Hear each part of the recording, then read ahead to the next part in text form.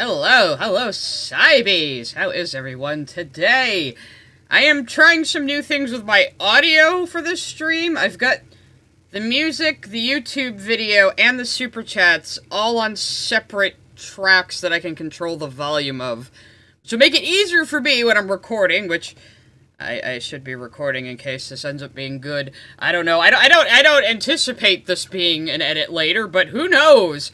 I barely know anything about this video other than this guy will claim that live streamers cause school shootings to happen, which is already kind of an asinine premise. I mean, I survived the 90s. I heard everything and anything was causing school violence. Video games, D&D, Satanists. So it's like, what makes you any different? But hey, it's your video's job to convince me that there is a streamer to school shooter pipeline, as your title says. So I have heard this is crazy. It's like 2 hours long. Hopefully this won't turn into a 6-hour stream like Wednesday. I have no promises. I'm obviously going to pause Andy more over bad anime opinions than I am this, probably. I probably won't even know who half the people he's talking about are. So anyway, if anything sounds too loud or too quiet, tell me, because I can adjust everything now. I have the power. And then maybe next week I'll have some throwables done. I'm still meaning to do that. Yeah, apparently I'm gonna create a school shooter one day, guys. Says this video essayist who is probably mad that his video essays don't get as much attention as live streams. Oh, that's okay, Hurt Works. I've chaptered the entire stream now.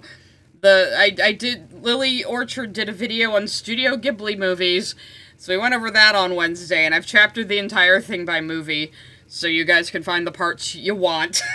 It is pretty long. So, and I don't begrudge you for skipping some of it, especially the parts where I was just kind of buzzing through because I hadn't watched the movies she's talking about. So, oh, you're playing Deltarune. Ah, you're gonna be doing voices. Awesome. That sounds like fun. I know. Go do voices with your friends. It's probably gonna be more enjoyable than this.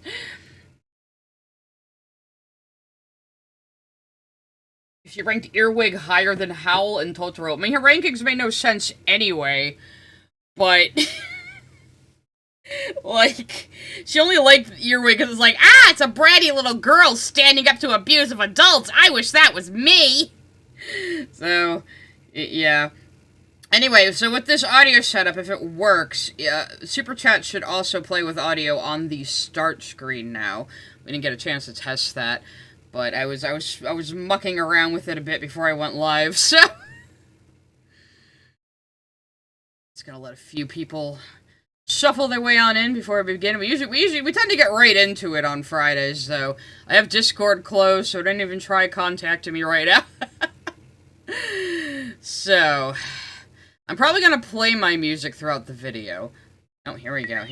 Jessel sent a super chat. chat. I can hear it. Wait, Sigh. You'll create the aura demand. Don't keep it as withdrawal. Mama. There you go.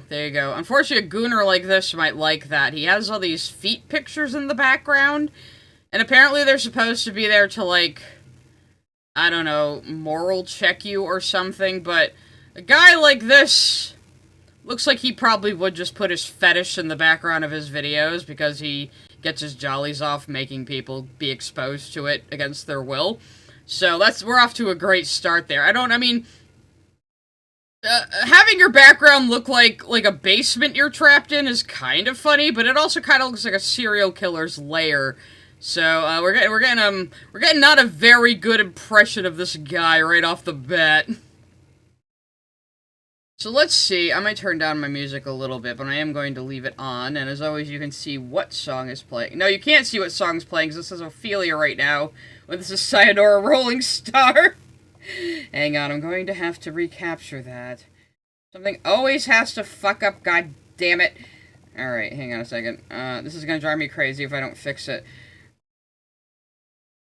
There we go. We're listening to Lonely Rolling Star, not fucking Ophelia by the Lumineers. Everybody. You know I love my Katamari music. Okay, so let's see if this guy, Crimes New Roman, can convince us that live streamers cause school shootings to happen.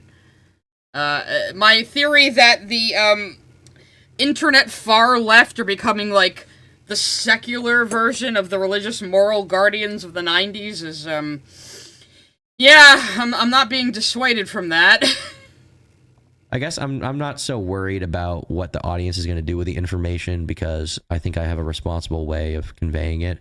And unfortunately, there are going to be some nut jobs in the audience who are going to take things a little far sometimes.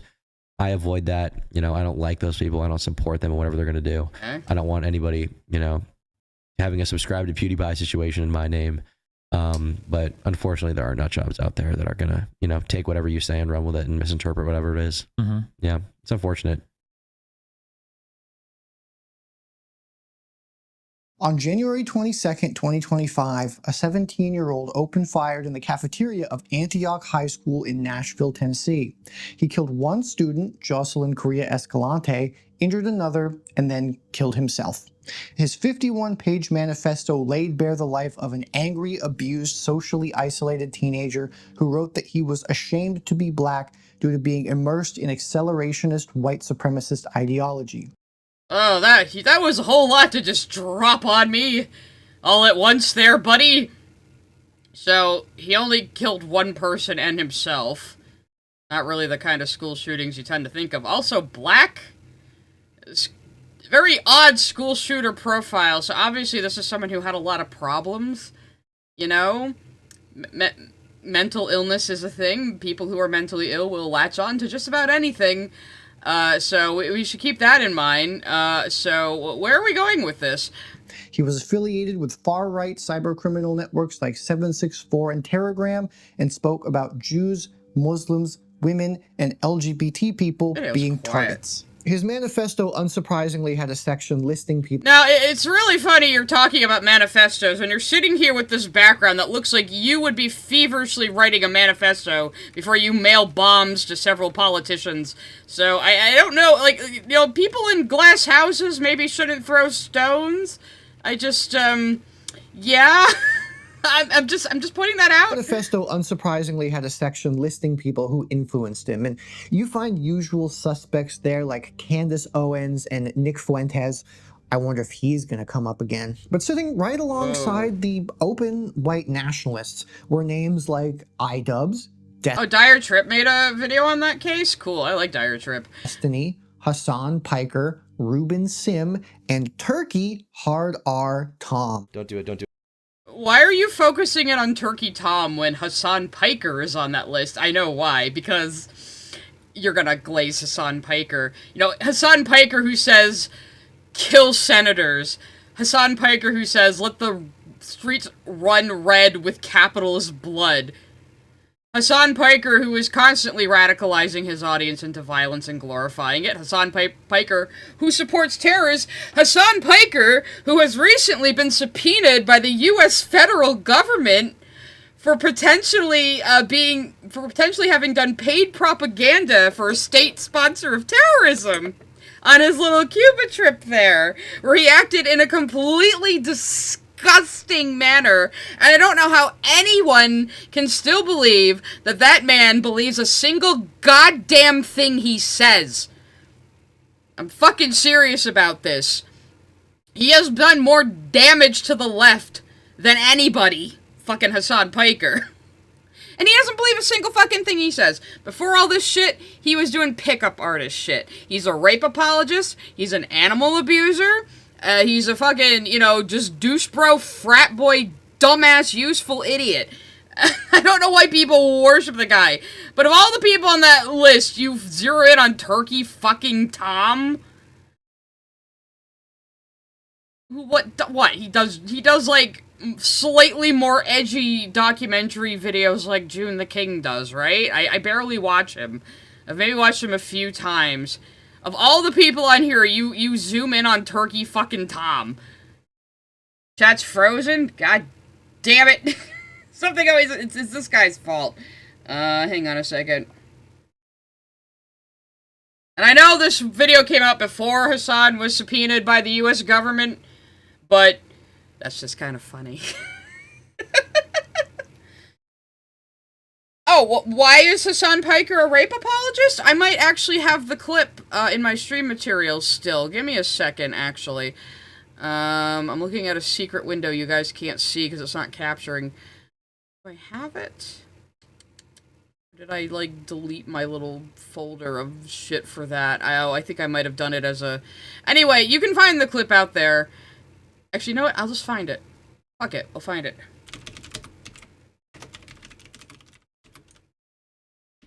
I bet that'll bring it up.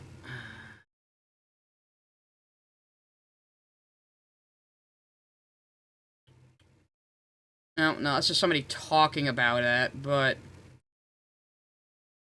Here we go, here we go. Everyone should hear this if they still think Hasan is a good person. Patrick Henry College is, like, doing one good thing, which is that, like, if you have these fucking millionaire, billionaire, WASP fail sons, at least taking them out of other colleges so they can only do date rape to other billionaire, millionaire failed daughters is, like, in some respects, you know, from a utilitarian perspective, of course, a little bit better. You know what I mean? Like, taking these guys and putting them in a pen with one another is ultimately getting them away from the broader society. Now, he was a millionaire fail son frat boy, so, him saying that, oh, it's better if, you know, only rich white female students are date raped by frat boys, you know, from a utilitarian perspective, that's better. Dude's gone to brothels. Dude is not a feminist. He's not a leftist. He's not a progressive. He's just grifting. He's just fucking grifting, guys. He's a dumbass. He's a communist with a Gucci bag. I don't know how anybody takes him fucking seriously. Like, if that isn't enough for you to say, fuck this guy, I don't know what to tell you. Anyway, where's he going with this? I got a little one guide by mention of Hasan, because, I've been following all the bullshit and how he's starting to squeal on his allies and benefactors immediately, and the feds haven't even questioned him yet. It's funny. Tom. Don't do it. N-word. Oh, fuck.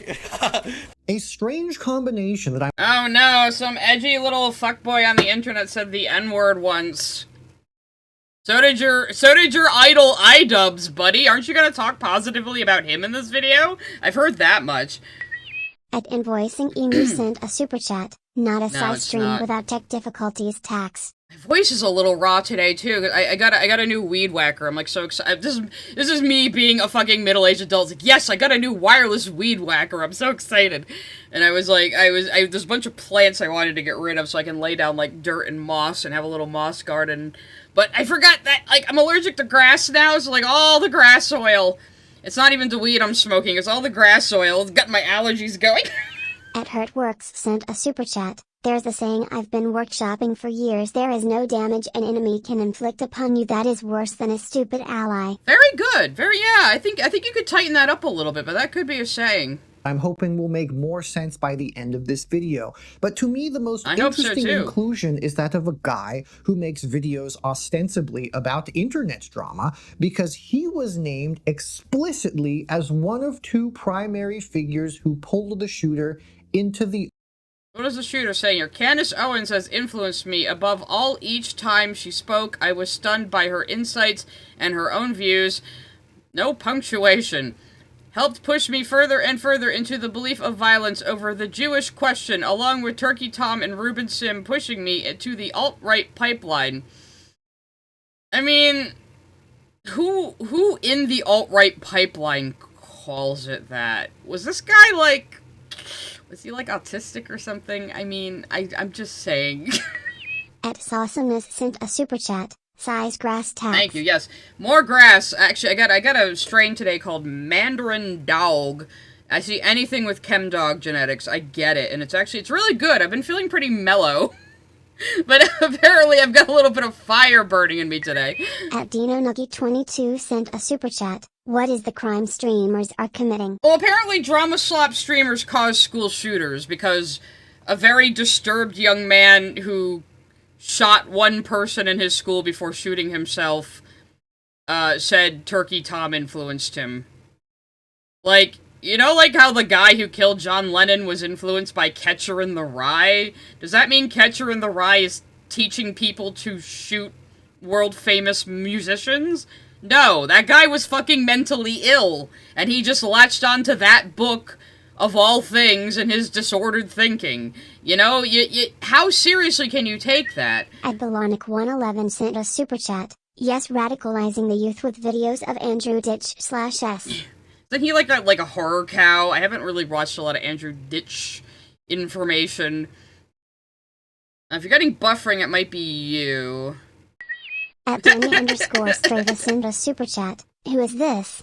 Why is he this dumb? I don't know. I heard about this video a little while ago, and I heard it was really wild and crazy. So, we were gonna check it out today, and we're only about a minute and a half in, so... All right. Also, we're not talking about Ruben Sim today, even though him and Tom are friends, and the dude sucks ass. Don't let his Roblox heroism fool you. He got banned for racism, homophobia, and harassment, and is very transphobic. Like, trust me, there's a reason why he was listed. What is this, a screenshot for ants? I can't even read half of what the supposedly offensive stuff says. Here. Anyways, Turkey lies and blames Bianca Devins for her own murder by an incel and then tries to delete the video. Tom... Okay, well that's pretty fucked up if that's what he said. As for Bianca and what happened to her, it's obviously disgusting to say that she got what she deserved. She did not deserve to be murdered for what she did. However, is it completely unreasonable to question whether or not she contributed to the likelihood of this happening? Bianca was effectively an e-prostitute who was selling nude pictures of herself to men and leading on a number of them, and using them for her own gratification. She recklessly promoted an image of herself online that attracted a pretty gross crowd of people. Is one note... I mean, she was a minor, so I think that's kind of shitty to say, but like... That's not the worst opinion I've heard. I've seen men deadass say she deserved to be killed, and he's making it very clear he does not think that. He just has a slightly annoying opinion on it that you could argue with, okay? Am I supposed to... Is that supposed to be worse to me than Hasan Piker saying it's utilitarianly better for rich white women to be raped at college? Am I supposed to find that more shocking than half the shit Hasan Piker has said? Is one note in a particular web of commentary, drama recap, and reaction. You're right, Lavishly Landed, he did sound young. When was the Bianca Devins case? Was it almost 10 years ago now? And what, Turkish Tomish is what, he looks like he's like fucking 20 to me, but I'm too old. Like, anybody under like fucking 35 looks like a baby to me now. One big, incestuous, very apolitical family. What about incest? What, huh? For what she did. However, is it completely unreasonable to question whether or not she contributed to the likelihood of this happening? This video is 2 hours long, young girl man, so we're gonna try to stop pausing. Bianca was effectively an was born in 2002? Oh my god, that's a year after I graduated from high school. Jesus Christ. Prostitute who was selling nude pictures of herself to men and leading on a number of them, and using them for her own gratification. She recklessly promoted an image of herself online that attracted a pretty gross crowd of people. Is one note in a particular web of commentary, drama recap, and reaction channels. Tom, Sensitive Society, WestJet, More Pegasus, Achido, Think Before You Sleep. I've only heard of like 3 of those guys? Also, what's wrong with More Pegasus? He's far more entertaining than you are. There's a billion of these guys cross-referencing and reacting to each other's content like one big, incestuous, very I mean, like, when somebody, like Straighten to Bowl, as much as I like him, if he's just watching a More Pegasus video, or he's just watching somebody else's video, I'll just turn it off and go watch that video he's watching, you know? But, fucking... More Pegasus doesn't just react to, like, other people's videos. He does, like, source his own clips and screenshots and shit. Political family. Foreshadowing. Now, I know what some of you are thinking. These are just dumb guys making dumb videos about more dumb guys and dumb internet drama. They are not worth taking seriously, let alone making a video 2 hours, 16 minutes, 36 seconds long talking about them. That and was to that bad I say, timing for a joke. Jesus fucking Christ. Hey, Billy Donuts! Welcome. Thanks for bringing the donuts. You're right about it being dumb. However, You're wrong about it being not important. That dismissal is exactly the problem, because it is the genre's primary I like how he just is assuming what I'm going to think, and is now arguing with his straw man of what he thinks his audience is going to think. That's quite presumptive. I can't fucking talk. Maybe I shouldn't smoke more. You're talking out your ass, is what I'm saying. You're wrong about it being not important. That dismissal is exactly the problem, because it is the genre's primary defense mechanism, just like all the pseudo-intellectuals and gamer chuds whose content, through the conventions of their genre... Okay, that's somebody criticizing Second Story, right? Are you pro or against her? I don't even know what the fuck this is. You're not showing who made this video? Or what it's about, or I guess the person's name is Legendary Drops? You're not giving me context, criminy. participate in an ecosystem that functions as important infrastructure in the pipeline to radicalization. And Tom's name in that manifesto is the smoking gun I knew would show up eventually. God, this is the most millennial editing. I hate to say it. The moment you call this content trivial, you have already accepted the framing that makes it effective, and ignoring them allows them to thrive. Like something else, I'm having You're not making an argument. You're assuming what my thought process is, and then arguing against that. Which, like, this is nothing I'm thinking right now. I am waiting for you to explain to me what the problem is. So far, you're failing to do that. Hard time thinking of right now. What was it? I feel like it was important. Donald Trump is the president of the United States. This radicalization occurs not because any And I'm doing this on Harambe's death day. individual creator intends it, although it sure seems like some do, but because the structure of their content systematically normalizes the... I can't even keep track of what this guy is saying. It's like... He talks in a really weird cadence where it's like the sentences never end and they just keep going. Where is your point? Framing that makes it effective, and ignoring them allows them to thrive. Like something else I'm having a hard time thinking of right now. What was it? I feel like it was important. Something Trump. Something Orange Man bad. This radicalization occurs not because any individual creator intends it, although it sure seems like some do, but because the structure of their content systematically normalizes the preconditions that radicalization requires. And I think this is serious because these channels are not fringe. They have millions of subs and millions of views from their audience. Well, you just compared him to iPost, huh? And here he is like, all of these people get more views than I do. Audience that is overwhelmingly terminally online young men, which is the exact demographic most vulnerable to this kind of thing. Well, you definitely seem like you have experience being a terminally online young man. I don't know how young with that hairline, but you know, with guys like with this kind of phrenology, he could be anywhere between 23 and 50, you know? Thing. Like me, a decade ago, when I was too dumb to realize any of this as I eagerly awaited the next content cop. Seriously though, over the... Is this whole video about you getting brain rotted by the internet and now you're like, you think you're a wise guru, you don't realize that you're the one whose brain is Swiss cheese? Last 6 months, these 6 people alone have put out 116 videos. That's 3 times the amount I've ever done. So if I don't... Skill issue! Skill issue, bro! Get good then! Get every single detail in here, cut me some slack. Also, I'm technically half man now, but you know, who's asking? Turkey actually... I have no idea what... Wasn't that like the demisexual flag or something? I don't know. I mean, you just kind of look like a dude to me. He has the words real wigger swag on his merch website, Tom. Oh my goodness! How could he? Okay, he can't be a millennial then if he thinks that's like highly offensive. is the through line of my analysis because he is the creator of the Antioch shooter specifically named. But the mechanisms chat I'm freeze again? documenting here are genre-wide. Here's the one the Antioch shooter named. He also named Hasan Piker and Mr. Beast. So why are you zeroing in on Turkish Tomish? You know, like... No, I think he's younger than a millennial. I think he's probably like an old Zoomer.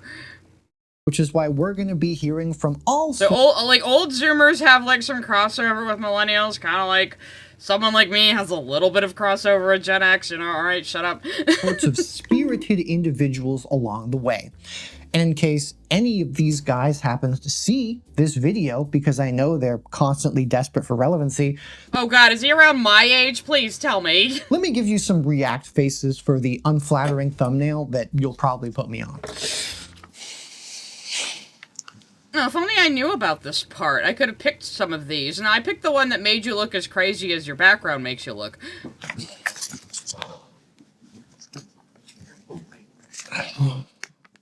We good? Cool, you're welcome. I bet he thought that was really fucking funny. I'm sure your mom told you you're a very funny boy. Now, to prove I'm not pulling all this out my ass, research. Okay. A prominent See, I research. See, I research. All these guys like this do that. All these bread tubey type people. Also, put those dogs away. Also, you fucked up your fucking clipping mask here. Anyway, what? So, we're gonna see Crimini's research on how whatever he's arguing is completely correct. universal, but becomes an acute driver of extremism when triggered by experiences of failure, rejection, humiliation, or We missed social. the beginning of that. Hold on a second.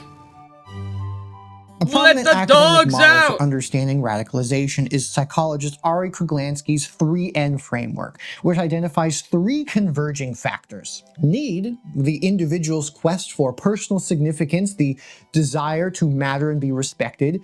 Narrative, the ideological framework that channels that need towards a specific cause.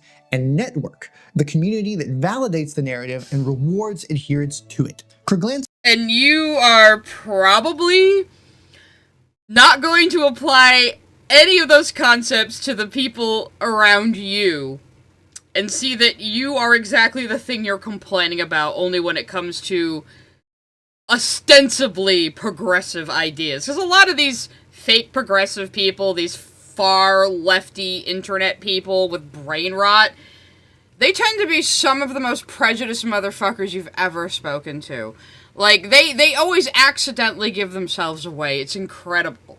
Kruglanski's research has demonstrated that the I mean, I sit around my house barefoot too, but I mean, I'm not camera facing, so... need for significance is universal. That is but becomes an acute driver. Why does the chat keep fucking up? This is going to drive me crazy. How dare you? I don't know what's causing it to do this. I have to tell it to refresh it completely. Alright, somebody type something. There we go. There we go. Honk honk. There you go. Yeah, everybody be my clowns in the chat right now. We are Clown Town on this channel. Of extremism when triggered by experiences of failure, rejection, humiliation, or social exclusion. The need itself is ideologically agnostic, very important. It is the narrative and the network that determines which direction the radicalization takes. Complementing this is Luke Munn's So that is really telling of his mindset, huh? Let's just I'm starting to sober up a little bit. So according to him, the two sides of politics are Hasan Piker and Nick Fuentes. So we get a choice between a fuckboy or a fuckboy. Okay. Kind of like the real choice between Republicans and Democrats in real life. It's like, do you want evil pedophiles or slightly less evil pedophiles? You know? And he would call someone like me a dirty centrist, which is untrue. I joke that I am, but I'm actually what you call an independent. meaning I will vote for whoever is going to do things I think are good for society. Obviously, I vote Democrat most of the time, but that's because the United States only has two parties, and it's been conspired for decades to make us have only two parties to choose between. We should have more than two parties. There should be competition of political thought. The more, the better. This whole red versus blue false dichotomy is what's making everybody so fucking crazy. It is what's making everybody so tribalistic, and is what's making them go to further and further extremes just to say they're not like the other guy, and then nothing gets done, you know? It's, oh my god, it's fucking frozen again! This is Crimes New Roman's fault. Maybe I'm just going to have to, like...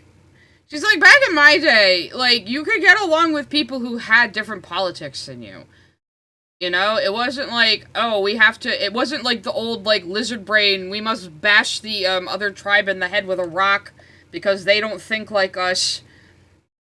Okay, it looks like it is going. Chat. Okay, I'm gonna leave it alone for now. Let's just hope. Let's just hope. But yeah, so, like, someone here would be like, no, you have to choose a side, or you're not morally forthright.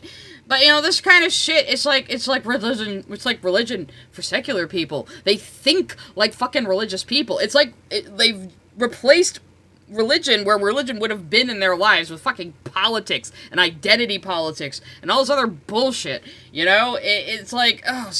I'm usually pretty anti-theist on most days, but sometimes, like, you know, maybe some people should just go to church. You know, they clearly need something to tell them what to think. Maybe they should just go to church and leave the rest of us alone. You know? Like, oh my god. Complementing this is Luke Munn's 2019 study of the alt-right pipeline, which identified 3 overlapping cognitive phases in... Okay, well, this I do think is a real thing. It's not like an evil boo-ha-ha, totally planned evil thing, though. It's like how algorithms work. The more of a particular type of content you consume, the more you'll be fed that content by the algorithm, because you're telling the algorithm that's what you want. A lot of people take advantage of that to indoctrinate people to their way of thinking. However, it's not just the right that does it. Your guys do it too! Don't pretend you don't use all of the same techniques and all of the same lies. You just do it saying the opposite things. You know, I'm wise to you. Online radicalization, normalization, acclimation, and dehumanization. All right, Frog, you were suggesting another one of his videos for me to watch just on my own. I don't know. I might break something. I'm already getting kind of worked up here. Ecosystem enables this process through a dense spectrum of right to far right spaces that offer a set of waypoints. But again, what do you consider right to far right places? Because I bet you would consider me just not agreeing with you makes me right wing or something. Because I've run into that a lot. The funny thing is, I get called woke by the rightoids, and I get called alt-right by the leftoids. So, yeah, really, people don't decide to be centrist. You push them there. You do. Allowing users to transition to more politically extreme environments without a sense of cognitive dissonance. I think this is a great way of describing a pipeline because so many people, like some we're going to talk about, imagine a radicalization pipeline to be a consistent linear escalation of rhetoric, when in reality it's much more about the interconnectivity of many nodes with varying degrees of rhetoric. This No, that's just you being conspiratorial. You kind of look like you're in a little submarine right now. Structure allows people to bounce between said nodes easily because radicalization is about cracking their psyche to be susceptible to more and more extreme ideas. No, you know what this is? This gives me the opportunity to call anything I want alt-right. Anything I don't like is alt-right, because I can just say it's a node in the web. I don't know why he's getting the Lily voice, but it seems to fit. Is over time through repetition and isolation. It's not just as simple as turning up the racism dial, even though some people really do make it look effortless. Research on everyone's favorite group of guys, the manosphere, has also further documented how spaces not explicitly Oh, look, he shows an abstract of a study. That must mean whatever he's about to say is true, because look, he has the sciencey looking stuff behind him, guys. And we're just seeing the abstract, not the conclusion, not the methods, nothing else. Just, look, there's an abstract of a study. That means I'm right. I fucking hate when people do this. Coded as political serve as recruitment environments. Shergill and Quoward demonstrated how gaming platforms like Discord, Twitch, and Steam are leveraged by extremists for radicalization. Oh, Jesus. He's gonna be one of those, if you're a gamer, you're alt-right people, isn't he? Because we know these far lefty brain-rot internet people hate fun, so they don't really play video games very much outside of, like, fucking Pokemon or something. And recruitment, while research on Gamergate has established it as a template Gamergate didn't matter. Gamergate never fucking mattered. Anyone trying to start Gamergate again, or still invoking Gamergate, is a fucking loser. Whether you were for or against it, if you're still talking about Gamergate, you're a fucking loser. Or how ostensibly apolitical online communities can be focused around weaponizing their mutual hatred of women and minorities through gaming. Yeah, I really want to hear you talk about women's rights. Please mansplain to me how I should feel about these things. I can already feel the pro-Gamergate people angrily typing their comments from the future as I sit here. I like how he just, like, he likes to imagine, like, oh, I'm gonna make people so mad with this video. They're gonna want shots of my face for thumbnails, and they're gonna be typing angrily in the comments. I'm gonna be so controversial. Like, this dude is so far up his own ass. No wonder he has a man bun. In the past. Powerful. And in my opinion, He honestly, this honestly makes him feel like he's important. This makes him feel like he's important. That is absolutely pathetic. I think I'll take supers after this next chapter. What remains underdeveloped in the literature is the role of specifically this genre of content that sits upstream to all of these spaces: internet commentary and drama channels. These creators occupy a particularly nebulous position in the content ecosystem. They're not political commentators, they're not gaming communities, they are entertainers whose subject matter is other people's online behaviors that overlap Just like me! With many different spaces, and their genre conventions like selective storytelling, the pathologization of certain populations, conspiratorial. I'm sure you have no selective storytelling going on in what you're going to say over the course of this video. I'm so sure.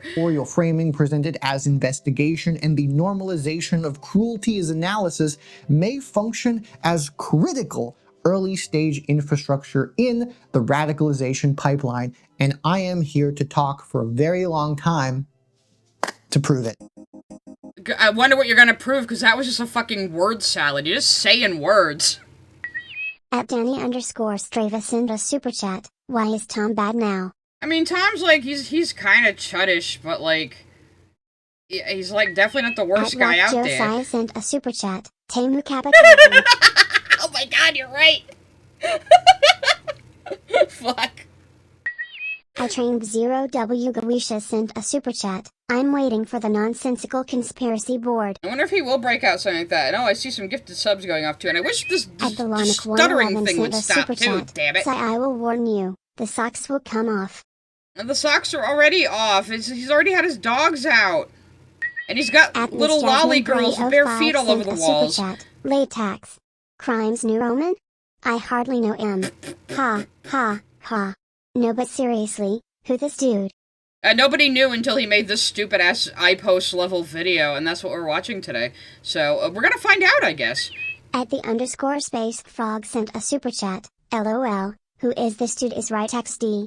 Right? Yeah, nobody fucking knew this dude until he made an ass of himself. At DireWolf181 sent a super chat. Who is this dipshit? I like how that's like everybody's question in the supers right now. Like, who is even this? Who even this? At Jessel sent a super chat. Darn it, Snowball. Which Snowball? The Snowball from Animal Farm? We're still making Animal Farm references now.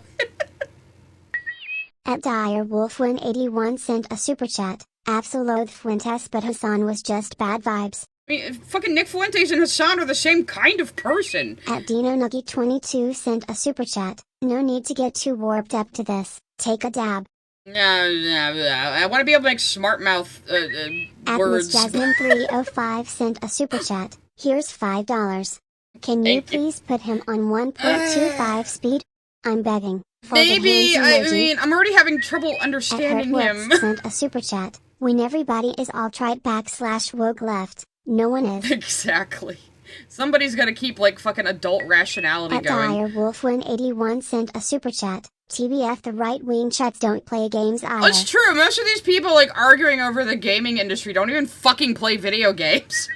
At Invoicing Emu sent a super chat. Take a shot of water. Every Gamergate mention. I do have a lot of water near me right now. I mean, fuck, I'm gonna be going back to playing the No Man's Sky expedition tonight. It's fun. At Hurtworks sent a super chat. You should cover Second Wind's defense of mixtape. They mentioned Gamergate too, and my eyes practically rolled out of my head. Yeah, I don't think Yahtzee's new crowd are very compatible with him. Maybe, because that's short, maybe we'll do it on a Wednesday as, like, a mini-react, because sometimes when I don't have a particular topic, I just do a bunch of, like, little mini-reacts while I'm trying, so... At the _space frog sent a super chat. Very end coded to go. This is gonna piss Peps off. Oh, well, Ant has been buddying up to this guy, another Noah that's probably going to get him in trouble. At DireWolf181 sent a super chat. Ugh, I already hate this guy's guts. Insufferable. Yeah, it must be his own farts in that Capri Sun, I mean... Alright. I think that was it for the Supers Now. Candle Queen is a perfect theme song for this guy, so let's, Alright, I'll put it on 1.25 and see if I can still understand what the fuck he's saying. Actually, I might be able to understand him better, because he does talk kind of... Yeah, too many shots of water, I'll be having to go to the bathroom, let's not do that. Alright, guys, gals, and non-binary pals, preamble is finally over, so buckle the... So see what I was talking about before? He's got like little anime girls with their feet out on the walls, and I guess I saw somebody he claims he does this to, like, break check people, to, like, say, oh, you're focusing on that makes you bad, but, like, again, a guy like this looks like he would put his fetish all over the walls to make people look at it against their will, because he gets his jollies off on it, you know? He's already got his dogs out in the fucking video, so... And look at the fucking background he decided to put himself in. Like, I believe that you're a disgusting gooner. You don't have to do more than that. Fuck up, because we're about to get into this bitch. I have neatly organized my example. Okay, he's actually easier to understand faster, so we'll, oh good. This is all the shit we're gonna see this skinny white boy talk about. Examples into categories, fitting points of radicalization identified by research, and have multiple examples for all of them. And please, Mom said it's my turn to make the Slop Too Bad video, and god damn it, I'm gonna make it how I want. Turkey Tom's video. Oh, you could have done it all. I mean, you think you're so fucking funny. You really think you're funnier than Pegasus? I mean, again, like iPost, this is all about, somebody I don't like gets more views than I do. On the Charlie Kirk assassination provides the clearest example of what Munn calls normalization, the process by which extreme ideas are encountered in contexts that make them feel like common sense. Kirk's years of rhetoric, calling transgender people an abomination and a throbbing middle finger to God, suggesting that they should be taking care of the way they used to take care of things in the 1950s and 60s, and describing the stoning of gay people as God's perfect law, are reduced in Turkey Tom's video to a single phrase. Charlie Kirk is infamous for his opposition to transgenderism. That's it. That is the entire context. Yeah? He is speaking in summation of those things? And you're mad? We get on Kirk and what he believed. And that's just the trans shit, too. That isn't even him touching on civil rights or what he thought about Jews. Seems kind of important to bring up. Meanwhile, though, the transgender person in proximity to the accused shooter, Lance, receives an exhaustive examination of their Reddit history, their substance abuse, their eating disorder, gender transition, political evolution, not as context for... I mean, well, people were looking for a motive for the assassination at the time. And Redditors are gonna be Redditors. Like, they love researching ongoing cases and fucking them up and accusing the wrong people. They're very infamous for that. Or empathy or anything, but as data points in an explicit pathology profile meant to lead people into believing the shooter, who he spends... I mean, yes, the editing would make you think this video is from 2018, but this video came out... When did it come out? A month ago. So, he's upset that Turkish Thomas didn't go into detail on the things Charlie Kirk believed when talking about him getting shot in the fucking neck. Eating disorder, gender transition, political evolution, not as context for empathy or anything, but as data points in an explicit pathology profile meant to lead people into believing the shooter, who he spends realistically very little time talking about, was just a normal guy radicalized by extreme transgender people and leftism. After 2020, one of the first significant posts on his account is him arguing with other people over transgenderism. Specifically, Lance can be seen calling his old self transphobic and claiming that children should be allowed to transition. By 2022, he was already posting to subreddits like femboy_IRL and r/196, both of which are well known for their predominantly trans user base. This isn't to say he was a conventional left-winger though, as multiple posts signaled that he was sufficiently far left, and that he no longer believed in political parties. Well, this sounds like, I mean, I haven't watched this, and you're not giving me much context for it, but if this is a documentary on the guy who shot Charlie Kirk, it sounds like Turkey Tom is making the case that he had some leftist beliefs, but not entirely. That sounds like what he's saying to me.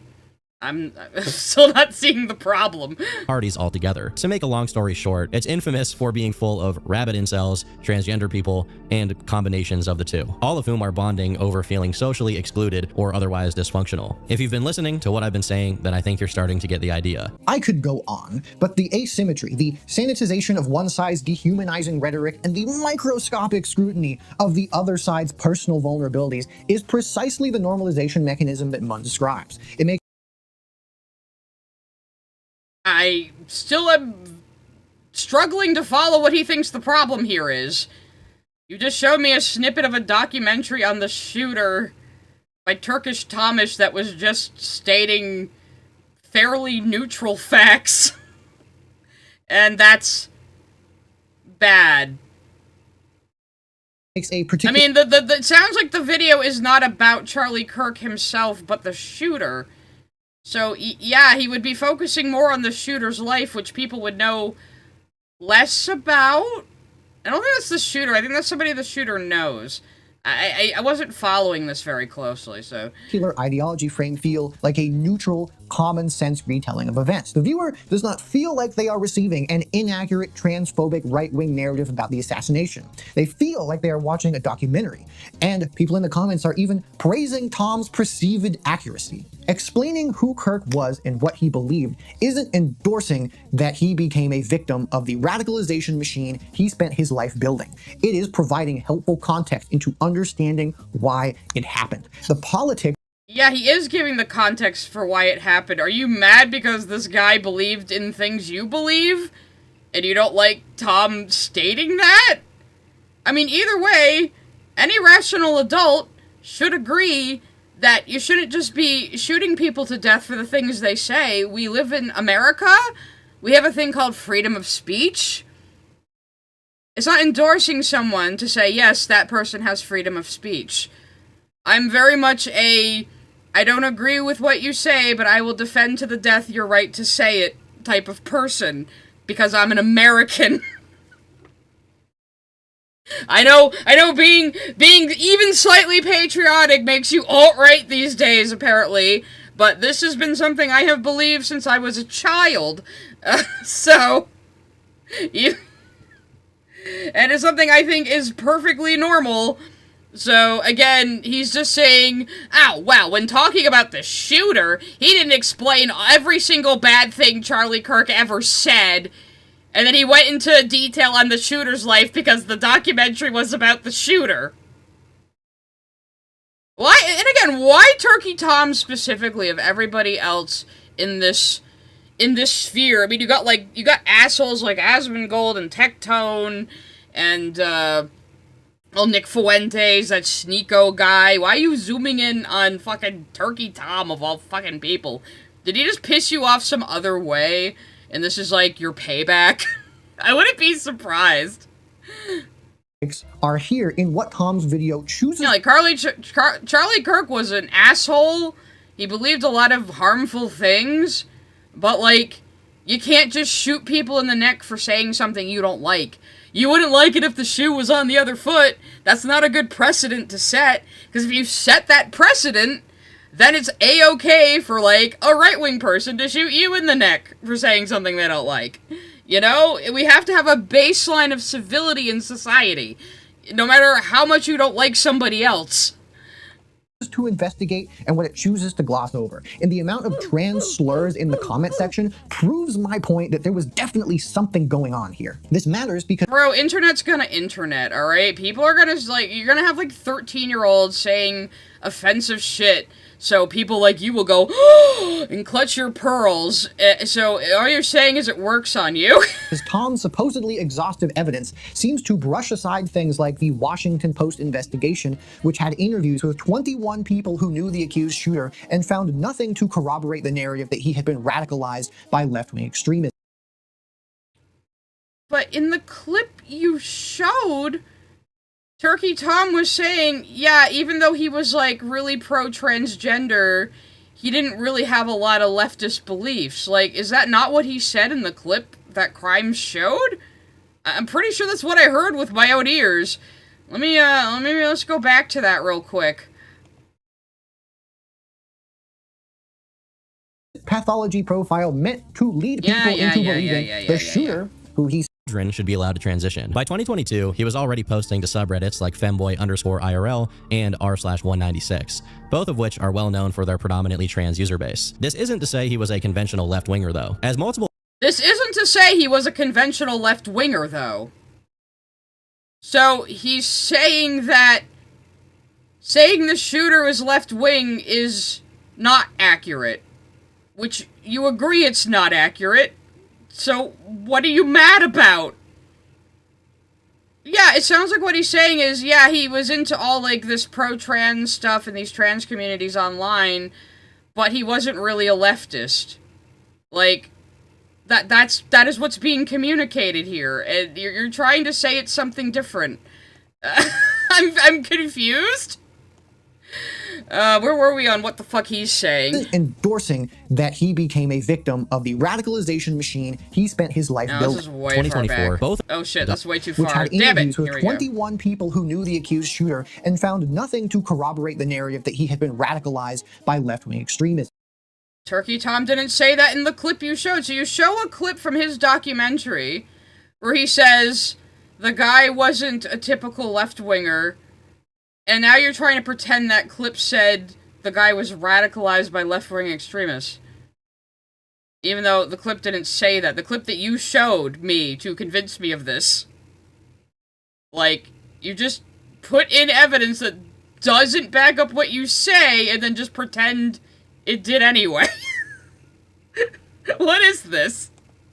A talking point that Tom continues to push over and over and over. But from 2019 to 2024, both of them slowly moved from somewhat apolitical to left-wing, with a large emphasis on the topic of trans rights. While Lance's was well documented through his own Reddit, Tyler's was quieter. However controversial this was initially, establishing Tyler's motive was the easiest part. The casing clearly antagonized Kirk as a fascist, his family remarked that he had recently expressed that Charlie Kirk was full of hate, and his growing left-wing sentiment coincided with his distancing from his family's Mormon religious practices. All of this automatically put Lance squarely outside of the regular political spectrum, and although he was clearly left-wing, he definitely felt ambivalent about a lot of issues. Friends described a quiet— He was clearly left-wing, but was ambivalent about a lot of issues. Meaning he didn't care about them. Where is he saying this guy was radicalized by left-wingers?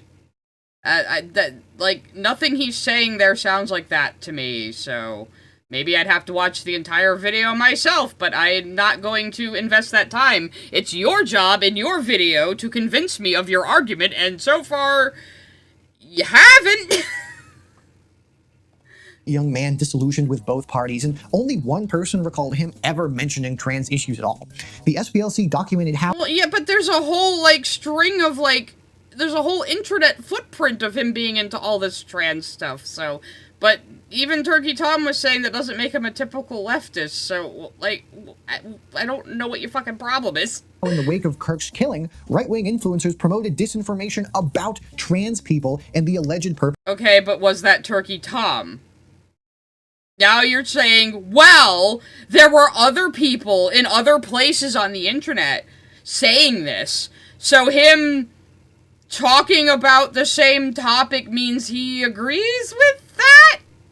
Like, that messy little sleight of hand he just tried to do there. No wonder Ant gets along with this guy. Perpetrator's gender identity. And Tom's video also follows this pattern of using high-profile shootings to push a trans shooter narrative, even while the shooter was not even fucking trans. You didn't say the shooter was trans. You just said he hung out in a lot of, like, trans-positive communities.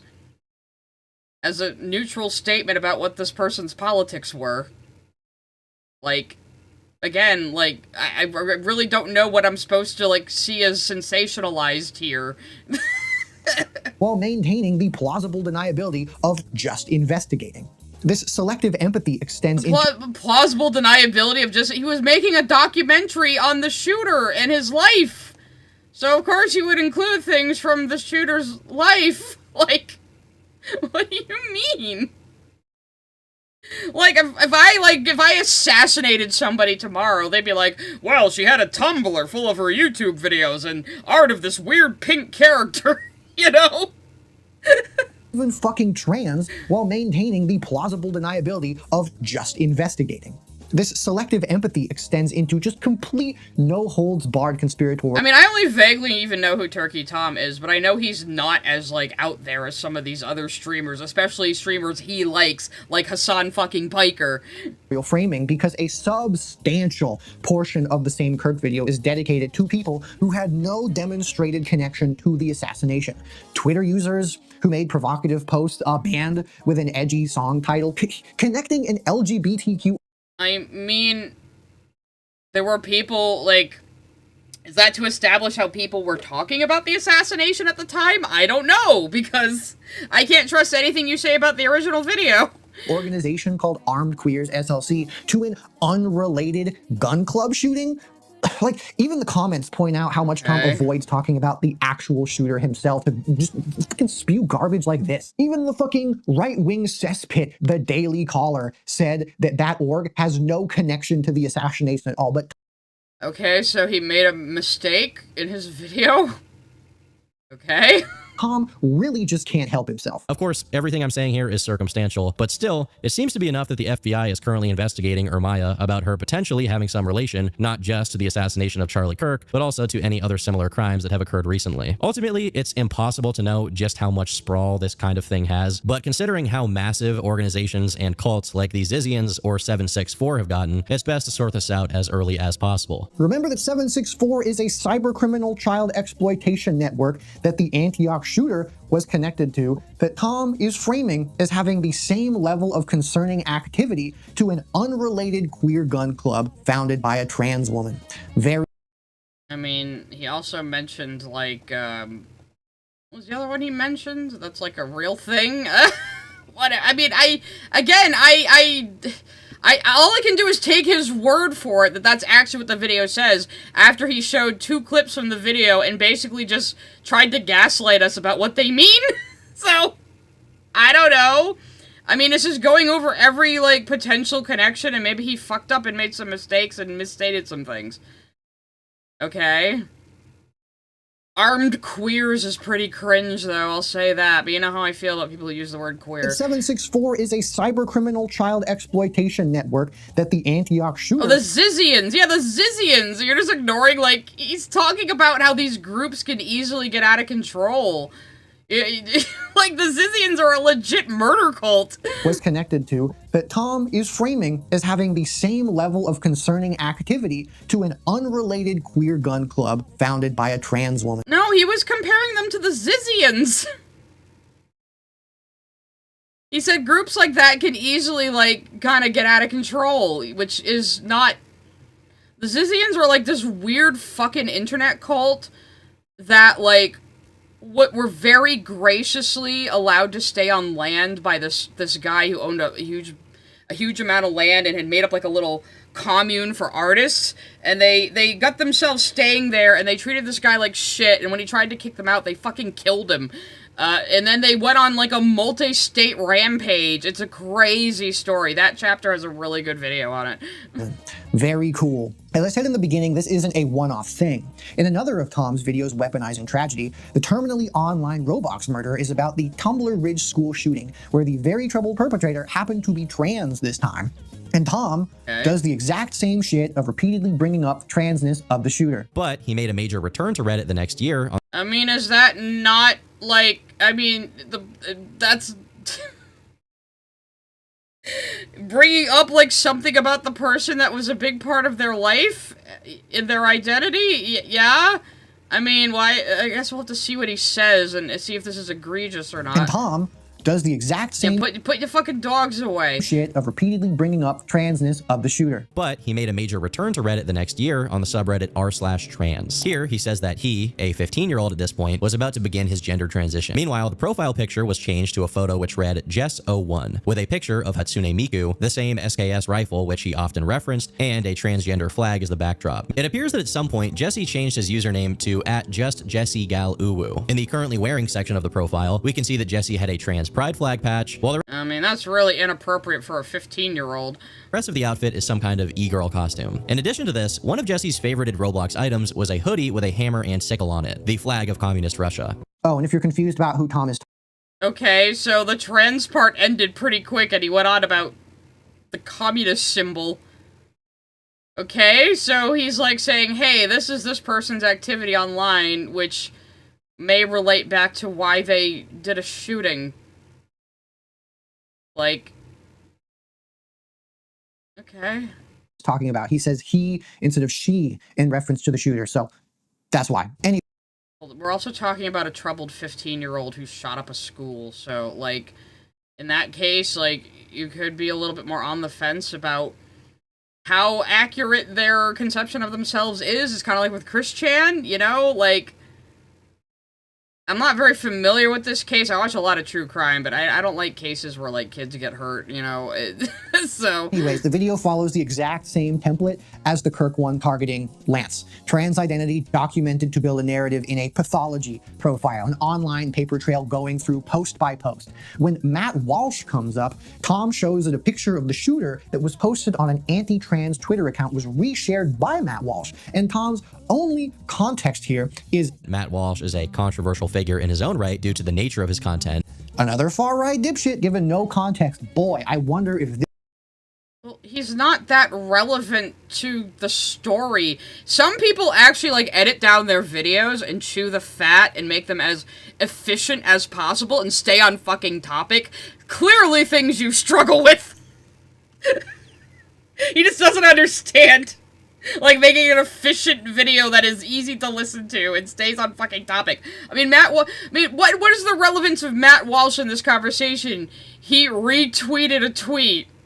I don't think, like, why is he obligated to go off onto a tangent about Matt Walsh and everything wrong he believes, when he's not even the subject of the fucking video? Like, does this guy think anytime you mention anybody controversial, you have to take, like, you know, an hour tangent out of your video to talk about everything bad they've ever done? That is completely unreasonable. At Hurtworks sent a super chat, and IPOs, and this guy all constantly mention views. Like you said, they are as much about optics and money as the right-wing idiots they whine about. But then someone like Ant sneers when I bring up views, isn't that funny? At DireWolf181 sent a super chat. Saddest thing about Kirk was his wife's reaction. I'm starting to think that bitch is the one who hired the assassin, the way she's capitalizing on his death. Like, Jesus Christ. At Balonic111 sent a super chat. I believe Turkey Tom was from Destiny's Orbit originally. Might have something to do with it. Oh, well, yeah. I mean, Destiny has spawned several extra tumors off of himself that have congealed into people like Turkey Tom and Hasan, yes? At GordonLehman3738 sent a super chat. A lot of the time people trying to figure out a shooter's politics just feels pointless because crazy people don't have coherent politics a lot of time. No, they don't, but people still are interested in, like, the motive, the thought process of this person. What could have possibly led them to doing this? I mean, that's just kind of interesting to people. Even if it doesn't make logical sense, it's still interesting to know what motivated someone to do something horrible like shooting up their school, you know? At MadLad7269 sent a super chat. Pegasus is cool, but his fave lawyer legal mindset is a passport bro that had a channel called Go East where he promoted breeding visas to the freak. Yeah, I know that guy's problematic, and I know Pegasus also has some opinions I don't agree with, but Peggy, he's funny, he's a good entertainer. He's just a funny guy, he's really good at coining catchphrases. I'm jealous. At the _space frog sent a super chat. Turkey Tom is a stepping stone to fascism, I That's guess. fucking stupid. Again, all these people can't conceive of politics outside of, like, YouTube videos and pop culture. And they act like those are, like, the most important things when it comes to political thought. It drives me fucking crazy. Oh, Done Meshy Season 2 is July 4th. I should probably finally cut down my Lily stream, huh? At Dire Wolfwin 81 sent a super chat. I'm pro-trans cause it's not my business. I shouldn't have a say and I just don't care. PPL should live their truth. Leave me alone and I'll do the same. Yeah, no one's saying that would make you, like hideously far left or something, you know? At Saucinist sent a super chat. Don't say Christian 3 times sigh. Oh god, why? Would he manifest in the room or something? At Miss Jasmine 305 sent a super chat. Do say Christian 3 times sigh. Get that Sonic medallion. I don't need to. I'm my own Sonichu medallion. Anybody who's ever fucked with me is having a bad time right now. It's great. Anyway, okay, so let's continue with the video. I forgot what he was even fucking talking about, but let's go. This is going to be a common trend. Wow. Of the 3 videos, as of writing this at least, that Tom has made on shooters, 2 of them focus on trans people for some mysterious reason. Well, one of the shooters was literally, like, identifying as trans, and you complained that he didn't use the right pronouns. So clearly you think that 15-year-old was trans. So, yeah, he talked about a shooter who happened to be trans. And then he talked about a shooter who was really pro-trans but wasn't trans. So, what's the problem? And the third is actually about the El Paso Walmart shooter who killed 23 people in a white supremacist attack. However, there is no trans people involved in this story, and for some weird reason, the treatment of the subject is structurally inverted, and the shooter's white supremacist ideology is systematically minimized by Tom. So it seems that although he definitely meant the things he said here, he was very much on the shallow end of his own ideology. Patrick was evidently not that well versed in his own beliefs, despite trying to play it up. First off, the notion that this wasn't a personal attack. Given that classmates of his described him as being relentlessly bullied by Hispanic people during his school years, this is something I find hard to believe. Although it's possible that even Patrick wasn't aware of his own psychological motivations entirely when he did the crime. That last chunk is in response. Okay, so he's saying this guy parroted a lot of this rhetoric, but clearly didn't understand it and was probably kind of autistic and mentally ill and just following along with something he latched onto because of that need thing you were talking about. You know how you're talking about the steps of radicalization and it starts with need, it starts with people feeling isolated? This is how you get... this is gonna sound mean, but a lot of these groups get a lot of really low intelligence people who just really want something to belong to, and they will just parrot what they're told without really even understanding the concepts behind it, or really understanding the words they're using. And yes, you find a lot of people like this on the far left online as well.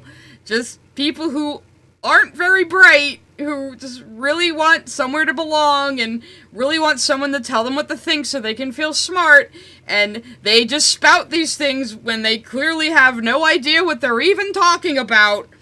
You know, there are people like that, so I believe what Tom is saying is just that this guy was not very bright and was probably very mentally ill, and while he meant what he said, he was clearly just parroting this rote.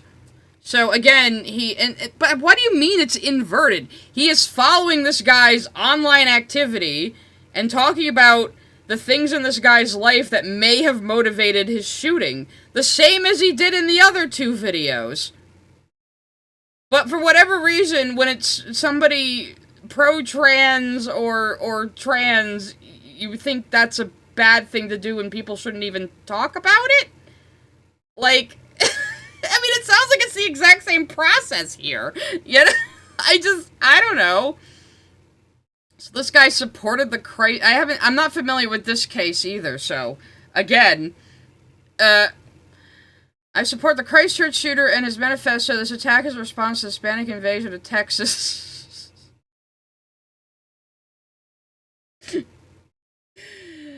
Yeah, this guy sounds like he maybe had, the intelligence of a 5th grader. The Hispanic invasion of Texas, you guys. Doesn't really know a lot about U.S. history or how we acquired Texas, I'm assuming. They are the instigators, not me. I am simply defending my country from cultural and ethnic replacement brought on by an invasion. Some will think this is a statement hypocritical because of something, something, something. So, yeah, obviously this guy was radicalized by bad people, but it sounds like he was also, you know, kind of not all there. Response to the shooter himself. Yeah, the Christchurch guy said subscribe to PewDiePie. The beginning of this video, he showed Turkey Tom talking about that, how he dreaded having something similar happen to him. And that's what this guy has based his whole video on. Saying that his attack was a response to the Hispanic invasion. Yeah, bro's trying to relitigate the Alamo. I'm sorry. I know this is a serious case, but that just took me out a little bit. That well versed in his own beliefs. His life is given extensive biographical sympathy. Sympathy. His father's drug addiction. Well, how were the other two not given that? I don't understand. His divorce, his social isolation, his schizoaffective disorder, quote, which had gone unnoticed for his entire life, where trans people and leftism are a constant. His dad's schizoaffective disorder or the shooter's? Because that's important to what maybe motivated him into doing this. You know? Their life, where trans people and leftism. Do you think him bringing up the guy being, like, schizoaffective, or his dad being schizoaffective, and how that could have impacted the way he was raised and impacted his own mental health, you think that's said in sympathy and not just a neutral statement of what possibly motivated the shooting, the same as he did with the other two videos? I mean, I'm only going by the clips you've shown me, Criminy, but you're not doing a very good job of convincing me they say what you say they say. No, we're not even that far in. Miss Jasmine begged me to put it on 1.25 because she knows how I am. Are a constant threat in the two other videos. The El Paso Walmart shooter's white supremacism is barely acknowledged in the entire video, while being framed as a shallow veneer over the real cause, which is undiagnosed mental illness and a childhood bullying by Hispanic classmates. It would be the mental illness part, Criminy. Yeah. Whatever a mentally ill person clings onto in order to justify shooting people, like, matters less than their mental illness. Yes, again, the guy who shot John Lennon, all he needed was Catcher in the Rye to inspire him to do that. Does that mean Catcher in the Rye is going to inspire anybody who reads it to shoot somebody? No! He was a crazy person! The real core of the issue is mental illness. I'm sorry you have to accept that some people with horrific viewpoints are really just lonely, mentally ill people who are being suckered in by people who are using them. I'm sorry you have to maybe have sympathy for someone out there who has politics you find reprehensible, but, like, you can do that. That's a very humanist take on things, which, again, is something I lean more toward.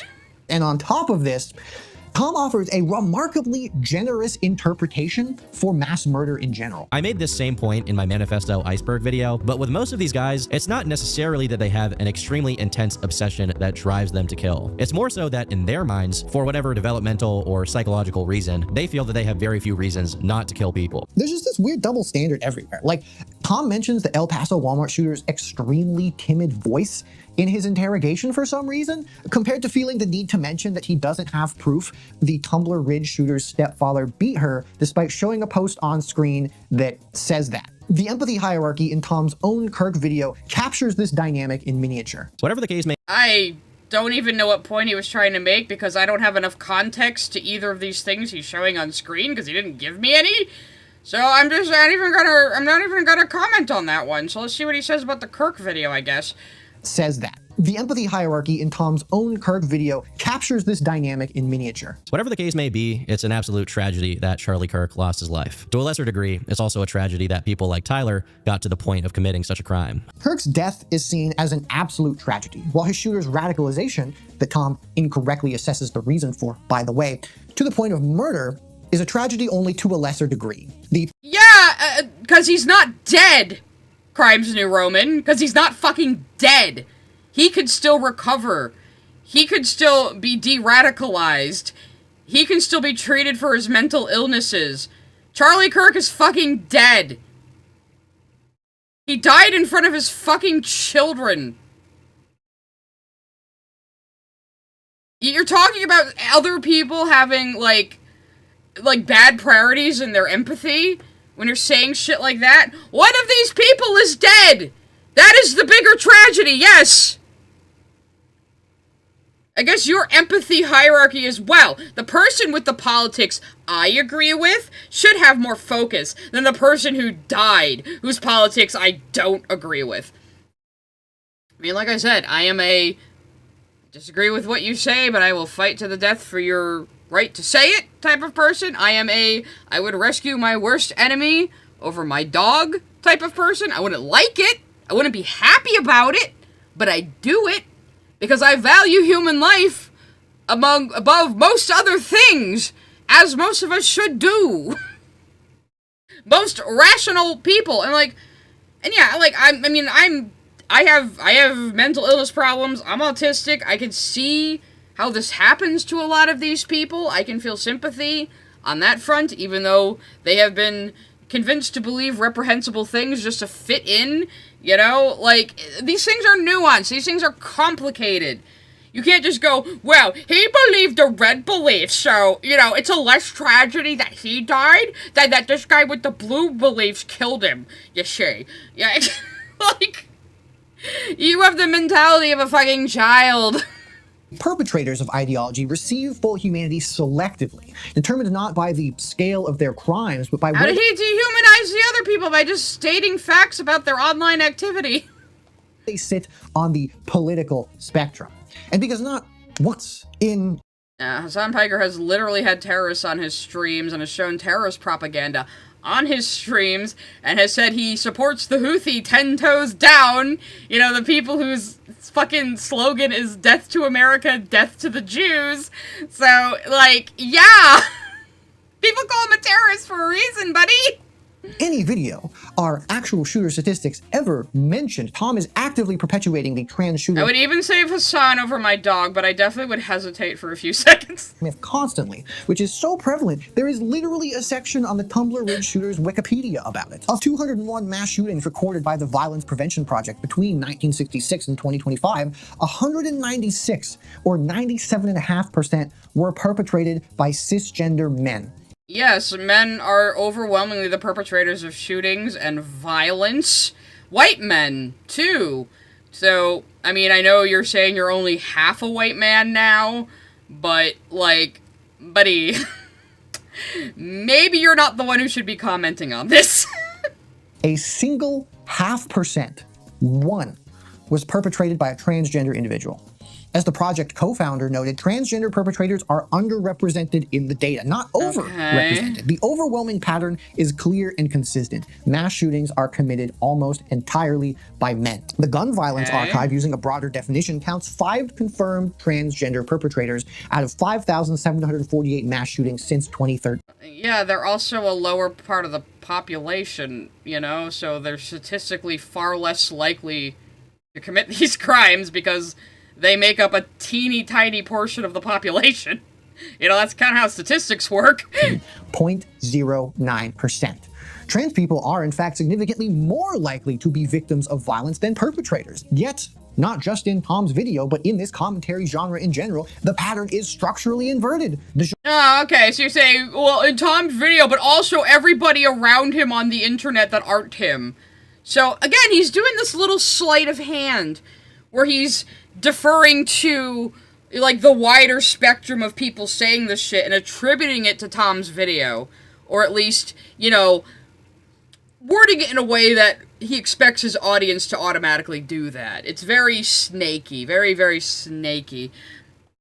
Genre goes out of its way to construct an alternative reality, not through argumentation, but through the cumulative weight of which stories get told, how they get told, and which ones are never told at all, while well, I mean, you're telling your story. I was about to say, if you don't like the way Turkey Tom tells stories, I'll make your own video, and I guess you did, and you have lolly toes all over the walls, and you're worshipping Hasan Piker, and you're not making any sense. So, this is why you don't get as many views as more Pegasus, okay? Constantly maintaining the plausible deniability of, say it with me class, just investigating. This is the exact same conspiracy-adjacent thinking that trains people to see hidden patterns and shadowy networks, priming them for more explicit conspiracism found in...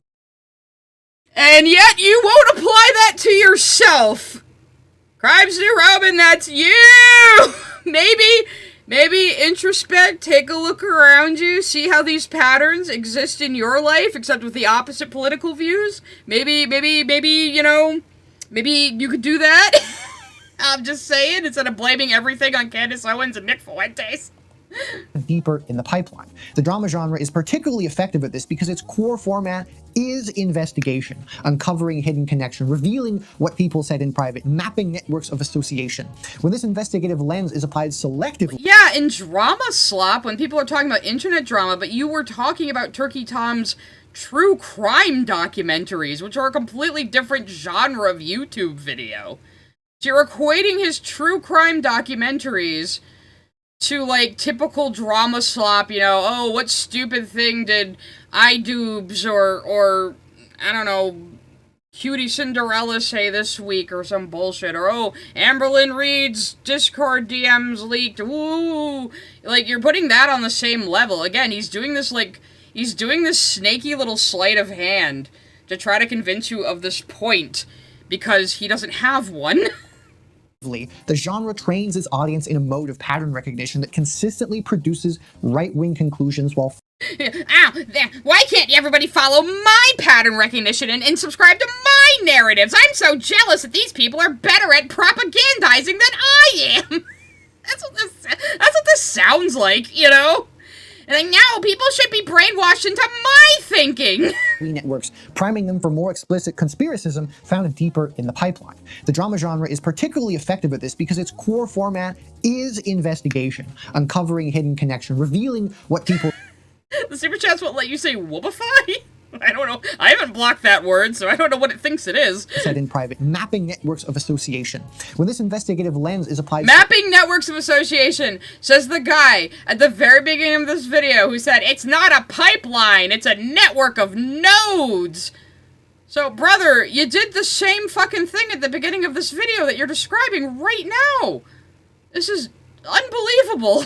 Selectively, the genre... Oh, he's not self-aware at all. I mean, for one thing, his jokes and his timing are terrible, so he can't be self-aware.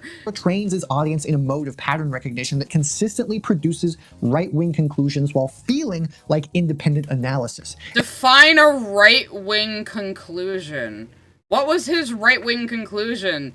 That one of the shooters identified as transgender because they factually did? Yeah? Okay?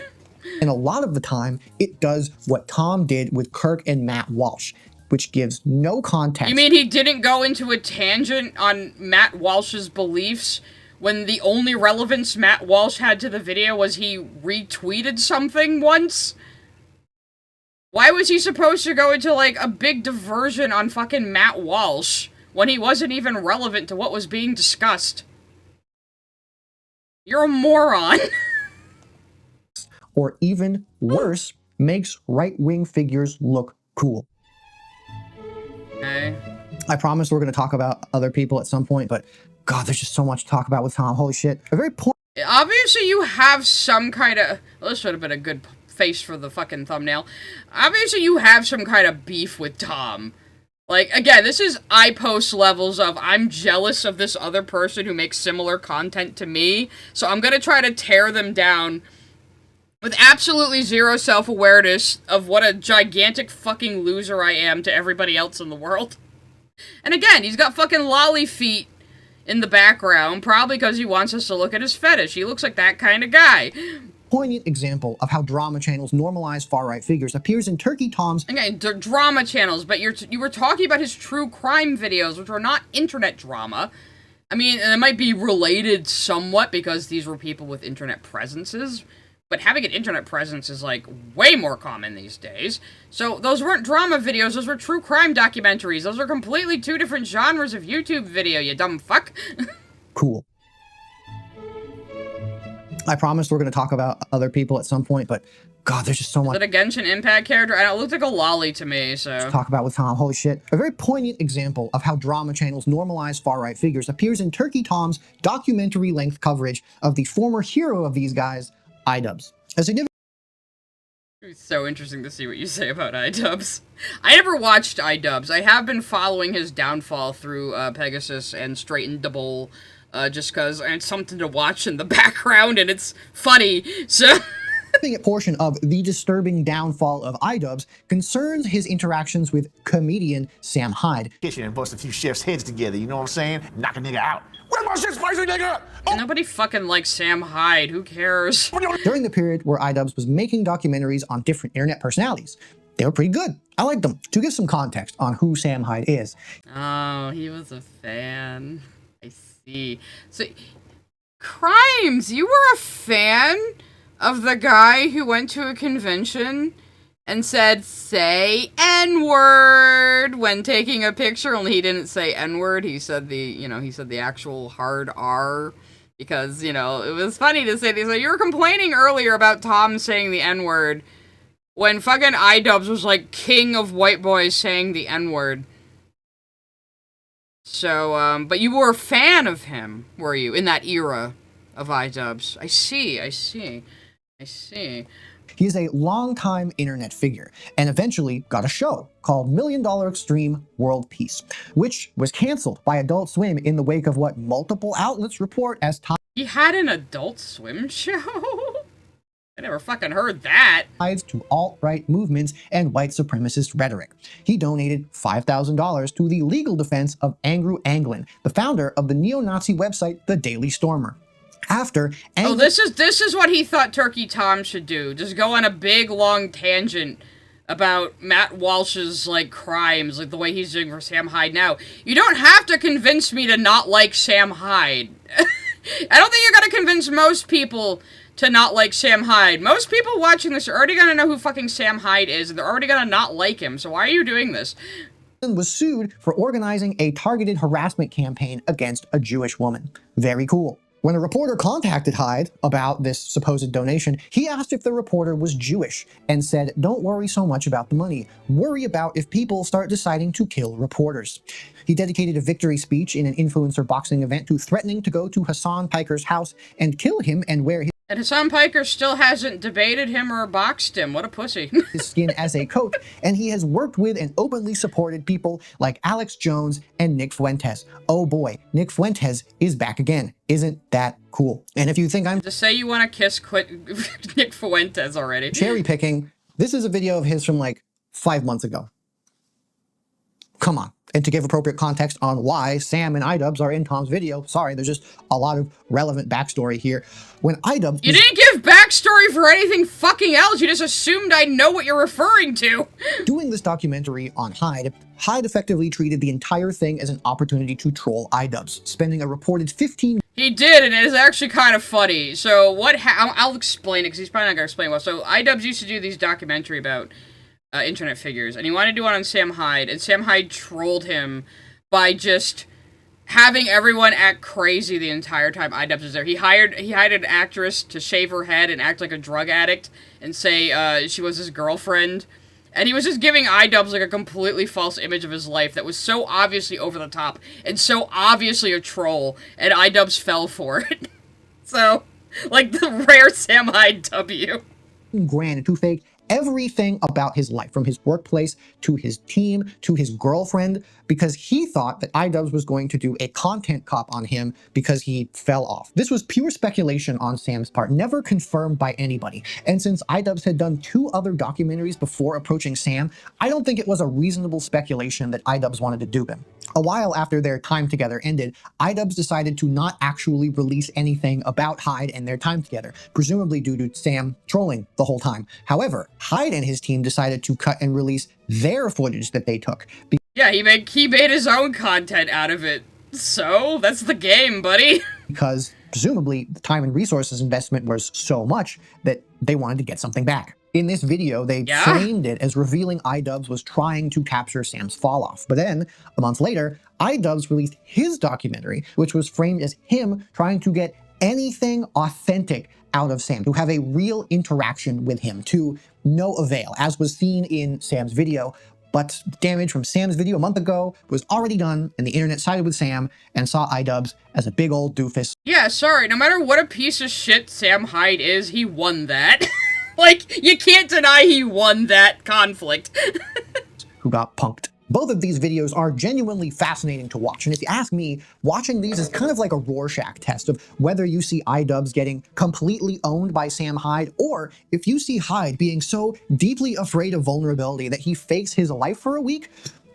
What was that little burp? I need to edit that out. I see that as Idubbz getting completely and utterly owned from his own stupidity, but again, why are you sticking up for the guy who got famous just saying the N-word as a skinny white boy? You have the picture right on your wall here of the time he went to... See, that's funny. You're mad at Sam Hyde for punking Idubbz, but here's Idubbz punking some lady who I forget by going to her photo op, putting his arm around her and saying, "Say N-word," except he didn't say N-word, he said the actual fucking word with a hard R.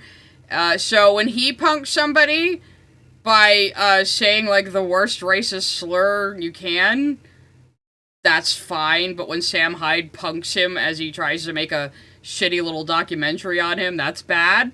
I mean, I'm sorry, like I said, no matter what you think of Sam Hyde, that was fucking hilarious, okay? I mean, Sam Hyde's a piece of shit, but that was fucking hilarious. Feel like that reveals something. But again, I don't care about Idubbz either, so it's like 2 retards fighting to me, you know? About the viewer. I do wish just once I could take a test that didn't have me see my parents fighting, but, you know, maybe one day. Sometimes later, Idubbz organized Creator Clash, a charity boxing event, and banned Hyde from attending, citing only personal reasons for the ban, and never publicly elaborated. Between documentaries... So are you going to go into the whole misappropriation of funds that Idubbz and his wife did with Creator Clash? Because I think if you're going to bring up Creator Clash in your video, it would be remiss of you not to go on a tangent about all the ways Idubbz and Anissa mishandled it and misappropriated the funds and fucked people over. I mean, obviously you're endorsing those things if you don't mention it at all. Since you expected Turkey Tom to go on a fucking 20-minute rant about everything bad Matt Walsh has ever done in his life. Situation hides generally. Oh, he dodges it completely, does he? Oh, that's funny. Sure seems like you're fucking projecting your own fucking behavior on Turkey Tom, huh? Insane behavior, and also... I'm smoking my Mandarin dog again. Hopefully it'll calm me down. This guy's just pissing me off. I think he just has that energy that makes you want to shove him in a locker, you know, or stick his head in a toilet. He just has that energy. Clash, a charity boxing event, and banned Hyde from attending, citing only personal reasons for the ban, and never publicly... He defended Idubbz's relationship? Like, look, I don't give a shit about Idubbz, but that woman is abusing him. Elaborated. Between documentary situation, Hyde's generally insane behavior, and also harassing Idubbz and his wife, I could see why he would be banned, but ultimately, we don't know the reason. Personally, I think Idubbz never should have tried to documentarize... He banned Sam Hyde from Creator Clash, even though he was training some of the fighters because he just doesn't like him. And it was petty. Who the fuck cares? Yeah, he likes Idubbz, the white dude who got famous saying the N-word constantly. Yes, he was a fan, and now he's defending him. Even though he opened this video saying, look, Turkey Tom said the N-word on stream once. Hyde, but that's just my opinion. Anyways, with all that context out of the way, we can finally look at Turkey Tom's retelling with the context that you would not have otherwise. Well, I actually knew all that context already, fucking luckily, because actually I was just watching a video on Idubbz's downfall earlier when I was outside with the pets. So welcome. In Tom. Yeah. I'm not welcome because you obfuscate things and lie. I'm gonna let the supers come through before we hear this next part. At the _space frog sent a super chat. Crimes New Roman. Too cool of a name for I this know, like it's legit. Like that username goes hard, but this guy's a At freak. DireWolf81 sent a super chat. Yes, the PPL who were there first are invaders. I know, I'm sorry, that got me laughing so hard, but... At Super Easy Walker sent a super chat. You know Emiru is right if you are basing your values/information on YouTubers and others say is stupid. Yep, At exactly. Miss Jasmine305 sent a super chat. Hot take. Murder is bad. I don't know, that sounds really right-wing, Miss Jasmine, saying you shouldn't just murder people you disagree Salsa with. Mist sent a super chat. John got shot. George died too young. Fuck Paul. It's up to you, no Ringo. Save us from YouTube politicians. Ringo Starr, save us, white boy. Wolf181 sent a super chat. This guy would defend Lily, wouldn't he? Custrans. I bet you he would. I mean, even Anthony is, like, kind of sliding back into HSL sent that. a super chat. I must go now. My people need me. Good luck, Sai. Thank you, Giselle, and thank you for the gifted subs. At DireWolf181 sent a super chat. If you bring up Crispy Al lol. Smiley face emoji. They love drama. Dude. Lily Orchard is going to do another fucking video on the Emmowen romance mod for Baldur's Gate 2. You know, the one that lets you fuck your sister? Crispy is gonna have a fucking field day with that. At DinoNuggy22 sent a super chat. Not gonna lie, the clip of Sam Hyde threatening to murk Hasan Piker after a boxing match always cracks me I up. know, I mean, the guy is obviously fucking insane. At Espionata5011 sent a super chat. This guy blaming streamers for shootings feels like what old men blame violent video games for shootings. Yeah. Both are stupid and not true. Exactly, these fucking people, these fucking far-left online brainwash people, and I'm not saying it's all leftists, or even all far leftists, it's specifically the internet ones. But they're all like this. They don't realize they're exactly like 1 million moms. They're exactly like the Christian media watchdogs and moral guardians of the 90s. They act exactly the same fucking way, except their religion is their progressivism, which isn't actually progressive at all. They're actually extremely regressive people deep down and very prejudiced deep down, and just see minorities like me as, you know, little pawns to make them look like better people. So, you know, it's like, I know I'm white, but I am gay, so I am still a minority. At Hurtworks sent a super chat. I hate this attitude. If Adolf the funny mustache man rose from his grave and said 2 + 2 = 4, I'm not gonna say it's 5 just to spite him. Exactly! It's retarded. It's a retarded way of thinking. It's a retarded way of living. And I'm sure if this dude gets wind of this, fucking stream, he's gonna go like, oh my god, she said the R slur! That means she's alt-right! I'm sure he's gonna be that fucking stupid. Well, of course the pictures make you uncomfy. It's there to make you uncomfy, because he probably gets off on making people uncomfy with lolly feet, you know? In Tom's retelling of the events, Idubbz' blunder of a documentary ballooned to well over 6 million views, ironically sending Sam back into the stratosphere, with this documentary backfiring to an unbelievable extent. He frames the That's just true. I'm sorry your goat's washed, but that's just true. whole thing as an unambiguous dub for Sam. The Creator Clash ban is framed as if there were no legitimate reason for it, just the petty persecution of a guy who wanted to attend a charity event, and he was excluded simply because Ian and his wife Anissa, quote, disliked Sam specifically for his political opinions. Tom never mentions any of that shit about Hyde that I just told you, which to his credit, Idubbz tries to bring up in the documentary. Well, is it relevant to whatever Turkey Tom is talking about in this video you're complaining about? I don't know. Probably not, I imagine, given all the weird shit you think he should have focused on.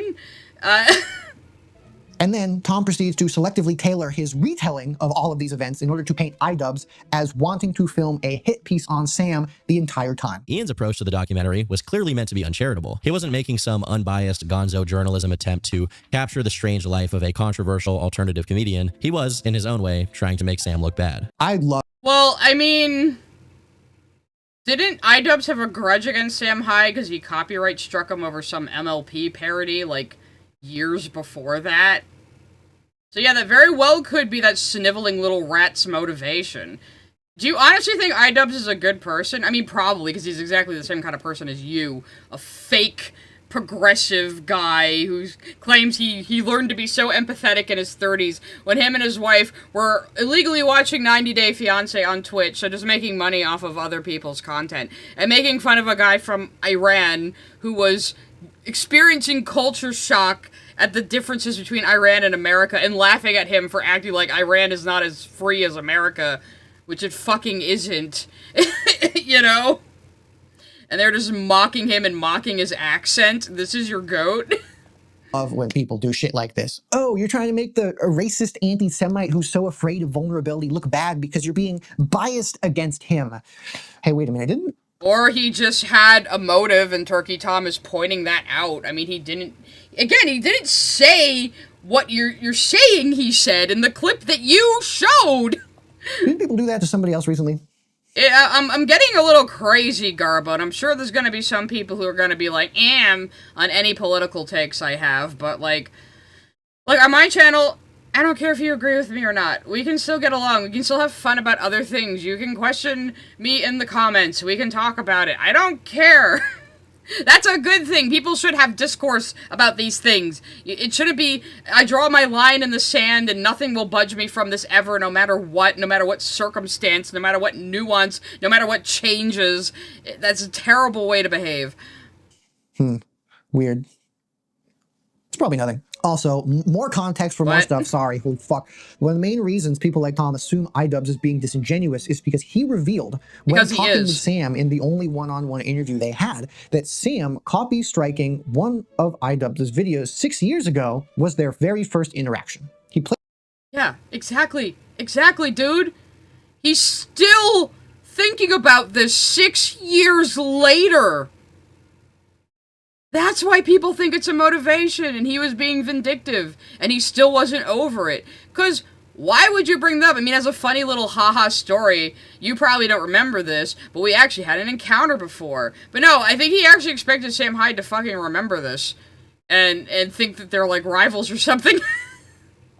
Played it up like he was gotcha-ing Sam, like he was there to make him look like an asshole, having some fun with it, which he explicitly addresses in the video. I can't even remember precisely what videos of mine Lily copyright struck. I don't fucking remember. I don't need that data in my brain anymore, so it's been expunged. Don't care about our first interaction. It was like a little bit annoying for me at the time because I've never dealt with like a copyright claim. It was my first experience interacting with Sam. It's an interesting thing to bring up, but it wasn't meant to be like a surprise. You're pranked. It's more like, hey, here's an interesting bit of info that you didn't know about.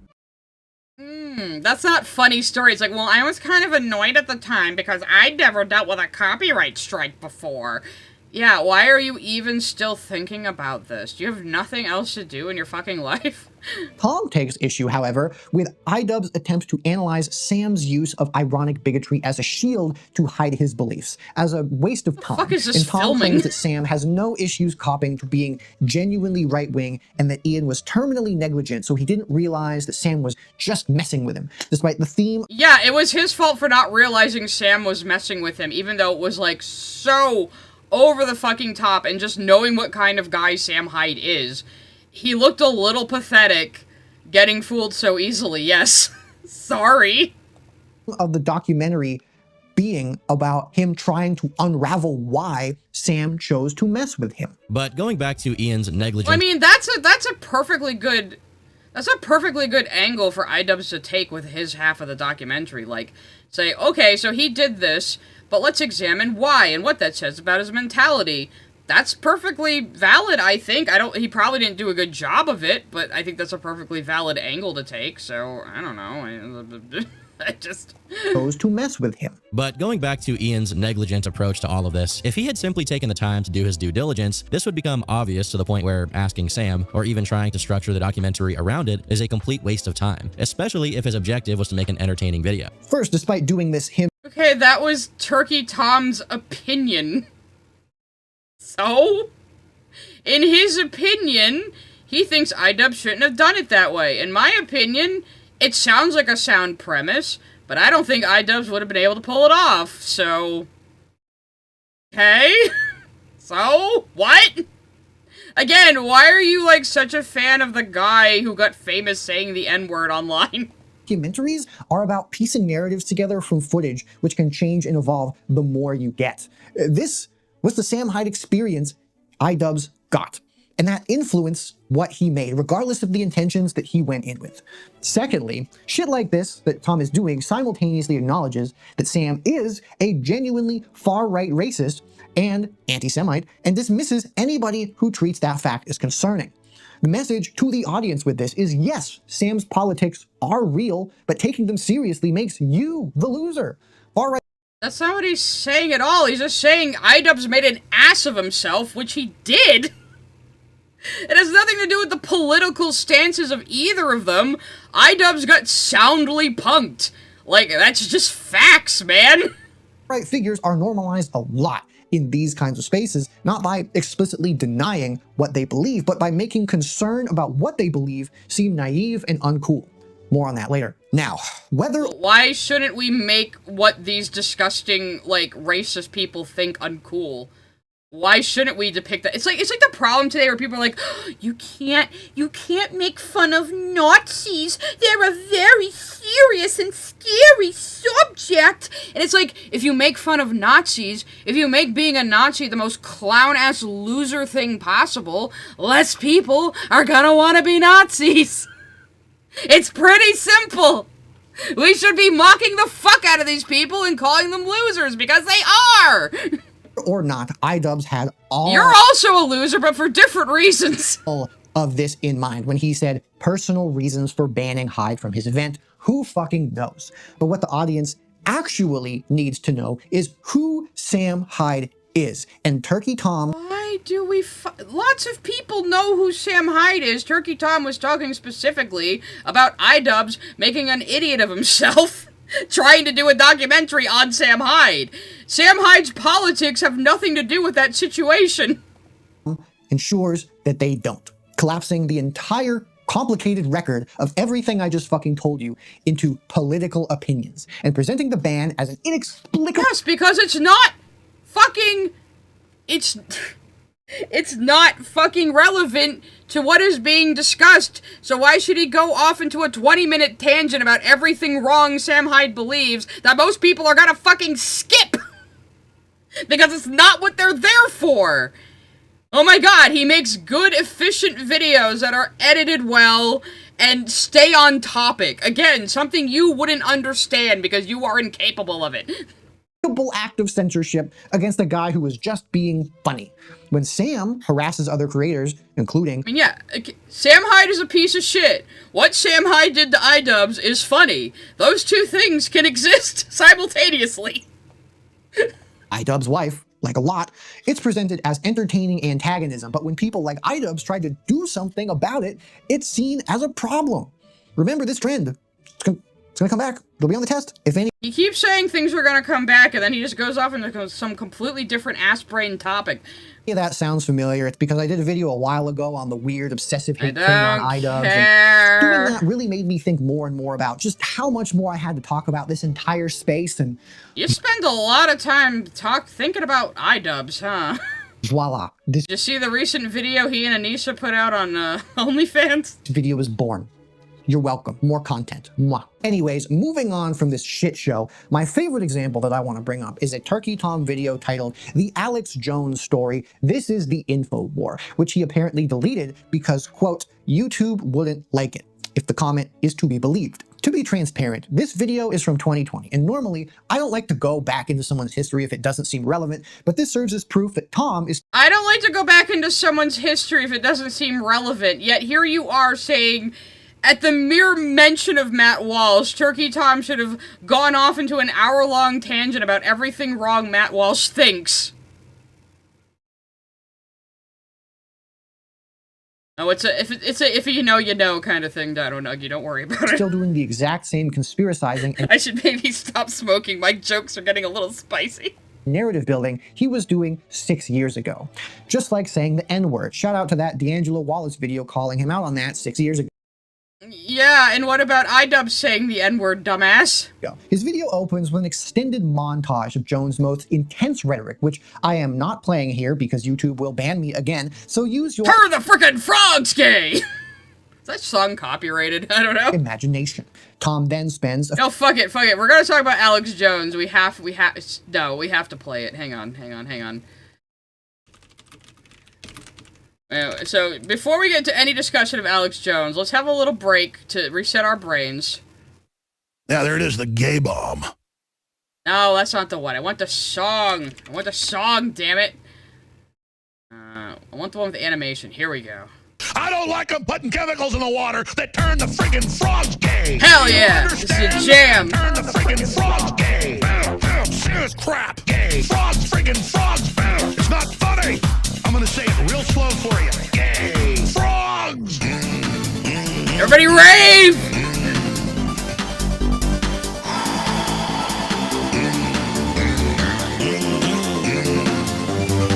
Won't you fight for your life? Gay. It's almost Pride Month, guys. I don't like the frogs. Gay. Friggin' frogs. Frogs. Friggin' frog crap. Won't you fight the frogs? It's not funny. I'm gonna say it real slow for you. Okay, that's enough of that. That's enough of that. Yeah, right. Just in time for Pride Month, everybody. Let's turn my music back on. Okay, that made me feel a lot better. Anyway, what the fuck is he gonna say? And again, mockery is often the best way to discredit somebody. Crimes. You're not funny, so you wouldn't understand that. That D'Angelo Wallace video calling him out on that 6 years ago. His video opens with an extended montage of Jones' most intense rhetoric, which I am not playing here because YouTube will ban me again, so use your imagination. Ban you again? Did you get your channel terminated at some point? Are you ban evading? What's the backstory there, Crimes? You can't just bring that up without going on an hour-long tangent about your own internet history and crimes. Tom then spends effectively the entire runtime of the video repositioning Alex Jones as a misunderstood truth teller persecuted by mainstream media. For example, take— Does he? Is this an April Fool's joke? the Sandy Hook denial, an obvious horrendous lie that caused documented harassment of grieving parents and eventually resulted in a $1.4 billion defamation judgment upheld by the Supreme As it Court. should. Tom reframes Jones' claims as a mistake born of psychosis caused by media persecution, a character. Let's see. Initially, Alex's lawyer claimed that he was simply acting hyperbolically and playing a character, but according to Alex, he was enduring some kind of psychosis at the time because of media constantly reporting on him, so he felt like everything was a lie. According to Alex, this is not Turkey Tom's opinion that you have highlighted here, Crimes. He's saying this is what Alex Jones has said about himself. So this is what, the fifth lie? The fifth outright lie we've caught him in? What's the rest of this say? As I've shown in this video, Alex has had a pretty long career in journalism, and being a TV personality stretching more than 2 decades, using one incident in which he made a mistake for which he is willing to write off everything that Alex does because of a character flaw. Wait, what? Whose script is this? Okay, this is supposedly the transcript of Turkey Tom's video. Now, interesting that he's showing the transcript instead of playing the actual clips in context. Did I skip a line? Oh, fuck. Let's see. I'll just read from up here, I guess. Whether or not this is true, I can't say. So Turkey Tom is not even claiming this is true. He's just reporting that this is what Alex Jones said about his own mental state. You'll just have to take Alex's word for it, really. But I kind of realized a few years ago that I kind of had my own mild psychosis, that when you've been lied to on the media... okay, so this looks like this is actually Alex Jones's quote here. So this transcript is just like one big dump, and it's not clear whose audio it is. So is this even Tom talking? Is this Tom showing another clip?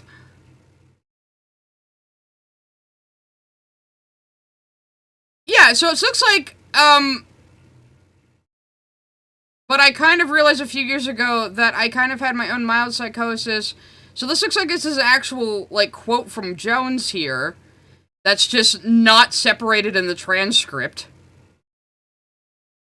So when is it Tom again?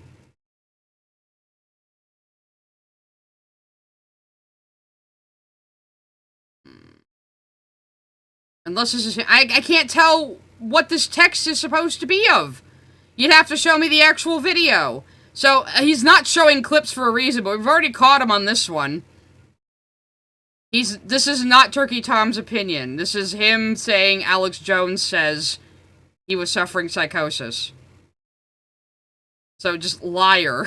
Flaw, for which Jones has repeatedly apologized and tried to fix. Tom argues, this isn't to say that what he did was okay or to admonish him completely. It still happened and we should remember it. But citing him as the guy who said Sandy Hook was fake comes across like a lie to me, simply pushing the most negative event from his career to the forefront rather than explaining his life as a whole. The video just generally... That's a little shitty, because, I mean, there's just no excuse for the Sandy Hook shit he pulled. He literally was accusing the parents of dead children of being crisis actors, and their children having never existed. Like, that was some shit, but so what? That's like a nothing opinion at the same time, so this is opinion. Who cares? really validates Jones' baseless conspiracy. Yeah, there's no timestamps or anything, so I can't even tell what part... Like, why didn't you just play a clip? You couldn't play a clip, because it would immediately be clear you're lying. From his career to the forefront rather than explaining his... Oh, and Turkey Tom deleted this video and apologized for it, so clearly he doesn't believe this anymore. So, he disavows this whole video, so why are you even talking about it? Yeah, he wants to paint Tom as alt-right, so he's digging up videos Tom no longer even stands by, and even then is being dishonest about what he said in it. Unbelievable. His life as a whole. The video just generally validates Jones' baseless conspiratorial rambling. Some of what Alex says may seem outlandish at first, but don't write it off completely just because the media tells you to. His words are... Well, that one was about a pedophile ring, and we recently did find out that there was a worldwide satanic cabal of pedophiles, so, like, yeah? often bear much more truth than most would want you to think. And frames his... And the video was from, like, a decade ago? So, yeah, he's just being a slimy piece of shit. That's, yeah. Platforming from basically everywhere as a free speech crisis more concerning than anything Jones himself actually said. From an ethical standpoint, I find what happened to Alex to be terrifying. Whether or not you like him or agree with what he has to say, what occurred here absolutely was a violation of free speech. People like this don't... Okay, so Tom was, like, a teenager or in his early 20s, and he made a bad video that he now disavows and is no longer online. And he didn't even say anything that shocking in it. Who the fuck cares? Dude, you just have a beef with this guy because he's more popular than you. Like, you are iPost. My God. Seem to get that freedom of speech doesn't mean freedom of consequences. This highly questionable piece... Yes, idiot. I mean, you can say whatever you want, but other people could think whatever they want about it. of media closes by calling Jones a king if there ever was one and a testament to the power of the internet. Again, you're showing the transcript. This could be audio of somebody else talking for all I know. I can't trust this. Nick Fuentes was a buddy of Jones, just like Sam Hyde. Wow, it's crazy how all of these guys are somehow related and keep coming up. Damn, crazy, crazy. Because you've decided to put them all in this video. Yeah, you wrote the script, idiot. What do you mean? Despite Tom being too much of a coward to keep this video up, its significance is not diminished by... So now you're calling him a coward for disavowing... So... You disagree with what he says in the video, and he has disavowed the video, but you're saying he's a coward for not keeping it up? Why should he keep up a video he no longer agrees with? Why would he do that? Like, what are you even mad about? Its significance is not diminished by its removal, but it reveals a template in its undisguised form. It's the same documentary format, the same... Yeah, he was doing documentary format when he was younger, and he still continues to do it. It's kind of like how I have the same format when I stream all the time, because it's how my content operates and what my fans expect from me and how I best express myself. Yeah? That... okay? Same, I'm not saying he's perfect, but structure. The systemic reweighting of a figure's legacy away from the harm that they caused towards an... And again, your only argument for him doing that is Matt Walsh came up in a story about a school shooting, and he didn't divert for like 25 minutes to talk about everything wrong Matt Walsh has ever said, when Matt Walsh wasn't even relevant to the fucking story or case. Like... You're just making up reasons to try to get other people to hate Turkish Tomish because you have some beef with him. Exactly like Idubbz had beef with Sam Hyde for copyright striking a fucking video like 6 years before. Admiring narrative of a persecuted truth. Wow, you mean people can change their minds and disavow things they used to believe and grow and change as people? They're not allowed to do that. We need to just punish them forever. That'll definitely make people be better. Just punishing them forever. The only reason you want to punish people forever is so you can feel superior to them. You don't actually believe anything. You don't actually want to better the world. You just want to feel superior to other people and smarter than them. And you're mad that your content doesn't get as many hits because you're just not entertaining. The deplatforming argument that... Woke Calvinism. That might be a term we have to coin, Space Frog. Woke Calvinism. That's a good description. Makes against the removal of content like Jones is particularly important to call out because it's doing double duty. It validates proponents of this free speech core content while simultaneously inoculating the audience against the idea that removing extremist content from platforms is anything other than censorship, which primes the poor soul. So you're saying it's censorship that he removed a video he no longer stands by? He censored himself? By making a decision for himself and his own channel and his own content? What are you even saying? First he's a coward for not leaving it up, now he's censoring himself for not leaving it up? But you disagree with the video? Like, are you just mad that he doesn't think that anymore, so you don't have as many reasons to hate him? Like, what? What do you mean? None of this makes any fucking sense. I mean, I know I'm a little high right now, but I'm pretty sure he's not making any sense, guys, right? I'm not crazy. Extremist content from platforms is... Yeah, Eddie sipping for Idubbz with the picture right behind him of Idubbz saying the hard R N-word at a photo op to troll somebody. Which primes the poor souls watching this garbage to see deplatforming or any retaliation against them. Yeah, somebody earlier said he's Kappa Kaiju from Temu. Yeah, I can't unsee it now. It's terrible. As persecution, he's like a terrible failed clone of Kappa Kaiju. That's probably why he's confined to this basement. Than consequences. Sam Hyde. Unless, of course, it's against some people that they don't actually like. We get it. You want to suck Hasan's dick. We get it. In which case, they're all for, obviously. Like Hasan. These guys are fucking obsessed with Hasan, but... I wonder why people are obsessed with Hasan. Maybe because he is, like, the single most damaging thing to the Democratic Party in recent memory. Maybe that's why. More on that later. Speaking of these people and Hasan, this mechanism extends well beyond Turkey Tom, so why don't we, right now, introduce our very first guest? Commentary creator? He just does shitty stream reacts. A Cheeto. He's a fellow Sam Hyde enjoyer and maker of very non-political, normal content with a bit of an oof level subscribe. I think I've watched this guy a couple times, maybe? Or I'm confusing him for somebody else, maybe, with a similar name. I don't know. He has an oof subscriber, so he's 542k subscribers, which is pretty good. How many do you have? 45k. Oh, he has 45k subscribers. I think somebody might be having a little bit of sour grapes here.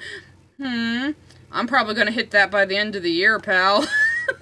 subscriber to view ratio. Anyways, dude made a video called Nick Fuentes Torches Hasan Piker Live M-. Twitch's golden boy collapses. Banger title. This is responding to news of when Hasan Piker was banned. Yeah, I mean, some of us title things for the algo. There's a reason I didn't put school shooter in my fucking title. I did on Kick and Twitch because I can there, but, you know, for the algo and for the health of my own channel, I didn't put fucking school shooter in my goddamn title. This might be one of the reasons why your channel doesn't have a lot of motion, pal. Banned on Twitch for this rather vivacious clip. Left-wingers, liberals, you need to be showing your opponent's guts on there, okay? You need to be gutting them. You need to be shanking these.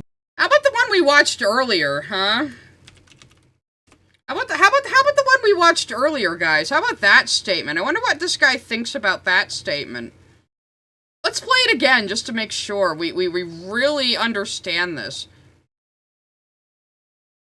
Patrick Henry College is like doing one good thing, which is that like if you have these fucking millionaire, billionaire, wasp fail sons, at least taking them out of other colleges so they can only do date rape to other billionaire, millionaire failed daughters is like, in some respects, you know, from a utilitarian perspective, of course, a little bit better. You know what I mean? Like taking these guys and putting them in a pen with one another is ultimately getting them away from the broader society. So, do you agree with that, Crimes New Roman? Do you agree that from a utilitarian perspective, it's better if only rich female college students get date raped by frat boys? Do you agree with that statement? Did you agree when he was screaming at a video of a South Vietnamese refugee, calling her a stupid old lady, and saying she should go back to South Vietnam, which hasn't existed since 1975. Actually, let's find that one. Let's find, and then later when he was trying to double down on that, he referred to her as Korean. So, yeah. This is on Facebook, of all things. Oh, here's the... Oh, this is somebody... Oh, God, this is like an official person condemning him for it. But let's... They have the clip, though. So let's see your leftist king here, idiot. Volume? Okay, f*** you, dude. I mean, seriously, f*** you, old lady. Shut the f*** up, you stupid f***ing idiotic old lady with your stupid f***ing gamer headset. Who has f***ed you harder? America or fucking Ho Chi Minh? Suck my dick, old lady. Dude. Yo, f*** this refugee, okay? Seriously. F*** this South Vietnamese motherfucking whatever, like, Christian supremacist psychotic fucking refugee living in America now and able to talk that. Why don't you go back and live in South Vietnam in the same condition? And yet when I say that he should maybe leave America if he's going to be here and bitch about it, people have a problem with that. So yeah, so in response to a woman talking about how she suffered under communism when her country was destroyed by it in 1975, that's what he had to say. How does anybody still take this guy fucking seriously? How? These motherfuckers. And letting... He was invited onto, like, an actual news program and acted like this. It was wildly unprofessional. They're letting their intestines just ride on stage. What the is this shit, man? For context, he's mad at the Democrats for nearly fumbling engaging with a right-wing candidate by the name of Herschel Walker, which, to be fair, how the fuck do you fumble against this dumb domestic abuser? Jesus fucking Christ. Anyways, as one does, in response... You want to talk about domestic abusers? I mean, the way Hasan Piker, like, just goes right for the shock collar controller whenever his dog slightly annoys him. You know, this weaker female creature that he has as a possession. Yeah, I wonder how he treats the women around him. And the women in the brothel he went to that was later closed down for trafficking underage girls. to this, Achido plays a clip of Nick Fuentes, who I imagine most of you know is so extreme he was banned from virtually every single mainstream platform. Okay. Here's what he has to say. Hasan Piker is human trash who should be deported back to Turkey. So is Nick Fuentes for reference. This is true. Honestly, we should just put him in the ocean like Osama bin Laden. We should just give him a watery grave like bin Laden. Just tie weights to his ankles and throw him overboard. I don't care who the fuck does it. I don't care if the IDF does it. Hey, Netanyahu, if you His head is so full of hot air, he'd float back to the surface anyway. can hear us, can you do us a solid? Boy, that's a pretty spicy clip, like basically on the level of Hasan stuff, right? I'm What, him jokingly saying we should just, like, throw Hasan in the water with cement bricks on his shoes? I mean, how is that worse than anything? How is that worse than Hasan screaming we should, like, slit the throats of capitalists and let the streets run red with their blood? I'm wondering what Achido has to think. This is true. About what Nick, the #1 political enemy in America is women, they have to be imprisoned, Fuentes, has to say. Oh, you want to talk about Nick Fuentes being a misogynist when you're fucking glazing the brothel-going, Diddy party-attending, rape apologist ex-frat boy Hasan fucking Piker. About what he just said. The difference is that Nick Fuentes is known for using hyperbole and is known for being funny and using satire whenever he's talking about people he doesn't like, okay? I mean, clearly that was hyperbole. Like, that was just like boomer humor hyperbole, you know? Pretty obvious that he doesn't want him to be drowned. Simultaneously, I would not be surprised if Fuentes is a federal asset. I really wouldn't. Hasan is known for literally going to violence. Hasan might not... Hasan, if Hasan was smart, he would be a federal asset. I don't think he is. I think he's just a useful idiot. Demonstrations to further his support for the cause. You see the difference here? He's using hyperbole. Nick is just a silly little guy. It's totally obvious that the guy who... It was hyperbolic. He's not obviously advocating for throwing Hasan Piker into the bay. You know, the same way Hasan Piker was advocating for, killing a senator? Remember when he did that?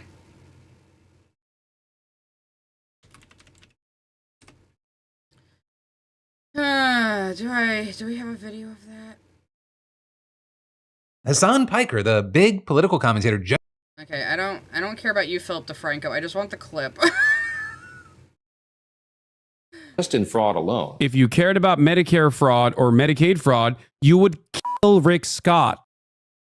You're trying to say Turkey Tom creates shooters. I mean, that's pretty different from Nick Fuentes, who is also a piece of shit, by the way. That's pretty different from Nick Fuentes going, we should just throw Hasan into the bay with cement shoes.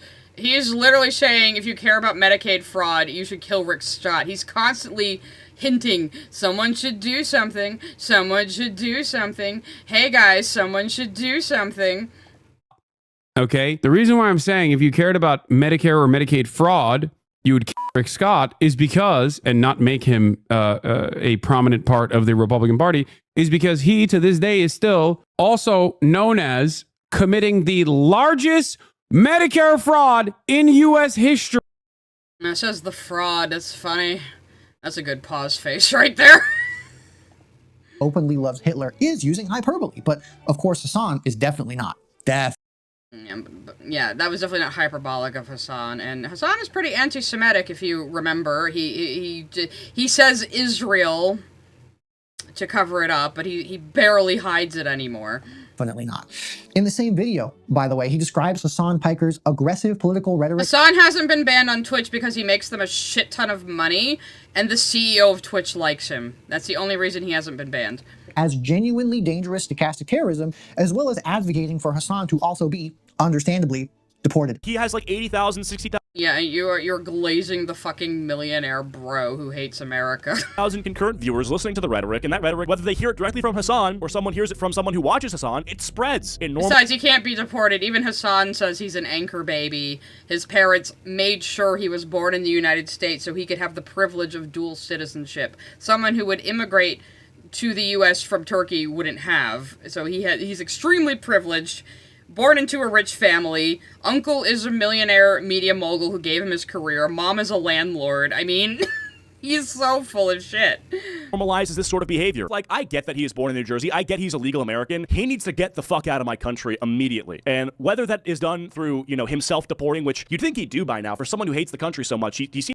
He said self-deporting, not like getting deported by the government. He's saying the same thing I'm saying. If you're gonna sit here in America, in your American mansion, grifting American money over American politics from American citizens, while saying America is the worst country in the world and is a shitty place to live, why don't you fucking leave? You have the means to.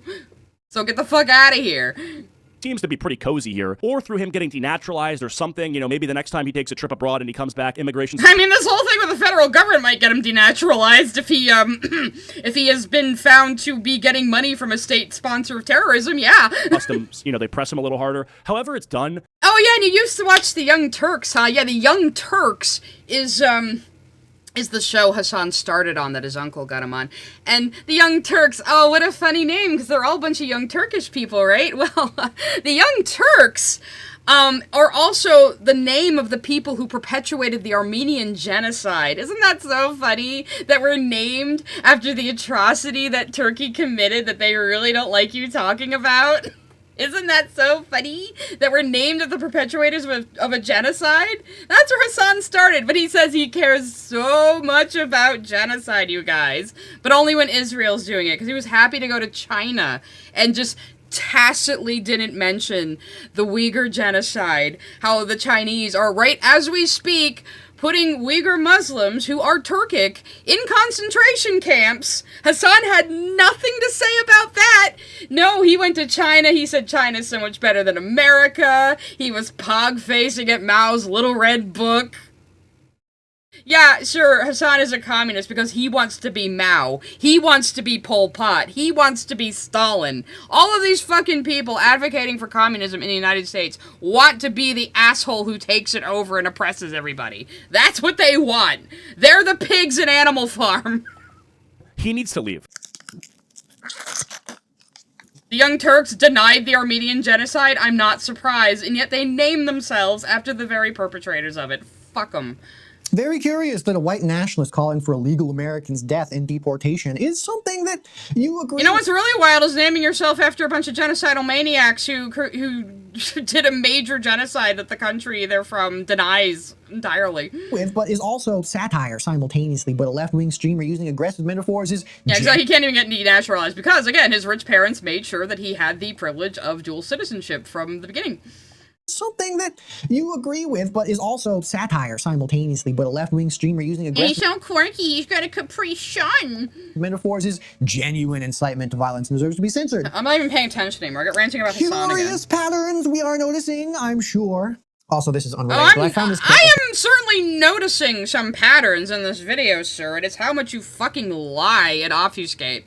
And just change your mind about your point, or try to do a shitty little sleight of hand, where you're talking about Turkey Tom's true crime documentaries, and then go, and then this right-wing website said, and try to link those two things together. Yeah, I'm noticing some patterns. Him just saying some super weird stuff about skepticism that I have very little idea what it actually means, but I have to play it for you because it is just circling in my brain. Dude, I don't know the science behind fluoride, but I'm one of these people where I'm such a skeptic and I'm so schizo that if someone on Twitter says, like, don't eat this, there's a chance that it has, like, this weird relationship with something and then it has a graph. I'll just avoid that thing, to be honest. I'm so susceptible to propaganda, but it's the kind of propaganda that disguises itself as anti-propaganda. It's like, the government doesn't want you to know this. The propagandists don't want you to know this. Do this thing. And so that's how I basically operate. If someone says that the government doesn't want me to know this or something like that, and it's just straight up propaganda in the other direction, I'll just do it. Shout out fluoride. It's worth noting that the hyperbole defense of Fuentes required the... Oh, I'm sorry, was I supposed to be impressed by that? to ignore that 5 of Fuentes' followers were among the first rioters. Who the fuck cares about Nick Fuentes? Oh my god, he laughed at something Nick Fuentes said once. Whoever that was we were talking about a minute ago. Okay. So again, this is what you want Turkey Tom to do. You want him to, every time he mentions anybody right-wing, you want him to do this stupid little shit of going through every single bad thing they've ever said. That's what you want, huh? Stormed the U.S. Capitol on the infamous January 6th. One of them, Kristen Seeker, was sentenced to 3.5 years in prison after entering the Senate chamber carrying an America First flag. Fuentes himself called the Capitol siege a glorious day and was subpoenaed by the... Yeah, like, we all know this about him being involved in January 6th. Anyone who knows who Nick Fuentes is knows this already, so why do you feel like you need to... It's just like, look, I've got so many receipts on these people I don't like. Look how cool I am. Like, that's all you're doing here. Like, what the fuck? the January 6th committee. The smarmy little racist Maybe one day I'll do a dedicated Hasan stream. I would need, like, a collection of, like, clips of him, though. I'm not sitting through, like, one of his fucking streams. Cheeto frames Nick as a harmless satirist. Cheeto, that's who we're talking about. He has a documented connection to an act of political violence. Curious? In both of these cases, neither This man has a connection to January 6th, so you certainly can't ever watch a clip of him on stream and laugh at it. Okay, so I guess since you're glazing Idubbz, it means you agree with saying the N-word then. Can I say that? You agree with every bad thing Idubbz has ever done. You agree with him saying the N-word. You agree with him making fun of that Iranian man. You agree with him, like, fumbling Creator Clash and stealing money from it. You must agree with all of that then, because you've been glazing him. If just watching a clip from somebody problematic means you agree with everything they've ever done. Like, this fucking guilt by association shit. Again, no wonder Anthony Gramuglia is, like, buddying up to this fucking guy. Tom nor Cheeto are telling the audience to agree with Kirk or Sam's or Fuentes' ideology, but training the audience in an evaluative double standard where the far right is entertaining and the left is threatening. A Cheeto's description. What? You didn't prove that at all. Like, Idubbz was also friends with Shadman. Oh, no wonder you have lolly feet on your wall. Of Hasan's rhetoric as something that spreads and normalizes this sort of behavior. So he didn't say these guys are right, but because of the way he frames them exactly the same way, he's making you think the right are funny and the left are a threat. Even though that thing you tried to say he said about Alex Jones wasn't even his opinion, it was him stating what Alex Jones said about himself. So, I can't believe anything you say now, you're just full of shit. Is using the exact same analytical framework that describes his own videos and how they function. But he and others apply it exclusively to the left in the same way that he agrees with Fuentes' nativist argument that a US citizen needs to be deported or killed. Denaturalization rhetoric. I mean, it's a common sentiment saying, okay, if you're saying America is the absolute worst country in the entire world, Hasan, why don't you take your millions of fucking dollars and move somewhere else? You know?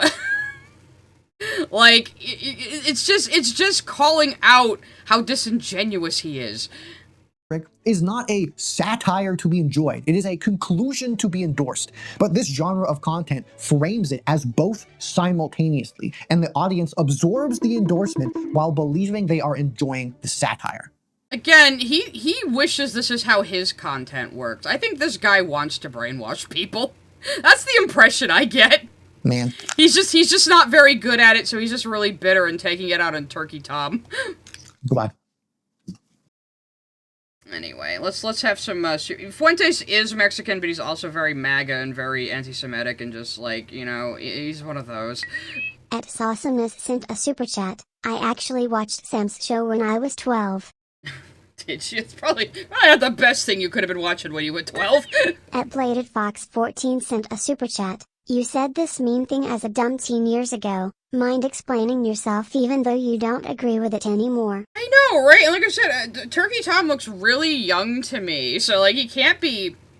He has gotta be, like, in his early 20s at most, right? At Direwolf181 sent a super chat. Please tell me this dipshit got no views? Please. The views are kind of pathetic for this video, actually, so it's kind of funny. 22 Why is sent Penguin a super Zero chat. here? I mean, if he feels as though people can't change their minds, then Idubbz shouldn't have never betrayed Ethan. His friend of 10 years, by the way. Yeah, and if people can never change their minds, then why aren't you still holding Idubbz saying the N-word all the time against him? Why is it okay if Idubbz grows and changes in your mind, even though he didn't really? But nobody else can if they started at a political position you disagree with or still hold ideas you disagree with. At MsMimi9086 sent a super chat. If the consequences that follow my action have no bearing on whether I was free to do it in the first place, then I'm already free to do anything. Basically, yeah. At MissJasmine305 sent a super chat. Hot take. All rape is bad. I don't know. You're not sounding very leftist today, Miss Jasmine. At Dr. Lizardbrain sent a super chat. Wow, Hasan sounds like a misogynist. Not very woke, bro. Extremely misogynistic, and people try to pretend he isn't for some reason. At Tyler Preston 699 send a super chat. Hasan, if they're able to count, they're safe to mount Piker. I'm still questioning why news outlets wrote articles thirsting after him. He probably paid for those, but now there's news articles all about everything. Like, all the normies are starting to find out all the shit we internet people know now, which is great. At DireWolf181 sent a super chat. Hasan is actually right here much as I loathe him. You're right. Yeah, he has him in the background. At DireWolf181 sent a super chat. We aren't, but we are increasingly getting closer and closer to being amongst the worst. Trump really turbo it. But we were heading there without him. At Thelonic111 sent a super chat. Okay, but hear me out, Ant getting a collab with Idubbz. Ant might collab with this guy.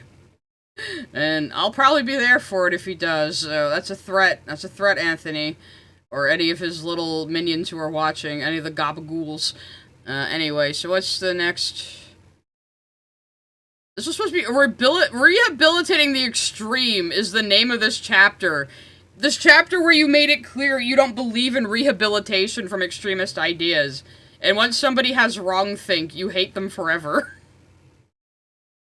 Like, again, even though Turkey Tom disavowed that old video, and didn't even say anything that shocking in it to begin with, you're calling him a coward and censorious for not leaving it up. Even though he rehabilitated from his old thoughts. Which is what you're saying in this chapter is about, but it wasn't really. God, this is such a fucking mess. No one lies like Hasan, no one cries like Hasan, no one leaves their comrades out to dry like Hasan. That's a good one, Mad Lad. This is what Mun's acclamation phase looks like, establishing a new... Now, we're only on the second phase of radicalization. Now, so that was all the need phase? That was all the need phase, which you don't understand. Turkey Tom apparently disavowed the video about Alex Jones, where he was mildly positive in some places, because he was young and naive. But yeah, so you completely, again, as we went over in the needs section, at least I went over it, a lot of these people, not very intelligent, just looking for a place to belong, or just parroting things they've been told by these far more manipulative people who have an agenda. You know, that is something you have to consider if you're going to talk about this. Cognitive baseline for what is acceptable. The audience isn't being told things like white supremacy are acceptable. They're being trained to find white supremacists funny, relatable, and harmless. You found one comment by this guy funny. That doesn't mean he endorses everything Nick Fuentes fucking believes. Like I said, Sam Hyde, I almost said Ham Hyde. Ham Hawk. Sam Hyde, piece of shit. Crazy bastard. I don't like him. I don't like his politics. The fucking shit he pulled on Idubbz, funny as hell. I can still find it funny while knowing the guy's a piece of shit. You seem to think finding people funny means you instantly like them, even when you're laughing at them. Me laughing at you doesn't mean I like you, Crimes of the Roman. I hope you understand that. People who object to them come across... We can get a new Noah, or is it Birdman who's also named Noah? I forget if it's him or Crimes. I don't care. As uptight, incompetent, or even dangerous. Over time, this shifts the effective baseline, where the right-wing extreme doesn't become ideologically endorsed, even though it definitely looks like it in some places, so much that it becomes familiar, which is significantly more dangerous, because familiarity...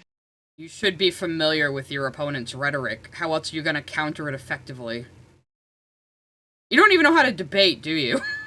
...is way harder to notice and way harder to undo. More about gay leftism now, yippee! Gay leftism? Are you saying gay as in stupid? Because that's not very progressive of you if that's it. Speaking of Hasan, if the genre rehabilitates the extreme right, you've probably gathered that it does the exact opposite. Is this a better or worse outfit than he was in before? I kind of like that shirt, though. Opposite work on the progressive left, using the tried and true tactic of systematically framing. I did see in, like, one thumbnail, like, he was, like, posing on a table, and it's like, bro, you're not CJ the X. Stop it. You'll never be CJ the X. Now, yippee. Anyway, let's see what he was actually saying. Speaking of Hasan, if the genre rehabilitates the extreme right, you've probably gathered that it does the exact opposite work on the progressive left, using the tried and true tactic of systematically framing progressive viewpoints as personal evolution of moral degeneration. Something, fascism, whatever. Roman, I mean, you guys tend to... Not even leftist or progressive thought. What you frame as progressive thought, which is mostly just you trying to get your way on something. That's what you guys do. Like, if you don't believe exactly what I believe, you're a moral degenerate and you're alt-right. That's exactly what you do. Why are your clothes different yet equally fire? Just look, stuff happens. The shirt's fire. I don't know about them pants though. Things happen. The shirt looks like it's made out of terry cloth though. I kind of want it. Don't speak so loudly. Mama has a headache and really needs her special juice right now. Since you're so smart and handsome, you probably think— that's the second I was abused as a child joke he's made. I don't think you were abused enough. Figured out that Turkey Tom's Idubbz video is structured at its most fundamental level as a rise and fall narrative. The rise is the period leading to peak popularity, characterized by offensive humor, slurs, and aggressive takedowns, to which Idubbz himself has importantly disavowed, apologized. Wow, you minimize it to just, being edgy and saying slurs, but you didn't mention what slur. You didn't mention that he said the N-word all the time. You've talked about Turkey Tom saying the N-word. You've talked about Alex Jones saying the N-word. But you haven't talked about Idubbz saying the N-word, even though you have a picture of him doing it on your set. Is that supposed to be there like bait? Are you just avoiding it on purpose and say, well, I put a reference to it in the background, so I did think about it. Is that what you're gonna do? For and well, a man bun always looks douchey on every man. It's a bad look. Very few can pull it off. Distance himself from his slur-slinging audience. If you want to know why all of these guys are so obsessed with / the slur-slinging audience that he got by saying slurs. Again, this is a picture of him pranking somebody by saying the N-word hard R during a photo op. And yet, you don't condemn him for that? Really? Like, he can't... He must know how hypocritical he's being. I don't think this is incompetence. I think he's doing it on purpose. Hate him so much, it's because they're his slur-slinging audience. N-word. The fall is, of course, everything that came after. His progressive political shift, his public vulnerability, his relationship with his longtime partner, Anissa, which I cannot underemphasize how much these guys hate her. By the way, like, if you search her... She's a terrible person who is abusing him and taking advantage of him. He was a naive little virgin when she found him. Like, she's literally his first girlfriend, and she got married to him and just uses him, and has completely ruined his career, and now they have no money. So, yeah, people talk about Anissa, who wanted to be famous, so now she is. Her name on YouTube, every video is some weird hit piece oozing with misogyny. Like, some channels will have absurd... Again, I love having misogyny mansplained to me. Amounts of video on these guys. It's just really pathetic. Because there couldn't be any actual legitimate reasons people would criticize Anissa Jomha. None at all, of course. Anyways, the title, The Disturbing Downfall, very clearly... He's defending Idubbz's abuser because he's hoping she'll pick him next when she inevitably divorces Idubbz. Doesn't describe what Idubbz did at his peak, like saying the N-word to an influencer in public. It describes what he became when he moved over. That's not the only time he said the N-word, so why are you just brushing that over and still bagging on about it when it comes to Turkey Tom? Why? I know why, because you're just disingenuous, and you're a snaky scumbag, and you're really bad at hiding it. Way from it. This framing is intentional and necessary to maintaining the genre's ideological baseline that the edgy, offensive slur Yeah, could we say that, like, man buns and top knots are, like, cultural appropriation? That doesn't seem very progressive of you. Content of 2016 YouTube was and is the natural state of affairs. Idubbz's evolution past this is framed as a self-destruct, carried out in a pitiful way. His recollection— Well, I mean, look where he is now. He's completely fucked up his life. They had to sell their house and move back in with one of their parents, didn't they? They both fucked up everything. The minute he threw away everything to buddy up to Hasan, his life got imploded. Think about that. on his past and him developing empathy is called delusional. His public apology. And again, you're not showing clips, you're just showing a transcript and highlighting random text, which we've already caught you being disingenuous about, so I'm completely disregarding any of these sections. Are framed as masochism and self-flagellation. I don't even need to respond to this. And a feminist media critics podcast is framed as proof that he has debased himself. Again, the left are continually classified as activists, but the anti-Semites are just... You all call yourselves activists! Every single fucking one of you calls yourself an activist, and you think you're gonna be the savior of the world, but you're only doing it for your own fucking ego. Goofy guys, am I right, fellas? This pathologization... As he tries to be a goofy guy... extends to every marker of progressiveness or emotionally open masculinity. For example, Idubbz... And no timestamp, so I can't go easily check, too. What a scumbag. His wife's last name and... Like, I don't even like these people he's talking about, but that, I mean, I don't have to like these people to recognize that you are being disingenuous. It's like when I say people are anti-Semitic toward Ethan Klein. That's just a fact. And people go, oh, you're defending Ethan Klein now? Are you an Ethan Klein fan? I was like, no, I barely know anything about Ethan Klein. I'm not a fan. But I can recognize that people are being anti-Semitic to him, and that's wrong. I can point that out while not giving a shit about the guy himself. These things, you know, you can do that. You don't just call out people to get a win for your side. You call out things that are wrong because they're fucking wrong. Not just to get points, which is what all you fucking people do. Frames this as becoming a full-blown masochist, as inherently humiliating. For the time being, everyone got to I'm watch sorry I'm so serious on this one, but he's pissing me off. the unspoken, We're gonna have to get a little... Somebody throw unicorns at the screen or something. We need to get some levity in here. but explicit transformation of Ian, from a guy who had regrets about how insensitive he'd been in the past to a full-on masochist. Tom never elaborates why this is because he doesn't have to. Everybody knows the woman is supposed to take the man's name, right? Tom points out... Yeah, people make fun of him taking her last name and saying that makes him a cuck, and I don't care. Oh, hey, Cryo, you're here for at least kind of halfway through the video. Like, with her, again, she does abuse him, so it seems kind of controlling. I mean, I advocate, I think couples should just keep their own last names. I mean, I don't see a problem with that. Keep your own last names, put a hyphen, take your wife's name, take your husband's name, whatever the couple agrees on. And yeah, people do overreact when a man takes his wife's last name. It's retarded to get upset about that. However, yay, there's the unicorns.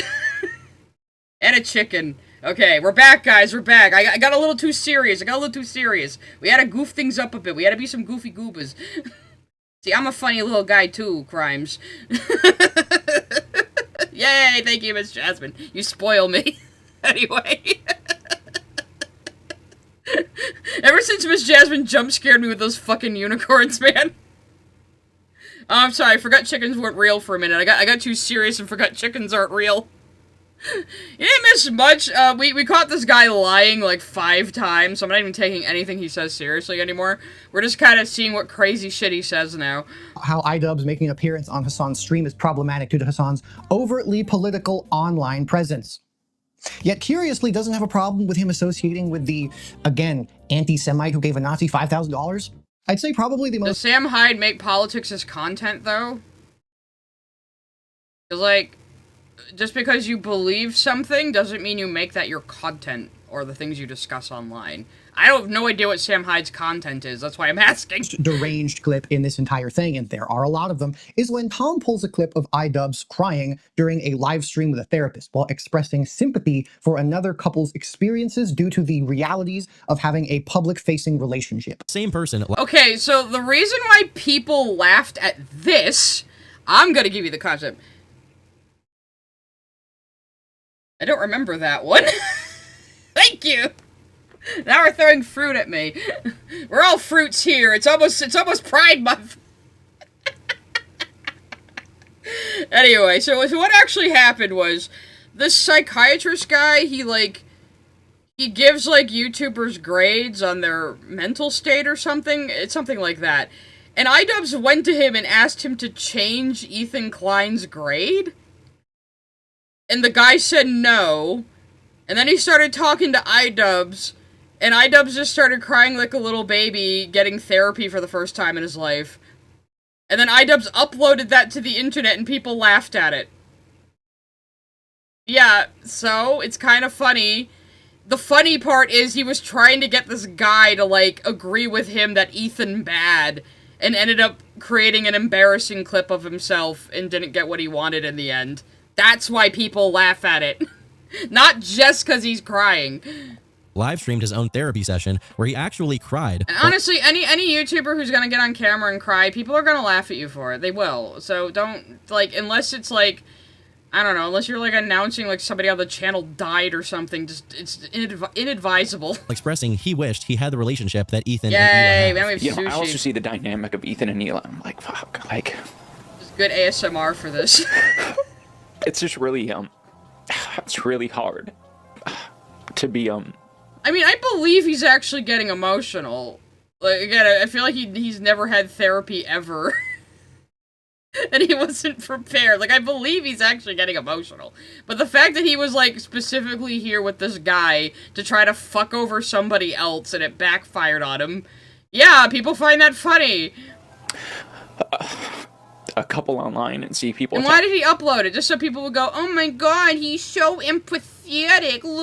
Look how emotional he is. We feel bad for him. You know, that's why he uploaded it, just to be fucking manipulative. Your partner, and it's like, okay, like if you come to their defense. I couldn't imagine like using my own vulnerable real life moments as content. That's like that means you've slipped way too far. We definitely need more cheese, guys. That even sounded like SpongeBob. We're being goofy goobers. That doesn't always help them, right? Sometimes that I makes don't think it was live streamed. I think he actually uploaded it later himself, so it wasn't even live streamed. He decided to post this. So, like, you can't blame anybody for reacting to it when he posted it of his own free will. It's worse for them. This is a self-own so devastating, I can hardly believe it's real. What is impressive about this is that even though Tom included the context of why Idubbz is crying in his own... You didn't include the context of him specifically going to that therapist guy trying to get him to, like, give Ethan a worse grade. Video, Tom proceeds to lie in 4K about why he is crying. We caught you lying in 4K! When you highlighted that bit of Turkey Tom's script and said it was his opinion, when the words directly before it said, according to Jones. According to Alex Jones's own words. He was quoting Alex Jones and you tried to pass it off as his opinion. Fuck you. He is not jealous of them, but that he sympathizes with wanting to protect your partner publicly, even if sometimes it is not always the most helpful thing to do for them. It is... Wasn't he, like, crying about Will Smith or something? truly deranged behavior to think of this as a self-own. Like, it's times like this where I truly don't know if people like Tom are just intentionally lying to their drooling audience, or if he is so lost in the sauce he is completely incapable of taking in things that are outside of his perceived worldview. Crimes, that's you! That's the quote of the fucking video right there. Let's hear that again at normal speed. So we have our answer, guys. This guy is not self-aware. There's unless he is like such a big douchebag, he's going to brag about what he's doing to our faces. He is not self-aware.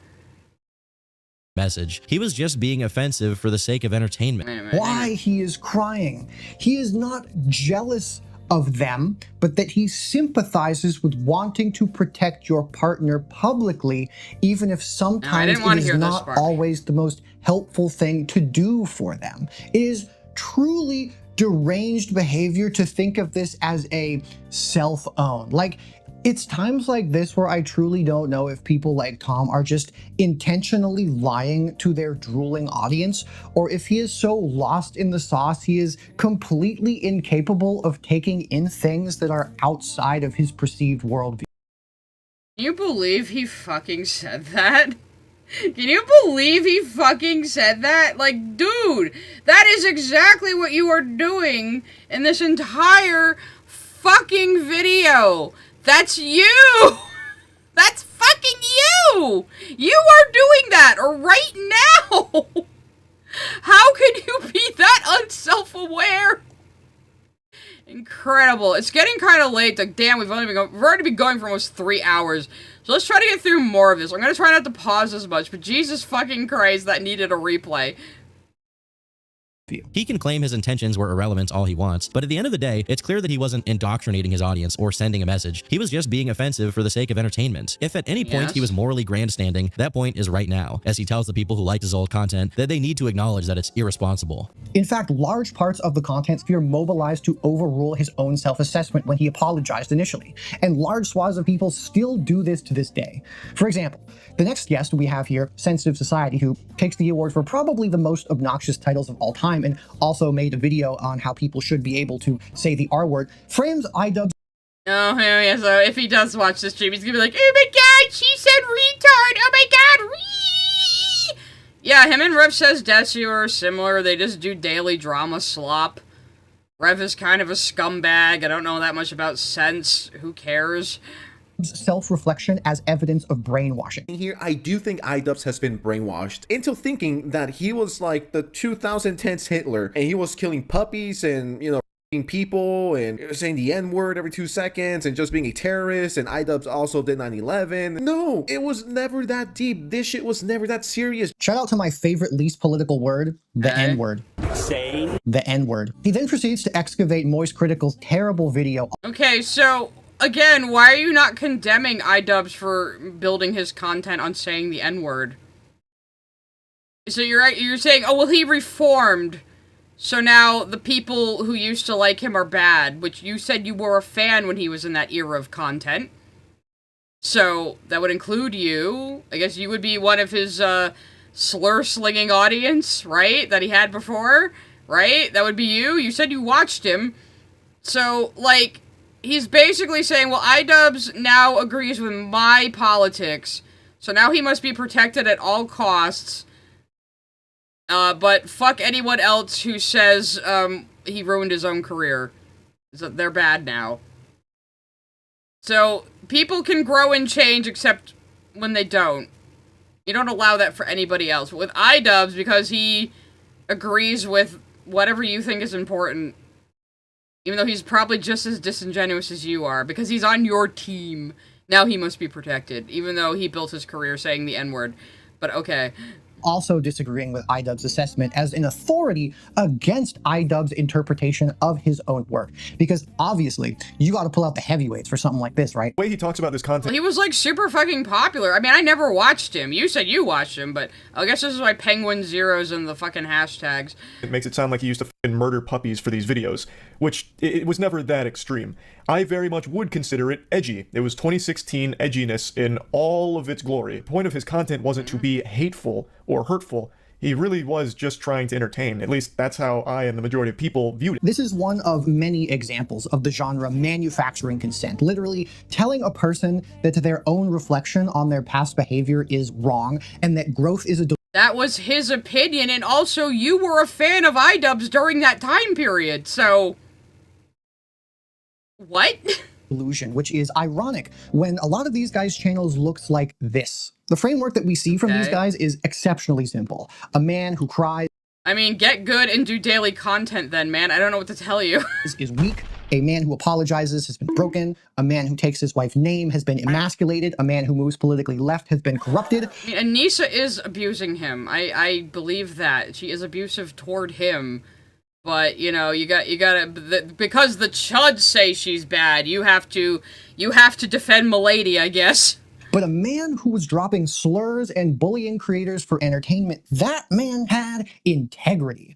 And Tom says this all the You were a fan of him when he was doing that. I never watched him when he was doing that. You did. But now you're saying that's all in the past, even though you're holding things against Turkey Tom that he did in the past? So, Idubbz building his career on saying the N-word is fine, because he believes your politics now. Turkey Tom disavowing his video on Alex Jones makes him a coward, even though he disavowed it, because he doesn't share your politics. Exactly. That's really the only factor here in what you'll believe about somebody or say about something or hold them accountable for. That's the only factor. You're a fucking loser. Almost verbatim. Up until 2020, Idubbz was one of the few people who stuck true to his original audience, without diluting it or trying to have his fan base admire him parasocially. He made very funny, even if offensive, YouTube videos, without dumbing down his content or engaging in unnecessary drama, something most people would see as integrity. The N-word. You hear manosphere-coded language of varying intensity. People thought he had integrity because wasn't he the person who exposed, like, Leafy is here and a bunch of other things? Like, from what I understand, because again, I didn't fucking watch him. From what I understand, if he did a content cop on somebody, it basically ended their career, right? And now he's ended his own career by making a lot of very poor life choices. All the time in these videos, but Tom's framing demonstrates how manospheric ideology can be delivered without any of its explicit vocabulary. He never says any words like cuck, probably because his comment section usually does that for him. He simply tells a story. I mean, for God's sakes, I'll say cuck as in like, oh, I hope the copyright bots don't cuck my stream, like it's slang for a lot of people. In which every marker of emotional openness, interest in progressive politics, and respect for women's autonomy corresponds to decline. And you don't look like someone who has respect for women's autonomy, I'm just saying. Every marker of aggression, offensiveness, and emotional detachment corresponds to greatness. And the articulate individuals in his comments absorb that value system, not as an argument. Because, of course, everyone is responsible for their community. So anybody in your community, anything they say, you're going to be responsible for it then, if that's what you're saying. So anybody, even related to you, who's a fan of you, if they say anything problematic, it's on you then. But is the obvious shape of a compelling narrative. This very much extends to the treatment of Anissa, Idubbz's wife, who functions in the video. She's not gonna pick you after she divorces Idubbz, alright? Give it up. In basically all of their videos as a sustained case study in the pathologization of female agency. Tom gives extensive runtime to moralizing about her OnlyFans, her public statements about body image, in which Tom and people like him construct a narrative in which her sexual autonomy is viewed as the need for validation from strangers and compulsive— Oh good, so instead of highlighting it, you completely blocked out the text and I just have to trust that it says what you're claiming it says, which I don't trust. Why don't you show clips so I know exactly what he said and can come to my own conclusion? Oh, I know why. Because you don't want me to come to my own conclusion. You are very poorly trying to convince me of the conclusion you want me to reach. Self-destructive behavior. When she discusses her body dysmorphia— Well, I mean, selling yourself on OnlyFans for $5 is kind of self-destructive, yeah. And then later creates an OnlyFans and talks about how it was actually very freeing for her and helped her view herself better. He flags the irony as self-evident, whatever that's supposed to. So you fucked this up completely, and now I can't even see what the text is. But again, I don't even trust you, because this is what he's been doing the whole video. He just takes a huge transcript dump. We can't know what audio any of it's from. We don't know if this is Tom talking or a clip. We can't tell. And now he's fucked up his highlighting, so I can't even see what the text is. And I can't trust that he's gonna tell the truth about what it says. So this is useless to me. He's speaking to the in-group here, who are inherently against sex work. This will come up more later. Do not go anywhere. Why is it wrong to be against quote-unquote sex work? Sex work itself being a term that pimps use to try to make prostitution sound better. Do you think most women want to be prostitutes who are prostitutes? No. Most women who are in prostitution want to get out of it. A lot of people are trapped in sex trafficking. A lot of people are trapped in prostitution because they've been forced into it since they were 13 fucking years old. There's a lot about the sex industry that is very exploitative. And if you're any kind of Marxist or communist, why would you be okay with the sexual exploitation of women, you know, for financial gain? Why would you be okay with that? If you're any kind of Marxist. That's my question for you. Also, just straight up, taking nudes is legitimately a great way to work on your self-esteem and improve your view of— Where's your OnlyFans then, huh, buddy? Your own body in a new way. I mean, women, definitely get naked and show me your boobs. It'll free you. It'll make you feel so much better about yourself. So me, no. I'll never show my ass on the internet. No. I can't do that, even though I'm only half a man. But yeah, you show your boobs to me. It's gonna be really good for your self-esteem. Come on, m'lady. You know, same dude who has like fucking lollies with their feet out in the background. You know, Yeah, you look like a fucking predator. You look like a peak quote-unquote male feminist who are always the ones who end up, like, fucking raping somebody. Okay, maybe I should back off. I'm not saying this guy is a rapist. I'm getting a little spicy, okay? I just avow what I just said. I've been smoking a little. It's not my fault. I'm mentally ill. It feels cool to send one to somebody and have them be like, hell yeah, dude, that's hot. That's nice. I would like...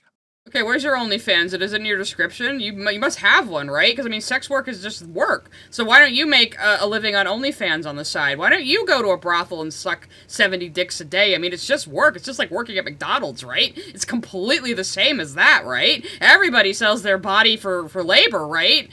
Asshole. Another one, please. God bless. In one of the grossest moves in the video, Tom makes a move of incredible audacity and offers an armchair diagnosis of histrionic personality disorder to Anissa, mapping DSM criteria onto a stranger's public behavior with the confidence of someone reviewing a product. What's rarely highlighted when this topic— And you have the confidence of someone who even knows what the fuck he's talking about this entire video, even when you're lying. —is covered, is that Anissa's OnlyFans is directly related to her often discussed issues with her body image. However much Ian and her try to pretend that posting not safe for work content is empowering or is somehow healing her. Regardless of how you feel about it morally, I strongly doubt that showing whole online is the cure for mental illness. If it is, I'm looking forward to the OnlyFans and BetterHelp partnership in the future. While OCD— Okay, that's his opinion? Okay, that is clearly an opinion. I'm sorry you can't tell the difference between opinion and fact because you expect people to just, like, instantly believe and follow anything you say, but that was clearly an opinion.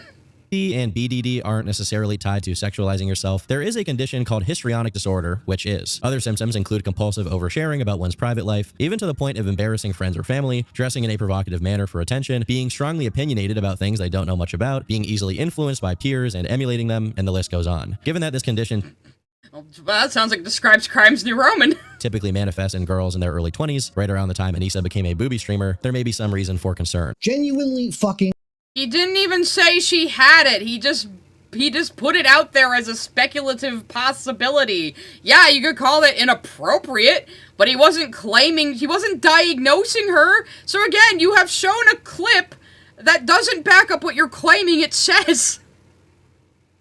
How stupid do you think we are? Disgusting. The goal of— How dare you deny me Anissa Jomha's tits? It's very empowering if she shows me those. Like this is to try and medicalize a woman's choices so they can be dismissed without having to engage with them. Again, I fucking love having misogyny mansplained to me by somebody with a man bun. It's hard to truly describe how much misogyny is baked into this genre of content. Yeah, and I don't want to hear about it from you. I can think my own thoughts about it. Thank you very much. And how much they hate Anissa. Yeah, I somehow went from the Lily voice to the Dobson voice when he started getting creepy. Fuck. So it really shouldn't be surprised to anybody considering how amused all of them are by Nick Fuentes. All of this stuff. Amused all of them are by Nick Fuentes, proven by one guy, a Cheeto, laughing at Nick Fuentes saying that Hasan Piker should be thrown into the bay with concrete shoes on.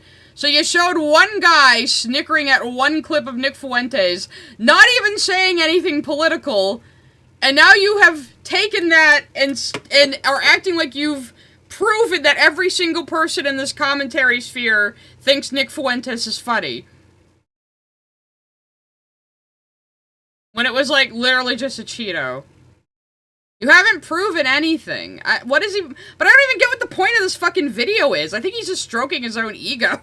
Presented as ideology. It is presented as entertainment commentary, the rise and fall of a particular internet person. It is, because some people can, like, you know, some people are capable of watching someone who they don't entirely agree with, but just listening to their commentary on a topic and not be, like, influenced by them? How gullible are you? How easily influenced are you? Are you another one of these people in your 30s who still gets, like, bullied by high school level peer pressure? Well, you hang out with Anthony Gramuglia, so you must be. Personality, but the underlying value system it communicates is indistinguishable from traditional manosphere content. Women's sexuality is manipulative. Oh, now it's exactly like the manosphere because people criticize Anissa Jomha. You're so full of fucking shit. Men's emotional expression is contemptible, and progressive gender politics are a form of personal corruption. I wish you'd stop with your emotional expression right now. For the individuals watching this content, these ideas are absorbed not as arguments to be evaluated, but as the obvious common sense reading of a funny drama story. Yeah, it's commentary and their opinion. They're not making, like, again, you were trying to compare, like, Turkey Tom's fucking true crime essays to, like, daily drama slot videos that are just somebody commentating on a drama, the same way I'm commentating on your video and giving my opinion on it. I don't expect... I'm not here to, like, be the wise guru teaching you all how to think. If you're watching my streams for that reason, that's completely against my own ethos. Like, we know what the phrase of this stream is, do what I say, think for yourself. You don't gotta agree with me. I mean, I'm not gonna hate you for disagreeing with me. Like, normal, rational fucking adults should be able to have a difference of opinion and still be civil with each other. It's not even that hard. This is normalization in its purest, This video's all over the place. It's a fucking bread tube video. most unemployed form. But don't worry though, they'll try to trick you into thinking otherwise. The way you're trying to trick me into thinking you made an actual point with proof there? Yeah. While the pipeline... Again, he seems to just be angry that these people are more effective. Or, they're not even. He perceives them to be more effective at the kind of propaganda he wants to do. Even though they're not actually doing it. He's projecting it all onto them and getting mad that they're more effective at it than he is. This is that meme where the guy's, like, painting his own monsters to be scared of. You know? Concept is raised in proximity to drama channels, or any apolitical channel, really. The genre has a ready-made defense, which is, I criticize the right to. And this defense is worth examining closely because it's how the genre maintains its ideological camouflage to people that aren't attuned to the dog whistles like I am. Or the... I'm attuned to the dog whistles. The voices are telling me what these people really mean. Sure, buddy. Sure. Foghorns. All of this is textbook acclamation, making racists seem funny and creators' takes seem directed equally at both Why shouldn't we laugh at racists and call them ridiculous? I mean... sides while warming people up to more extreme views we will get to later. For example, when Idubbz... You keep saying that. You keep saying we're gonna get to all these things later, but you keep meandering on about goddamn nothing. A stream a little while ago and pointed out that Moist Critical, hey, look who showed up again, might function as part of the alt-right pipeline.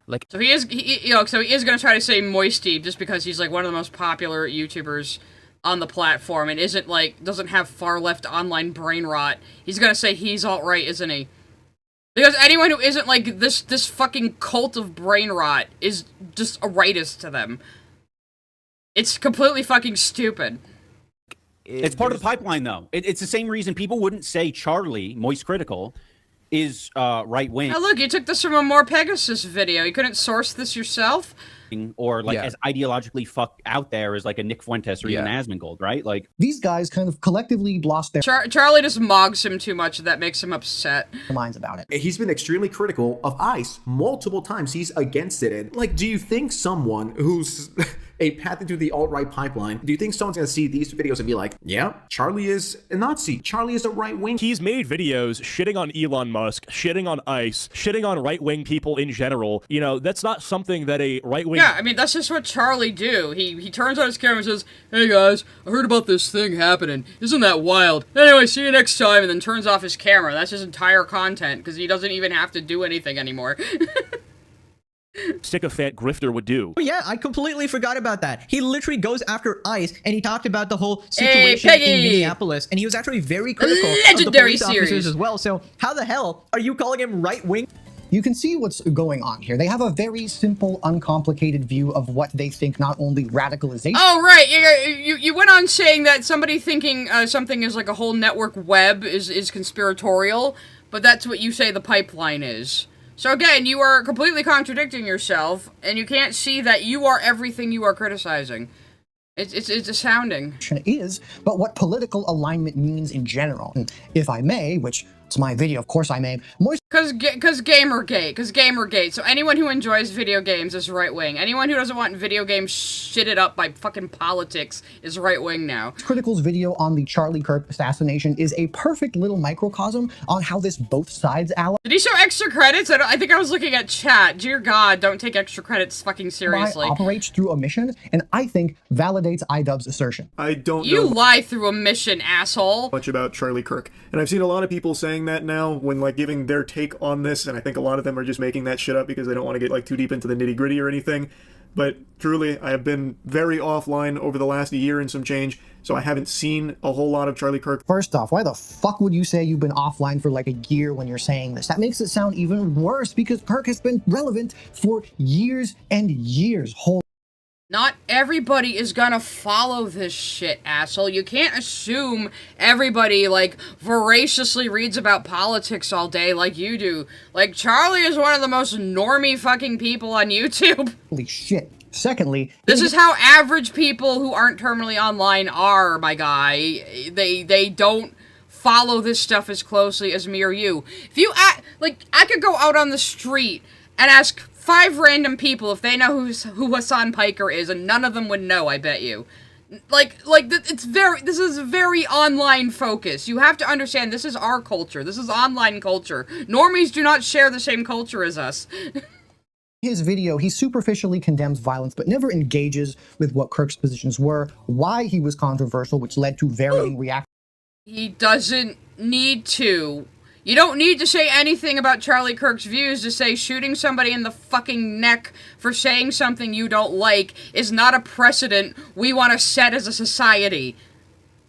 That's very normal. Actions upon his death, or what it might mean that his rhetoric has been explicitly weaponized against marginalized communities for years, like other examples I have shown. The assassination is presented as— and then your job is to counter that rhetoric with smart argumentation, but you're incapable of doing that, so you do shit like this. A context-free tragedy. A bad thing happened to a person he doesn't know much about, and the most fascinating part about his unseasoned chicken breast of a video is that Moist Critical actually described the exact phenomenon. You're so bitter he gets so many more views than you do, even though you actually put in effort, huh?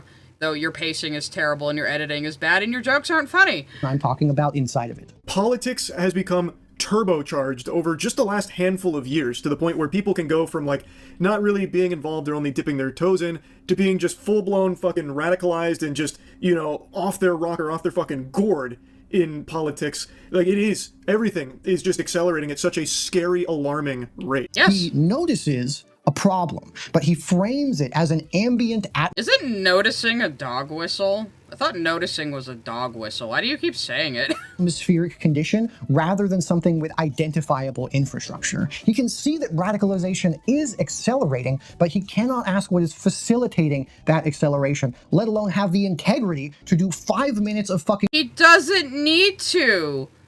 He was talking about both sides. He was talking about the atmosphere of the United States in general, which, yes, most people are fucking concerned about. That is going to be the concern of the average person. They don't care about the minutia of what the fuck Charlie Kirk thought about fucking anything. What they care about is people getting so ravenous on either side that violence like this is starting to happen.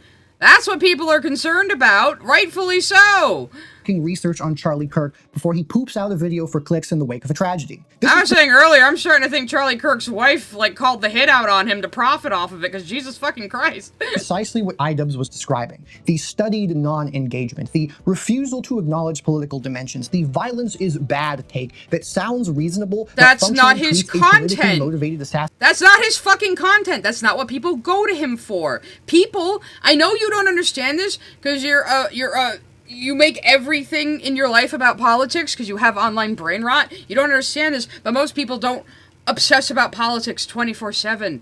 People want to fucking break from it. So when you want to break from politics, you throw on good old Charlie's just saying, yeah, bro, the situation with World of Warcraft this week's fucking wild, bro. Anyway, see you next time.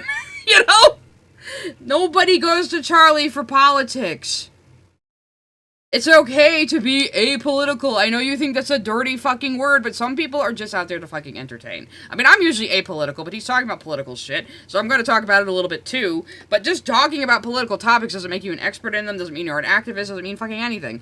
You know? Like, we all have to subsist together on this fucking rock in space. We need to have a baseline of civility in order to do that, alright? Assassination as apolitical content. The audience receives a framework in which the victim's years of dehumanizing rhetoric is not seen as relevant, and the only appropriate response. There are so many other places you can go to watch a video or watch a documentary or read an article on Charlie Kirk's views and how bad they were. You can find that in so many places. Why do we need it from fucking Penguin Charlie Moist Critical? Why do we need that from him? You can find that anywhere. I mean, these are the kinds of people that go, well, you have a platform, so now you have a duty to express my views through your platform, or otherwise you're a bad person. And it's like, oh, fuck yourself. Is a condemnation of violence with no further analysis. However, it is creating an environment. Well, why shouldn't we condemn violence? We don't need any further analysis to say you shouldn't shoot people in the neck for disagreeing with you, or saying things you don't like. That is, you don't need any other caveats for that. Don't shoot people in the neck for saying things you don't like. We don't need to add anything there. We can say that as a full sentence. Where those views never need to actually be reckoned with. And I know I'm repeating myself, but when you do not make room for the contextual explanations around people like Kirk, Fuentes, Hyde, Walsh, you hold space for the worst people to congregate in your audience and turn it into fertile ground for radicalization. And I believe... So again, if anybody who's a fan of you, anybody in your comments says something problematic, then it's your fault, isn't it? That's what you're saying. You're saying every creator is responsible for every single person in their audience and in their community. So that goes for you too, pal. So if anybody in your audience ever says something problematic, it's your fault. You have established this baseline. This is exactly what happened with the Antioch shooter. The most extreme outcome of this practice. This goes back to the kid who killed a single person and mentioned he liked Turkey Tom in his manifesto. And again, he's showing his little node theory again, which is something he accused other people of doing, and now he's just doing it without any irony. My point about people not understanding how the pipeline does not require every node in the network to be linear and ideologically consistent. It requires that the genre... No, that's just your stupid web, so you can say anything you don't like is alt-right. That's what that is. It doesn't even mean anything. There's conventions that edginess be rewarded, that empathy be held, that targets are selected, and that the audience is cultivated, creates conditions in which right-wing and conspiratorial frameworks feel like the natural next step. This is a conspiratorial fucking framework that you're establishing here, my dude. What do you mean? Because they aren't explicitly tweeted out. The overlap is real. It's how the same people can watch. I mean, this only matters if you think YouTube videos and pop culture are where politics happen and should happen, and the most important place they happen, which is retarded. Oh, he's gonna melt like the fucking Wicked Witch of the West because I said that, but retarded. This is retarded. Moist Critical make this video on Charlie Kirk, but also hang out in Asmongold's stream chat while engaging in bigotry towards inclusivity at the Game Awards. Where even is he? Which one is him? I don't see him in the screenshot? Why, where? Where is he? Hello? Also, was this before or after they made everybody have their display names in YouTube chats and people could easily imitate other people? You guys remember that? You could change your display name in the YouTube chat? It's like when they first changed it, I was like, I saw fucking Cryo's real name on YouTube, and I was like, Plasma Mew? Well, that's Cryo's PFP, but I'm confused. Yeah, so a while ago, it was really easy. Or is this, oh, this is Twitch? No, this is YouTube. So, where is Charlie in this image? I don't see him. Who are we talking about here? Is what I would say. Where is he? If I wasn't fucking lying to you. Well, you've been lying to me this entire fucking video, so I'm not surprised. Well, yeah, well, yours was the first I noticed was different, Cryo, when they made that change. I was like, that seems like Cryo, but that's a different name. My little honest brain couldn't keep up. Because this stream chat is actually Moist Criticals, not Asmongold's. Okay, and what do they say? Most unheard of game. Zzz. Wanderslop. Woke trash. L games. Wanderstop is so good. Woke games. Big impact. Wow. All slop. Gay. First records Fortnite. I mean, well, Fortnite's a slur. We know that. Slop. Anything but woke game. Woke games. I'm on the camphor cutting grind. Game nobody played. You said, like, gay little whatever earlier, so you can't be mad at people saying gay. So you must be mad at people saying woke, unless you're really mad at somebody saying Fortnite, which I understand. So, how, like, this looks like my fucking chat. Like, how is this? Why don't you live stream and see what people in your chat say? I'd be curious. What game are we even talking about? You gotta tell me what game, because are they talking about mixtape or something? Because, like, or Forspoken? Because then, yeah. What game are they talking about? You can't just show me a bunch of people saying gay and slop and woke and expect me to think, oh my god, this is unconscionable. Gay, homosexual, gay. I'm fucking right about this. Idubbz is right about this. The fact that you could think that this could be Asmongold's chat when it's actually Moist Criticals? I was more trying to figure out where Charlie was supposedly in the chat when you zoomed in on it. So, and again, what is even, like, shocking about this fucking chat? Bro, you were never in AOL chats in the 90s, were you? Think. A creator can criticize ICE and... Think about what? What was even the fucking point of that? People in Charlie's chat watching, like, the Game Awards or something were saying woke and slop. Okay? Again, what game were they talking about? What show was it? What were they even watching? You didn't tell me. I don't have any context for that. It wasn't even that egregious. So what am I supposed to feel? Was it Dustborn? What was even the point of that? Maybe they lock you in this basement for a reason. It might be for your own good. In one video, and still, through the cumulative weight of which stories they choose to tell and how they choose to tell them, can contribute to an ecosystem that moves audiences rightward. Oh my god, they said woke and slop. They must be right-wing Nazis. That totally makes sense. I suppose it does in your schizophrenic brain. Apoliticism blinds them to reality that just straight up. So he does think not giving a shit about politics is a moral failing. Of course he does, because he uses politics to moralize at other people and feel superior to them, and he probably doesn't even believe what he fucking says. I mean, he likes Hasan, there's no way he believes what he fucking says. Fundamentally conservative view of the world is and always has been throughout history on the wrong side of every single issue, from civil rights and women's rights. Dude, like, what is considered conservative changes in eras and time periods? He's just saying, oh, conservatives are always on the wrong side of history no matter what, but, like, did you know that the Defense of Marriage Act was signed in by Bill Clinton, a Democrat? You know, the act that banned same-sex marriage for years in the United States federally. Did you know that? I'm just saying, these things are not as simple as you think they are.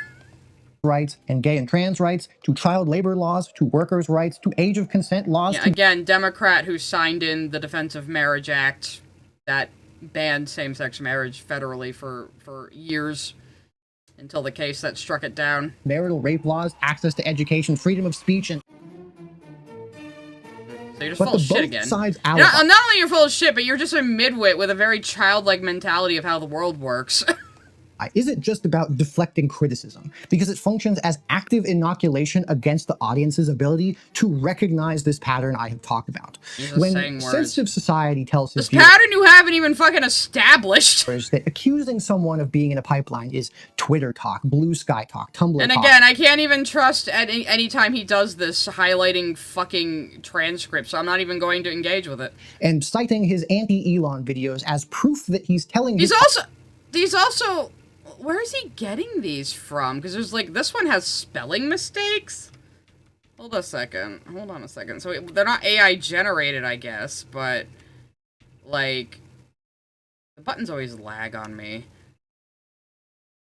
Some assholed stuff, I think Idubbz says. So, did you get somebody to, like, type these up for you? I think I had a pretty decent run. Did you just, like, dump this from the YouTube transcripts? They're probably not even, like, accurate.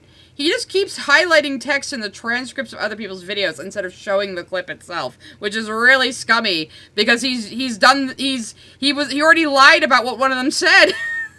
Tumblr talk, and citing his anti-Elon videos as proof that he's telling his audience that if anyone ever suggests that his content I knew this was gonna go long, or at least past the halfway point. I'm gonna try not to pause Andy as much, but this guy's been driving me crazy. Leading you somewhere.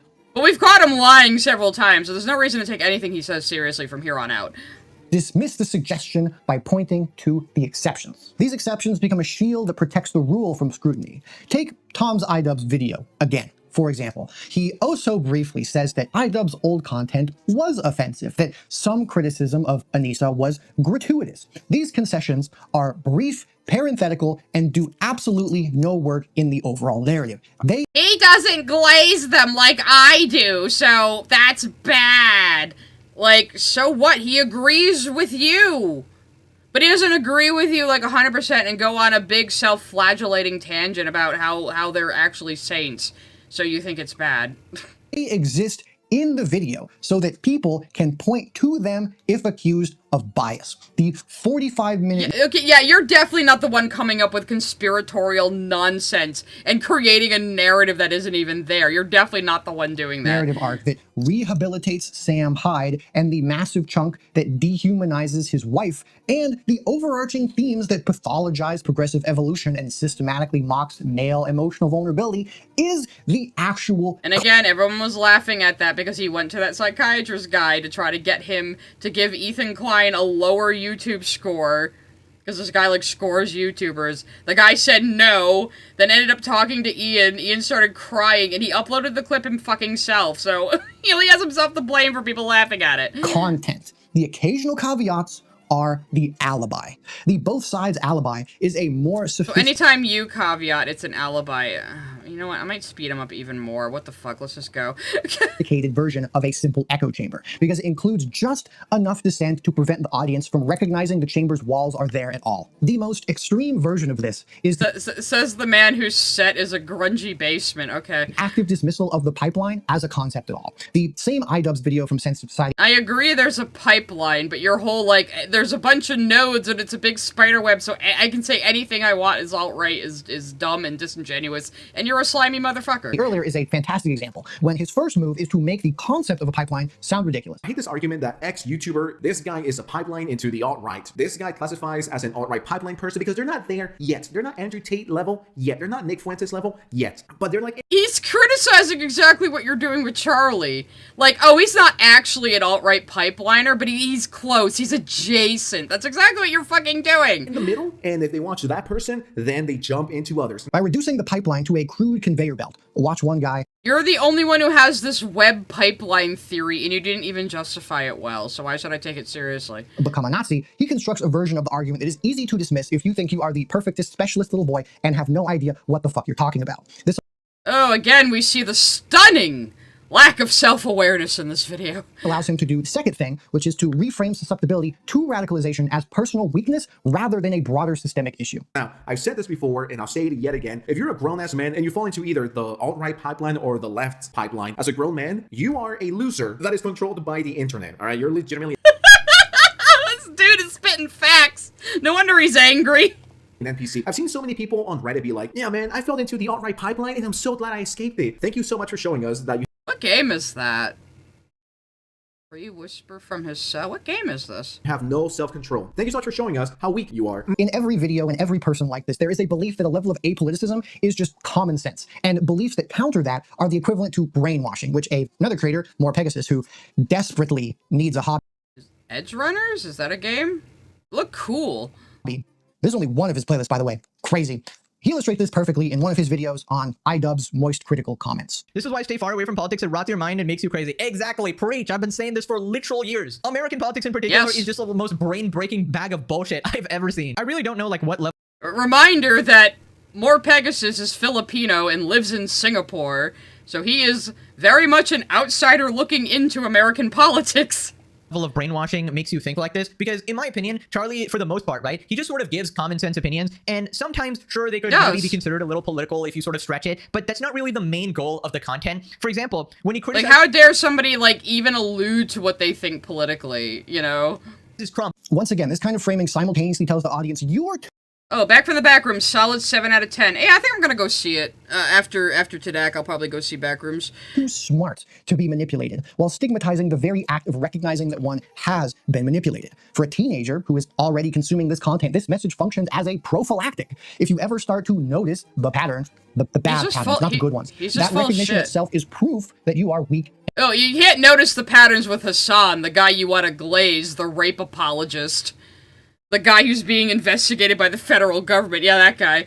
And gullible. This genre does not just isolate the viewer. Yeah, the Backrooms movie is A24, and it's, like, directed by the guy who made the web series. From counter-narratives, it arms them against the very vocabulary needed to— I'm being told I'll get the supers in, well, at the end of this chapter we'll do supers. It's Ghost Runners. I might look that up, because that looked really cool. Describe what is happening to them. In a subsequent video covering the Idubbz controversy, Sensitive Society extends this inoculation by framing Idubbz's claim that a lot of things are part of the pipeline, workout content, finance, dating commentary, etc., as evidently absurd, and disavows the Charlie and Asmongold overlap. Well, I mean, it depends. You can't have people that are workout gurus who pivot into, like, being, like, alt-right grifters. That can happen. That doesn't mean every single thing like that is part of it. He was suggesting. If you think that Charlie is the same as Asmongold or even close, you have no idea what you're talking about. Robert Pattinson is playing Chris Hansen? Well, that'll be interesting. Are complete opposites, which goes to show you how far gone he is. Idubbz's observation that the right has been manufacturing the space since before Gamergate and we're all playing catch-up now is actually well supported. My God, Gamergate doesn't matter. It never mattered. Lewis's 2018 study documented precisely how non-political content creators are woven into an alternate influence network that functions— Again, you're not showing me the methodology of this study or any details about it, so why the fuck? You're just saying, look at this text, it proves I'm right. I don't need to take this seriously at all. As a radicalization pathway. The genre's response to these claims is to not engage it with counter-research, but to make the observations sound paranoid, to mock— You haven't done any counter-research. You can't even come up with counter-rhetoric. All you can do is point fingers at other people. Person making it as someone whose brain has been broken by politics. And this can lead to some very, very dangerous behavior. Yeah, your brain has been broken by politics, and it leads to very dangerous behavior. At Sausamus sent a super chat. Goddamn, I miss Filthy Frank. That's your takeaway from this video, huh? At MsMimi9886 sent a super chat. Psychopathologizing everyone else is the basis of at least 90% of all progressive arguments. I have a hard time feeling bad when it's done to them. Yeah, that's a good point. Space Frog sent a super chat. Left a palate cleanser video in suggestions chat. Oh dear. I'll have to look that up later. I have Discord closed right now. 3738 sent a super chat. The jokes in this video sounds like what I'm afraid that my jokes would sound like if I made videos. You just gotta learn good timing. Sent a super chat. Ian would eat chicken out of the sewer. I miss it. Crying face emoji. That does sound like very 2016 content, yeah. At Dr. Lizard Brain sent a super chat. He's still not talking about mass violence. Yeah, like just one guy who killed one person in a shooting. At Bladed Fox 14 sent a super chat. He's played clips before, so why isn't he playing clips? Almost like he doesn't have evidence of his claims. Exactly, and we caught him out in that one transcript where he highlighted something and said it was Turkey Tom's opinion, but it was Turkey Tom stating what Alex Jones said. At Dr. Lizard Brain sent a super chat. Crimes. Talk. About. Radicalization. When are we gonna get to the radicalization factory? At Bladed Fox 14 sent a super chat. So I guess if you don't make politics your entire personality, then you're a right-wing extremist, I guess. That is dead-ass what these people think. It is. At Gargarock Bob sent a super chat. So making a video saying killing is bad makes you right-wing. Are we dead-ass? I guess you have to have a bunch of caveats about why At the person who Lillian died is McCoy bad. sent a super chat. Game is Ghost Runners. Yes. Also Backrooms was fun. Thank you for telling me the game, everybody. That looks pretty awesome. I'm gonna have to look that up after stream, I think. But yeah, I was kind of interested in seeing Backrooms. I like Backrooms as a concept. I thought adding monsters made it like kind of like less cool, but people have assured me that the series that what's that dude's name? Something Pixels that he did was actually really, really good. So yeah, I'll go to the theater and see it. Might as well. I like supporting my little local theater, so. Oh god, this is the section I'm looking forward to talking about the least. One aspect that And why the fuck did you make this video? don't see brought up enough is how many communities, but particularly the drama genre, systematically teach its audience to dismiss sexual violence claims. Not through explicit And again, I really don't want to hear this from the kind of male feminist who looks like he belongs on a list. ideology, obviously, because we're all political here, but through the same just analyzing the evidence format that characterizes the genre's treatment of every other topic. Commentary creator WestJet, who appears to have transitioned from making Valorant skin videos to drama farming as a rather interesting career move, is, I think, a really good example of how the genre provided coverage of a civil court protective order against creator/sexual assaulter Tectone. A judge reviewed and issued a 10-year What does this have to do with school shooters? protective order based on finding of sexual assault and stalking, requiring him to surrender firearms and maintain distance from the accuser. This is a serious judicial outcome, but WestJet treats it as an open question and content to be picked through for entertainment. The video is functionally structured around the framework of legal objectivity. I don't even know who the fuck WestJet is, so why should I care? Civil versus criminal burden of proof, I'm not a lawyer, but, and repeated emphasis that— Yeah, Tectone is awful, but I don't even know who the fuck this other dude is, so, and what does this have to do with streamers creating school shooters? this was not a criminal conviction. I'm not going to sit here and lie to you guys and conceal my bias. I want Tectone to be innocent. I like the guy. I don't want him to be a but at the same time, I'm not going to sit here and carry water for Tectone and a girl with information I don't have, calling her a liar and stuff like that. By naming his bias and claiming his— So, what? He just said he doesn't want Tectone to be a rapist, but he's not going to call the accuser a liar. Like, oh, okay. So? Like, I don't think anyone wants anyone else to be a rapist. That seems like a pretty natural reaction, but he just said he's not going to discount the accuser at all. So why do you care? his intentions to be honest. He immunizes himself against the accusation of bias to his pea-brain little audience while proceeding to exercise that throughout the entire video. And the— Oh, he doesn't make conclusive statements on things he doesn't have enough information on, and that's bad? Earlier you were saying you don't like when other people don't know what they're talking about and comment on things when they don't have all the information. And now you're, like, shitting on this guy for not just immediately assuming someone is a rapist when he doesn't have enough information to make that assumption.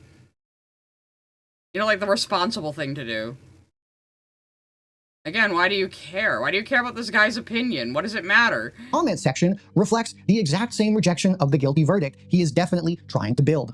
And again, we see you think people are responsible for their commenters in their community, so if anybody in these comments has said something disgusting, it's on you.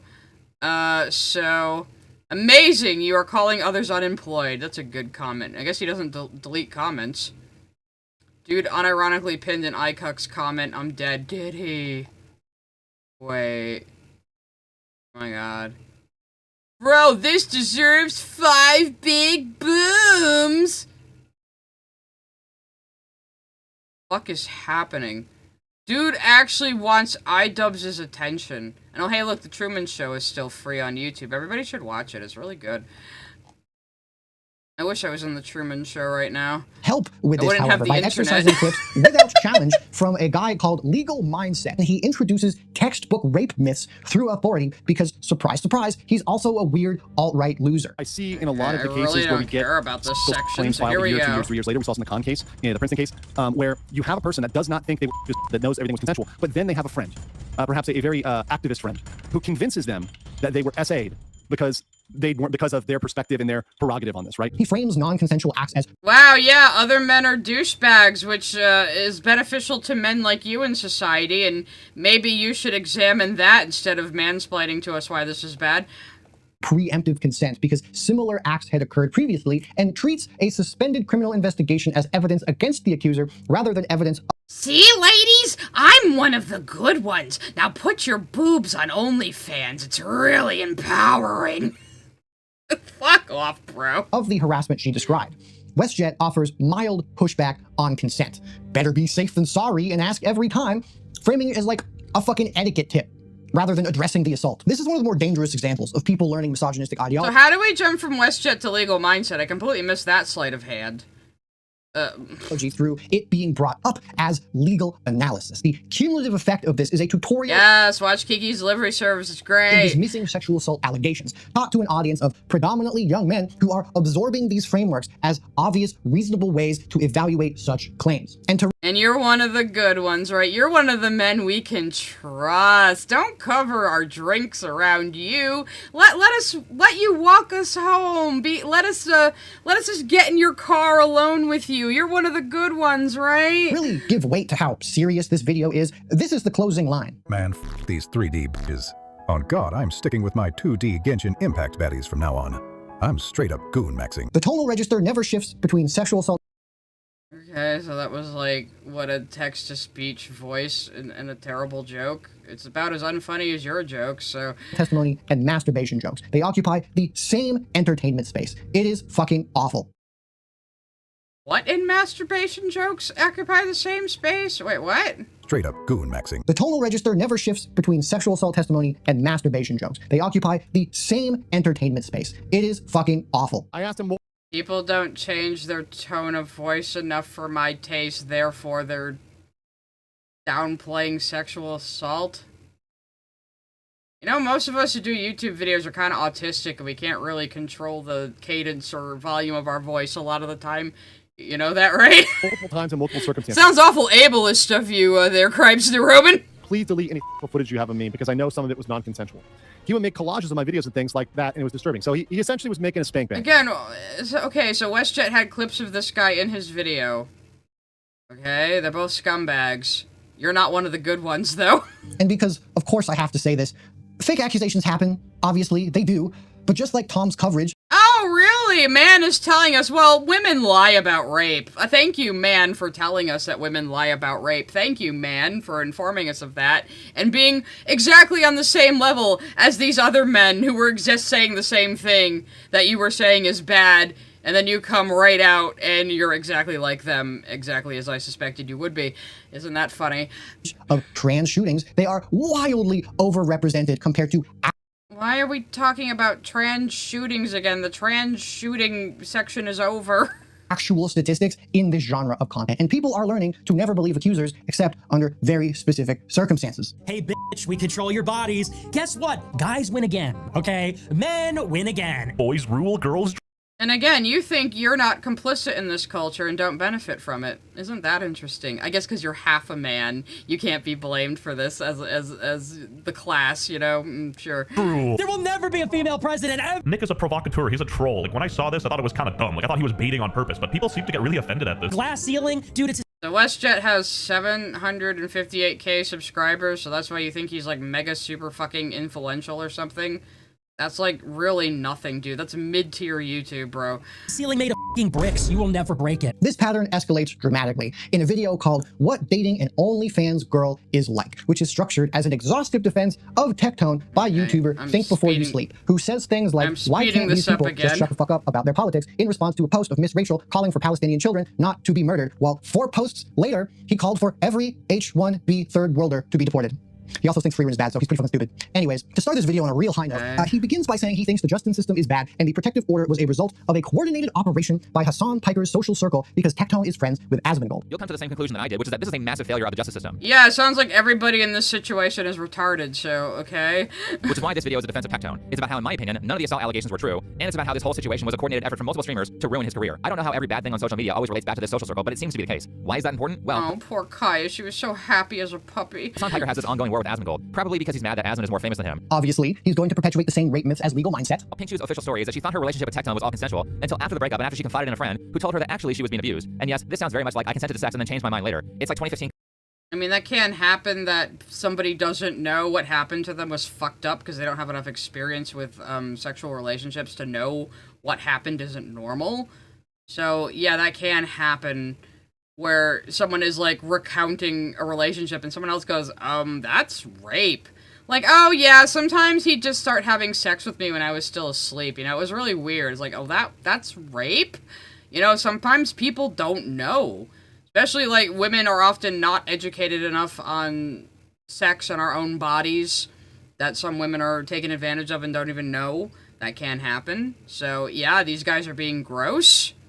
But then, after all of that, you just said, well, women do lie about rape sometimes, so... God's sake. In college feminist behavior. He also describes the accuser's account as fabricated and perpetuates the misogynist myth that women weaponize accusations of sexual violence in connection with Turkey Tom's allegations, which is kind of weird to bring up. You also just said women lie sometimes, so... It's actually disturbing how often these types of situations happen. I mentioned recently that Turkey Tom was falsely accused by an ex-girlfriend of his in a situation that is strikingly similar to Tectone's, where 4 days after the breakup, she goes on to Kiwi Farms to accuse him of physical abuse. I don't even know what side of the Turkey Tomb fucking thing is correct. I wasn't really paying attention. Filming without consent and engaging in weird fetishes. Regarding to crimes, I should, like, know the ins and outs of all, the lives of all of these fucking people he's talking about. For whatever reason, they should occupy space in my mind. Oh, it's super weird how it seems like these guys want to get with sex workers until they realize that they're people. Anyways, then Tectone's... Oh, and then you're saying how, ladies, just become sex workers. Just open an OnlyFans. It's really empowering, ladies. Show me everything. You know, fuck off. I know exactly what you fucking are. Accuser's mental health hospitalization is framed as a manipulation tactic. Honestly, this visit to the mental hospital looks like some sort of bargain to get him back after the breakup. My favorite bit is that he thinks the judge is a DEI hire, and her background in domestic violence advocacy is disqualifying bias. Judge Dimple Malhotra is the first and only person of South Asian descent elected to a judicial seat in Travis County history. That's pretty retarded. Oh, great. So she's one of those people where we have to... Again, everybody here is retards. Is that your point? Because they are, yeah. On their race instead of their qualifications. Now, I think that trying to stop domestic violence is great. However, I also agree with the defense attorney Steve Brand, who says that her activism makes her biased towards alleged victims, and there's no way he could win a case with her as a judge. Fucking awesome, dude. What makes this coverage analytically significant is not just its terrible content, but its escalation from WestJet's treatment of the exact same case. WestJet offers rape myth skepticism dressed as legal analysis, but Think Before You Sleep offers a conspiracy theory that delegitimizes the entire judicial... You offer your own ego trip as some sort of wise political statement. Judicial system itself, Jesus Christ, attacks the judge on racial and political grounds and frames the entire... You say judicial system? Did he just...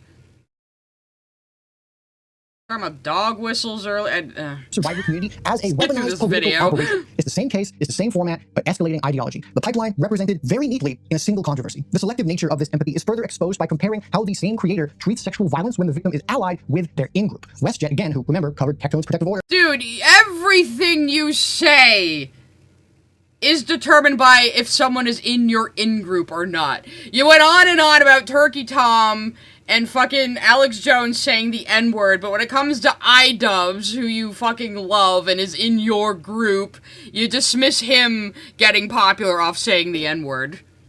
That you don't have any morals, you don't have any ethics, you don't have any actual beliefs, you don't have any real politics. All that matters is if someone is on your team or not. That's what drives all of your thought. That's how it is for people like you. You're all a bunch of stupid, do-nothing losers who just want to feel superior to other people, and you have nothing else in your life to feel good about.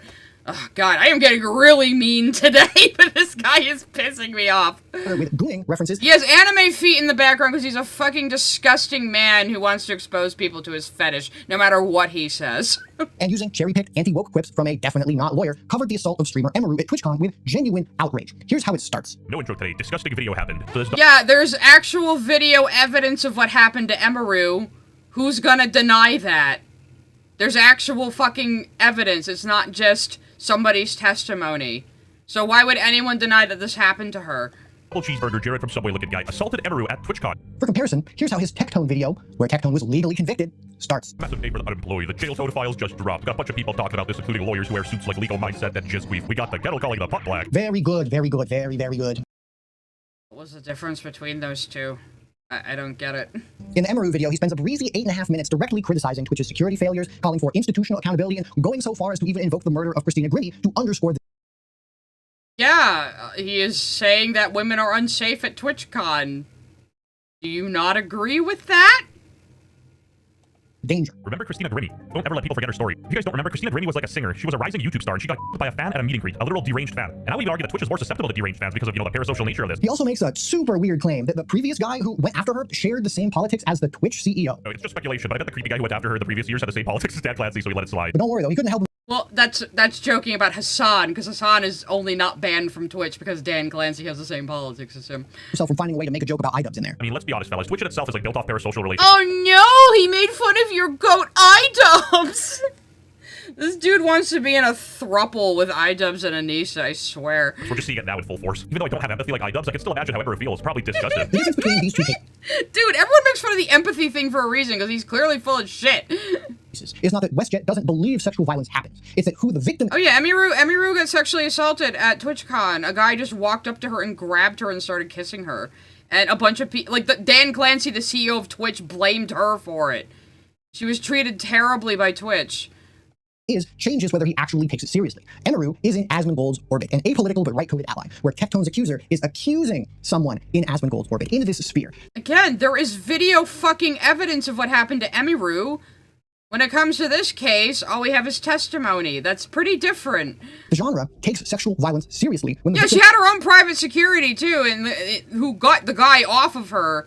And then I think they kicked out her security. Yeah, it was like no one would take accountability for it. Is aligned with the in-group and dismisses it when the victim is accusing someone in the in-group. This isn't inconsistency. This is you. This is how you fucking operate. Everything in this video is fucking projection. Jesus Christ. The selective empathy mechanism from Section 1 I talked about applied specifically to sexual assault. I might slow him down a bit again for the next section. Approach sexual violence claims with the same just asking questions investigative format used for internet drama. Select evidence that creates maximum ambiguity, frame skepticism as the rigorous position, and treat the accuser's credibility as... I mean, are you not using sexual assault for drama right now in your streamers cause school shooters video? The central question while the accused behavior neatly fades into the background. For the audience watching this content, the cumulative takeaway is an affect. Sexual assault claims are probably exaggerated, women's accounts of their own experiences are unreliable, and the whole thing is kind of funny, unless the victim is somebody that, the genre actually cares about. This and everything... Projection. Sheer fucking projection. He's trying to say the only reason this guy said what happened to Emiru is terrible is because she shares his politics.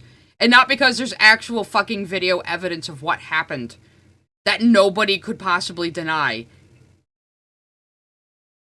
You are accusing them of doing what you're doing. You're not as hard on Idubbz for saying the N-word because he shares your politics, because he's on your team. This whole video is fucking projection. Crimes New Roman, that's you!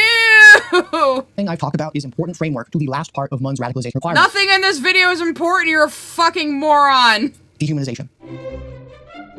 Yeah, you've been dehumanizing, and that's an even worse fit than the last one. You've been dehumanizing all of these people you're talking about as well. So let's talk about dehumanization. Now, I'm gonna put him back down to 1.25 for the time being, unless he pisses me off again. Oh my god, dude, a second outfit change? What is this, a fucking fashion show up in here?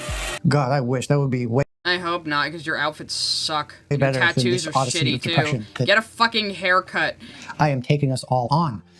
Yeah. Joe Dirt-ass mullet over here. Underlying all of the mechanisms This video didn't even need to be this long, either. Talked about so far is the genre's most fundamental convention, and arguably its most consequential contribution to the radicalization pipeline, which is the transformation of human beings into content. Yeah, now, bro, you're not Brutal Moose, you're not CJ the X, you're nowhere near as cool as them. Stop it. Obviously, this isn't something that is exclusive to this genre, but when put in conjunction with everything else I am painstakingly laying out, it becomes a little... Painstakingly? You haven't even made any fucking sense this entire goddamn video. Bit of an issue. Mun's third phase, dehumanization, the cognitive shift that makes violence against outgroups conceivable, is typically... You mean like somebody getting shot in the throat for saying things somebody disagrees with?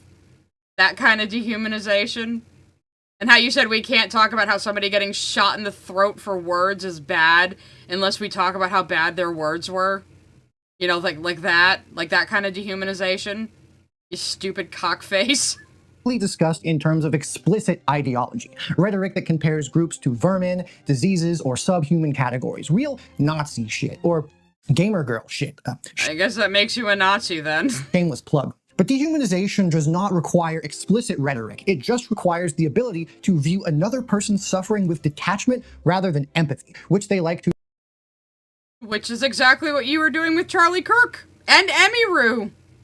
When you were saying that people were only saying what happened to Emiru was bad because she shares their politics. You dehumanized both Emiru and Charlie Kirk. That's impressive. To so frequently mock. Even though I don't have empathy like Idubbz. It's interesting that all of his descriptions of his feeling empathy sound more like guilt. He's pulling an Idubbz. I learned empathy at the age of 32, guys. Yeah, everyone's making fun of that, especially since it's so blatantly untrue. Again, remember the whole 90-day fiancé thing, where him and his wife were making fun of a guy from Iran for having culture shock and making fun of his accent? Remember that? The capacity for this is not innate. It is something that must be trained, and the drama genre trains it so relentlessly through the process that Munn describes. Thousands of sound bites, quotes, and ad hominem attacks are lifted from their original context and assembled together in the mind of the user over an extended time period. Again, we see the absolutely stunning lack of self-awareness. Dude, this is what you've been doing. This is what you've been doing this entire video, especially when you're highlighting the fucking transcripts instead of playing. You keep showing clips out of context and then inventing what the context is, even though we can clearly see what you're claiming the clip said isn't what it said. This is you! This is what you're fucking doing right now in this video! Your video is an example of this! Is he gonna, like, at the very end, like, with a flourish, go, see, I was demonstrating how pipelines work the entire time by making one? Like, I don't think he's that smart, but I can hope. The composite result is an archetype which is monstrous but vague, able to justify the equally intense and imprecise. This motherfucker really looks like he understands empathy, huh? Hate leveled at it. Sound familiar? I've already mentioned— Mr. Empathy over here. You can't talk about Charlie Kirk's death being bad without saying all the bad things he said first, you see. Yeah, real empathetic there, dumbass. Examples of this, like in Turkey Tom's Idubbz video. Intimate, vulnerable pieces of Anissa Jamha's life, like her eating disorder and body dysmorphia, are laid out not as the painful— She talked about them in public online. That makes it up for grabs for anybody to comment on. I'm sorry, that's how it works. I don't understand these people who think the internet is their own, like, personal diary, and only the people they want to comment on the things they upload can. That's not how anything fucking works. And relatable experiences of a human being, but as narrative-damning data points, conspiratorial revelations. Again, the weirdo speculates personality disorder diagnosis based on publicly observed behavior. Again, he didn't even say that he thinks she has it, he just speculated. You even called it speculation here, and he even said it was speculation and didn't definitively say he thinks she has histrionic personality disorder. So, yeah, you're just lying again. Like, that's some demon shit. Same deal with trans people like Lance Twiggs. Yeah, demon shit is what you're fucking doing, asshole. It's just presenting facts, but the facts he presents are someone's most intimate struggles selected and arranged to construct a narrative about trans identity as a radicalizing force. Okay, so you got upset with him for not using she pronouns for the 15-year-old who thought they were trans. But you also don't want him to talk about how they were trans. I don't get it. Idubbz's growth as a person, Hasan's political image, each person this environment speaks about. The subject is— How's Hasan's political image, you know, him getting subpoenaed by the federal government and all? Not a person. The person disappears. The archetype remains, and the subject becomes— Dude, you are the one flattening all these people to just their fucking slop videos. Like, you're flattening their entire existence to just the slop videos they upload on YouTube. You are doing this. Character in a story being told for cruelty-laden entertainment. And, as I'm sure only the most observant will have noticed, this convention applies particularly to women, queer people, and leftists. Sometimes they're a little— Do you think Hasan Piker is a leftist? You are one of the biggest suckers on earth. Iffy on race, because some of these guys are non-white themselves, but, you know, that still doesn't— Well, some of these guys are non-white themselves, and I'm a skinny white half man, so maybe I should shut the fuck up about people who don't even live in America. Yeah, not a good look for your little progressive thing. They're higher up on the progressive stack than you, right?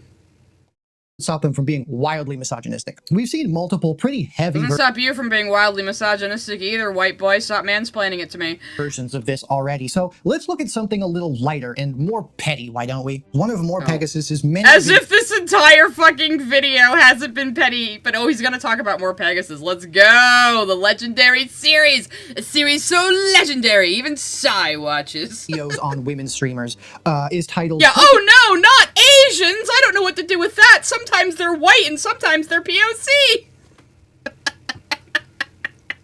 Pokimane has reached a new low, and this was, near as I can tell, made because she said she would give away a bunch of money if she was a billionaire. If I ever was a billionaire, I wouldn't be a billionaire for more than a day. I would give away most of my money.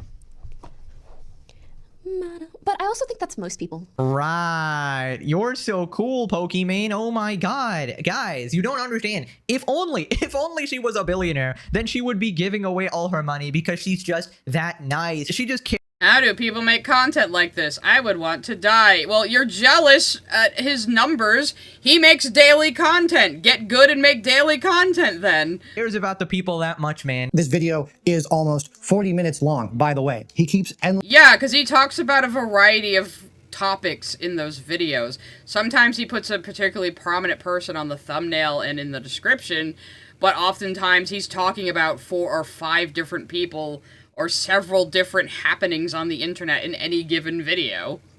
So what? He makes daily videos just reporting on general streamer news. That's what he does.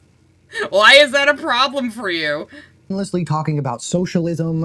How is that misogynistic? He was just saying, right, sure, if you were a billionaire, you'd give it all away. I'm so sure. Like, he's giving his opinion. Who the fuck cares? The moody socialist, campaign socialist. Oh yeah, Pokimane was the one who sold, like, repackaged cookies, overpriced, and then made fun of people who couldn't afford them. She's like, just save, you're a broke boy. Wasn't that her? Man, you sure suck up to a lot of fucking cunty millionaires, Mr. Progressive Boy. She just cares about the people that much, man. This video is almost 40 minutes long, by the way. Again, what the fuck is wrong with what he said? He's giving his goddamn opinion.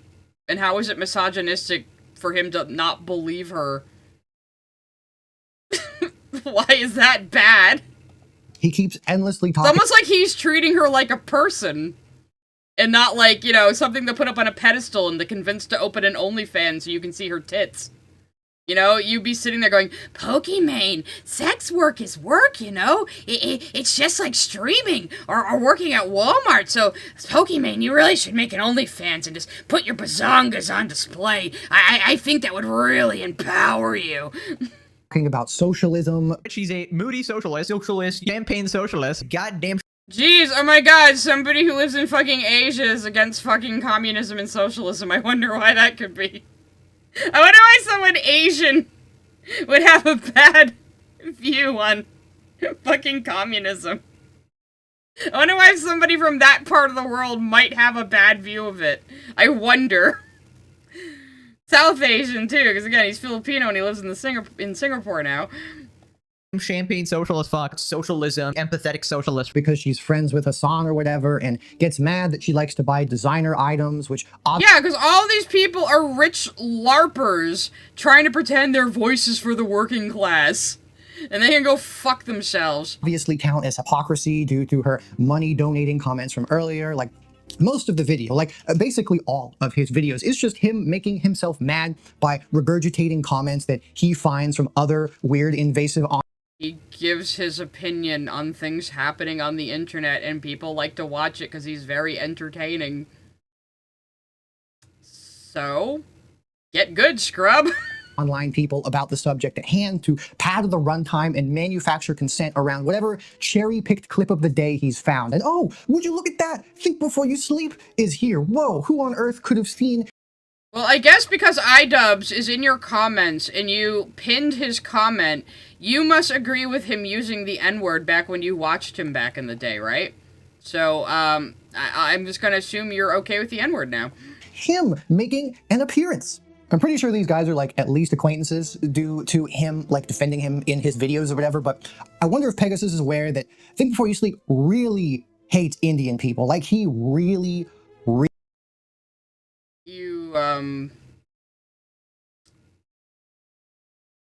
You know Pegasus isn't Indian, right? You know he's not Indian, right? He's Filipino, and he lives in Singapore. He is not Indian. Wow.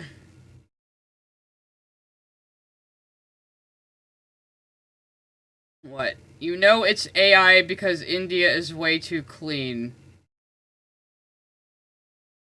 We'll soon further expand region-based options. You'll be able to select which regions can reply to your posts.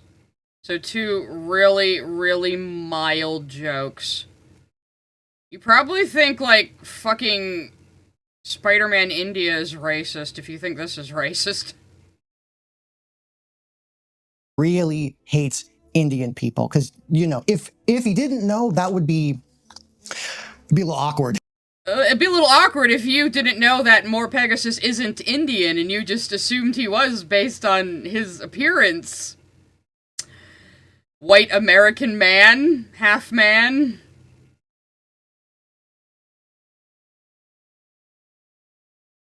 Just gonna sit with that one for a minute there. What did I say? What did I say at the beginning of the screen? These fucking far left internet brain rot people always end up telling on themselves by accident of how prejudiced they actually are deep down themselves. It's, yeah. Yeah.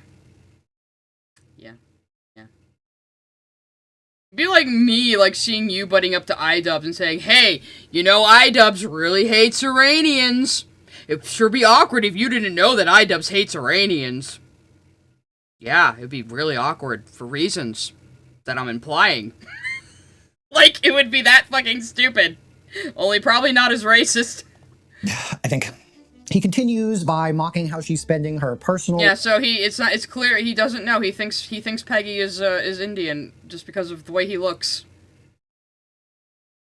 I mean, I could tell he was Filipino just from his fucking accent, to be honest. Live sounding like some bitter old woman at a hair salon, complaining about how younger women actually being happy with their lives when she's been stuck in a horrible marriage to an abusive police officer for 30 years. Reality. I mean, God knows what the hell she's talking about, but a lot of the recent sort of TikToks and controversies... Yuri says, who knows what she's even talking about, so he doesn't even know what the fuck he's referring to. So, why? So what? Or drama, whatever, have been centered around her crazy midlife crisis going on right now. Of like, I'm totally celibate right now. Look, everybody, I'm such a good candidate. I'm such a good candidate for a partner. I'm marrying myself. Look, I'm rich, guys. And we got some... Yeah, that's kind of weird, and he's making fun of it. So... Do you think that's normal behavior for women? So you think that's misogynistic? Some random OF girl going, God, she's I guess so he doesn't, I guess maybe Crimes doesn't talk to a lot of girls, so he doesn't know this isn't normal. pretty. This is exactly, they just jerk each other off. Another... Look at that Indian man.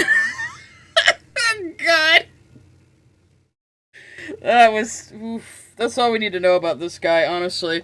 Dig at sex workers, you know, take a shot every time that happens, and B... Yeah, she did a whole thing about marrying herself, and she went through a phase of saying she's celibate. She was just trying to get attention. I find it somewhat ironic that he takes issues with this person complimenting their friend, considering these guys endlessly feed off of each other's content, but I don't know. How is that even comparable? Maybe it's jealousy because it seems like the girlies actually... Maybe it's jealousy because you're jealous of all these people and you don't have 45 fucking K subscribers. Each other, and I imagine these guys just kind of like tolerate each other, but I don't know, beats me. Anyways, he then... I don't think any of them even really know each other. Just because you see them interact or react to clips of each other doesn't mean they know each other and are best friends. Again, you have a very childlike mentality. And goes on to weaponize her age. When aided choices you made hit you like a truck. You know what I'm most surprised? Not a single person has posted the clock meme. TikTok Well, the clock meme is something that triggers her. That's why he's joking about it. He's just joking about people trolling her. The #1 way to trigger these people. Then her appearance becomes evaluated by clearly somebody who doesn't really put any effort into theirs in the most cringe. Wow. Do you know that Pegasus almost died? He had, like, a really serious disease. I forget what it was, but he nearly died, and he was very underweight for a while, and he's slowly built his way back up. He's talked about it a lot. So, now you're shitting on the appearance of someone who was at one point terminally ill. That's cool. Yeah, it's the rabbit from Alice in Wonderland pointing at a clock, but people use it to say, like, oh, TikTok, you need to have kids, time's running out, and that actually pisses her off somehow. So people use it, and Peggy's just joking about that. So, yeah. Way possible by comparing it against his gotcha game characters. Man, fuck that morally bankrupt Pokimane. My Genshin Impact. Wait, wasn't this... Oh, I forgot he just plays a WestJet clip. He's too lazy to do misogyny himself. I was gonna say, wasn't this from WestJet's video? Okay, so he played the clip that WestJet made. Okay. Act baddies mog her. She is dead-ass a loser. Go start a family. A self-owned so devastating. How did he react to that? Why was he playing it? Was he just playing it because he was like, look at this shit WestJet made, isn't this dumb? What did he say about it? Yeah, and Pegasus is way better looking than you, dude. I mean, I'm a lesbian, but I can still kind of tell he's more aesthetically pleasing than you are. Stating, I can hardly believe it's real. And I guess Peggy is just like, oh, look at this cute little Filipino twink. He reminds me of my friend's brothers somewhat, so maybe that's why I like him too. Telling her she should have kids. Vintage misogyny. Very nice, very nice. After this, he just kind of keeps... Again, it triggers her specifically, so people keep using it. If you show people something upsets you, they're gonna keep using it. This is how the internet works. Spiraling about, like, Hasan and Destiny. Again, love having misogyny mansplained to me. By someone who looks like this. Like, it's just completely incoherent to basically anybody looking at this from the outside in, but to the trained I do have one 1.25. Really the elaborate web of connection that I have been alluding to this entire time. That you haven't proven at all, so it doesn't fucking matter. Largely showing you parts of these videos. I am starting to lose my patience, you might be able to tell. So the insanity is easier to digest for an outsider, but the vast majority... Yeah, his facial hair, he mogs you in facial hair, dude. I mean, get good. Of these videos, if you watch them in one stretch, are all about connecting these disparate and frequently unrelated topics into a narrative. Like you saw Tom doing his best to make queer people seem like the problem in the Charlie Kirk shooting, or TBYS. That isn't even the argument you made back there, but we already know you're dishonest. Bringing up Hasan and his friends in Tectone's conviction. My brain is dying. If you make the poor decision to watch any of these videos you have front brain to back, rot. you will see so many things smushed into a single video. Oftentimes the exact same things over and over and over and over and over. And with that dynamic, it's hard. Shit. Yeah, it works, man. And do you know, like, how good American money is in Singapore? Why would he stop doing it? This chapter is called... Accidentally clicked. I guess we'll just go from wherever I am. This chapter is called People as Content. What's this fucking video? You've made content out of all these people. This collection is not a random collection. This is a reflection of who he... Yeah, it's not a random... So this is all the people that this fucking Antioch shooter, who only ended up killing one person and then himself, made. And he zoomed in on Turkey Tom, and yeah, this isn't a coincidence, but Idubbz, Destiny, and Hasan Piker are here. Well, it says Hasan Parker. And you have nothing to say about any of that. He has been taught to see as important by repetition. I'm gonna keep it a buck though. I don't really know what Mr. Beast is doing on there, but he sucks and he's kind of everywhere. So like, I don't know. I could see it. The viewer of the... So what, you think Charlie is part of the alt-right pipeline, but not Mr. Beast? Okay. These videos that sometimes feel like performance art are not learning explicit ideology. They are learning a mode of engagement with human beings. These people are learning that a person's mental health history and personal life is fair game for public dissection. That someone's... If you put it out there on the internet, yes, it absolutely is. Sorry. I mean, I'm pretty open about how I'm on psychiatric medication. I'm not ashamed of it, but, like, I don't go on and on about my issues or my anxiety disorder or my problems. You know, if you put that out there, people are allowed to comment on it.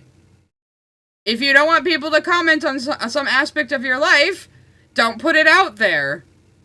It's pretty fucking easy. Private messages are content, and that crying is a self-own, that struggling... Yeah, well, don't have private messages with people like you who can't be trusted, who will leak them, probably. ...is funny. They're also learning not to view the dudes who make this content as people. What, internet versus is a problem? All this guy does is read tweets. Literally all he does. With biases, but as neutral loudspeakers, as content aggregators who exist solely to tell the opinions that they want to hear. That's why all of these guys... Why are people getting funneled into the opinions I want them to hear? You think your algorithm doesn't work the same way? You're just surrounded by people who think like you. That's why you think what you think is normal. You get an algorithm too, you just don't see those guys. But I mean, personally, I watch Peggy, I may have watched Sensitive Society a couple of times, or I watched Straighten the Bull watch him. I can't remember. Like, yeah, like, if you're stupid enough to base your entire opinion on the world on what a YouTuber says, you're an idiot. Don't do that. It's good to take in multiple perspectives. That's a healthy thing to do. And you can be mentally forthright enough to watch a video by someone you disagree with and not be swayed by it, as I am doing right now. Guys are like so personality-less and interchangeable. There's very little meat to who they says generic YouTube white guy number 35. They are as people, or any of the even differences in the content that they make, because nobody gives a shit who these guys are. Like, they don't give the audience any— Yeah, nobody gives a shit who these guys are. Like, I watch Pegasus for entertainment and to keep up with what's going on with big streamers. It's like TMZ for nerds. It's tabloids for the terminally online. It's the same as people, like, following celebrity gossip. We do the same exact fucking shit, only with our nerd online stuff, because this is our culture. Anything about who they are to actually latch onto, making use of the same— You're right, he's more like generic white guy 355. attachment methods as— I mean, I could ask, like, my brother, do you know who Penguin Zero is? And he wouldn't know. He wouldn't know who Hasan Piker is. My brother is way too much of an offline normie. That's the difference between us. Like, I'm 2 years older than him, but he is way more of a boomer about the internet than I am. The internet is my culture. The internet is my tribe. It is my country, basically, you know? I am one of the original digital natives who can still remember a time before the internet, vaguely. We didn't get a computer or the internet until I was, like, 10, and even then it was, like, America Online. And, like, a computer with, like, a 525 megabyte hard drive, you know? But I've been here for the development of the internet and all of this, so to me, like, this is my culture. Damn it. Sam Hyde, you know I'm right. Don't get me wrong here. I, like, absolutely understand wanting to separate your personal life from content, which I do all the time, but, you know. You don't sound like you do, unless those, I was beaten by my parents jokes are just jokes. I find ways to sprinkle things about my life and express vulnerability, which I try to weave into my videos to give— Okay, so your parents did beat you, clearly not enough. —people something to latch onto. Like, if one of them tried to make the kind of video that I made last with the, in my opinion, heartfelt ending that I'm very proud of, they would—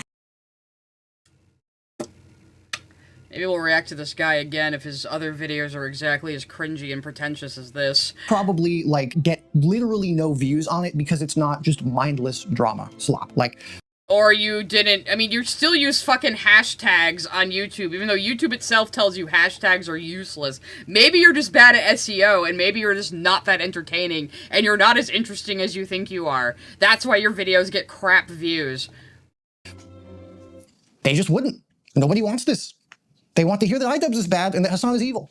That's it. It's very— Nobody wants my stupid, badly made arty bullshit. It must be the drama slop tuber's fault. That's really what this video is about, isn't it? Cold ecosystem, which is why they probably No, I'm kind of interested in this part where he's telling on himself, but I might speed him up again soon. Slurs are so cool. All of this is the precondition for dehumanization, not dehumanization itself, which comes later and deeper in the pipeline when explicit ideologies provide categories. The pipeline, you say, isn't a pipeline, but is a web of nodes, so... counts as human and who doesn't. But this slop, this unemployment content creates the capacity for it. That capacity. I think Peggy did have another job when he started, but he's making enough money on YouTube. He doesn't need a day job. And he makes daily content. That's not easy, man. That's why I don't do it. I just stream. Streaming's the easiest fucking thing to do, honestly. I'm completely open about that. But, like, yeah, he makes daily fucking content. He's a workhorse, and he stays entertaining. He coins catchphrases. He's charming. He's a very good performer. He's fun to listen to. You're not fun to listen to. You're not entertaining. You gotta get good. Is cultivated here, and the genre turns real people's lives into entertainment and rewards the audience for watching. Which is what you're doing right now. With detachment rather than empathy. A teenager who has ostensibly spent years consuming content in which people are treated as material, their pain is narrative fuel, their vulnerabilities are punchlines, their worst moments are public. Nobody gives a shit about your vulnerability when watching YouTube. They want to be entertained. They want to listen to an interesting video. They are not here for your boring life. You see, he's exactly like the other people who don't like me. Who are mad that I'm good at streaming because I understand something they don't. The audience is not there for you. You are there for the audience. You are a servant to the audience, and if you don't understand that, you will never succeed on a platform like YouTube.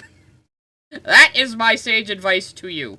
Public spectacle. And again, it's just being a performer, and I don't like have training, but I've been in plays. I've been in, you know, a pretty elite chorus when I was in junior high. I understand being a performer and knowing you gotta keep the show going for the audience and thinking about the audience and what the audience wants to hear and worrying about their reaction, not for your own self-esteem, but like you need to be able to put out a good show for the people watching you. And if you can't do that, you're not gonna have an audience. You're not owed a fucking audience. You earn one. You know? And you gotta keep them when you have them. You gotta give the people what they want. Not to your own detriment, but you have to be aware of it, you know? I'm not talking about a Don't Stop Dancing from BoJack Horseman here, but you have to be aware that you are there for the audience. The audience is not there for you. That person has already undergone the effective training that makes the explicit dehumanization of later parts of the pipeline feel like a small step rather than a leap. I'm telling you, man, there's a reason Tom's name was emphasized in that manifesto. I would, of course, also be remiss if I did not mention that... But Idubbz and Hasan Piker were too, but you're just gonna say that doesn't count. I am partially doing the same thing right now, and in my previous works, no matter how responsible I attempt to be about it. I can try to humanize and explain what these creators do as part of a complex... But you were mad at people for, like, humanizing Charlie Kirk by not going into 5 million caveats about how, oh, he said bad things. It was bad he was shot in the throat, but he said bad things. You can say it was bad he was shot in the throat, period, complete statement. It doesn't need anything else. That's empathy. That's humanizing. What you're doing is dehumanization. You're too stupid to realize it because you think you're completely right. You're on the correct side of history. Everyone else doesn't know what they're talking about, but you know everything, don't you? Complex sociological phenomena to counter the narratives that they put out, but I can never be sure that people won't just look at these guys as... Yeah, we're gonna have to do a fun one next week. Maybe we'll do honest trailers or something again. No, wait, I was gonna do Spirit Science finale, but that might be boring. I might just have you guys vote again. I don't know. More characters in this grand play and not real people doing real harm. In that sense, Tom was kind of... All you care about is quote-unquote real harm. You don't actually care that they're real people who... You're only seeing a tiny fragment of their life. You are not seeing the totality of Turkish Thomas's existence through his videos. But you're acting like you do. right in the beginning when he said sometimes people take things the wrong way and you can't really do anything about it. But to be fair, I also work very hard to make sure that I don't accidentally enable or cultivate any bigotry in my videos or in my... Except you automatically assume that more Pegasus is Indian based on his appearance, when you could have very easily looked up what his ethnicity and current country is. I work really hard to make sure I don't have any bigotry. Anyway, sure is funny that more Pegasus interacts with this guy. This guy hates Indians. Would be pretty awkward for more Pegasus to interact with him, huh? Well, congratulations, you failed. You failed. Good job, GG. My community, unlike some people who explicitly don't. I just think that when you end up on a school shooters list, that's probably a sign that you need to do a little bit of self-reflection. Again, does that mean Catcher in the Rye inspires shooters? Does anyone who reads Catcher in the Rye going to want to shoot a musician? Because if hopefully you can see how stupid what you're saying is if you're watching this. Which he probably is, because he's, that I touched on briefly, but I want to take a moment to highlight about this commentary ecosystem is that it is self-reinforcing. And what I mean by this is that multiple creators produce functionally identical conclusions. So is your fucking shit. Both sides. I mean, but these guys you're talking about aren't even, like, the alt-writers, really. They're just dudes who talk about internet happenings, and you just happen to not like them or their opinions or the fact that they say retard. That's your real problem here. You're just a little control freak who wants to moralize to people and feel superior to them and have them bow down to you and apologize, which is never going to fucking happen because you're a loser. Through what appears to be independent analysis, creating an illusion of consensus that is actually an echo chamber disguised as a marketplace of ideas. For example, when Idubbz suggested that Moist Critical occupied a position in the alt-right pipeline, the commentary ecosystem responded not as individual creators, because that's so fucking stupid, reaching independent conclusions, but as a distributed content machine producing a single output. Yeah, Idubbz said something stupid, a bunch of people talked about it, because their audience expects them to. Because these are people that know that they're servicing an audience, something you don't understand. You're not servicing an audience. You expect people to come up to you on your soapbox while you preach at them. But no one's interested in what you have to say, because you're not saying anything. You're a complete hypocrite. You're a liar. You're disingenuous. You're a fucking creep. So nobody wants to fucking listen to you, and that makes you angry. Output. More Pegasus just so happens to have the same opinion as Sensitive Society as he reacts to one of his videos. You mean saying that everyone online is too fucking insane about politics these days? Yeah, a lot of people feel that way. Maybe if you got out of your special algorithm, you would realize that. On it in his video, and then Sensitive Society's opinion on the matter happens to be the same as the Willie Mack show, which he reacted to in Examples? What are they saying that's similar? Examples? You're just asserting this. His video. And then if we take a look at Cheeto's video, he just happens to have the same opinion as Hero. Claims made without evidence can be discarded without evidence. As he reacts to his video, and plenty of these guys, of course, know and talk about Tom's video, considering they're in the comments of Tom's video, and everybody in these fucking videos spends... Yeah, they're also following the drama that Idubbz gets himself into on the internet. So what? Like, after I streamed Mixtape, I watched a bunch of fucking videos also shitting on Mixtape. That's normal. Sizable chunks of it reading comments online that also happen. And, like, I try to comment on YouTube videos I watch because it's good for engagement. I just try to come up with a comment. I'm always jump scaring people, like, oh my god, Sai's here, but it's like, I try to comment on most videos I watch because it's good for engagement, you know? I want to give that to people. It's the same reason I've had fucking premium forever, even before I was a YouTuber, because I was like, okay, I don't want to watch ads, but I also want people to get paid. So, fine, I'll buy premium. To agree about the state of Idubbz and how pathetic it is. Do you get it? It's the same with Hasan, no. Pokimane, Tectone, everything, you fucking name it. It is one big circle jerk where the other creator cites other elements of the space as consensus, each presenting their take as independent analysis, and the genre's cross-referential nature all but ensures that encountering one of these dinguses will have you encounter everyone else.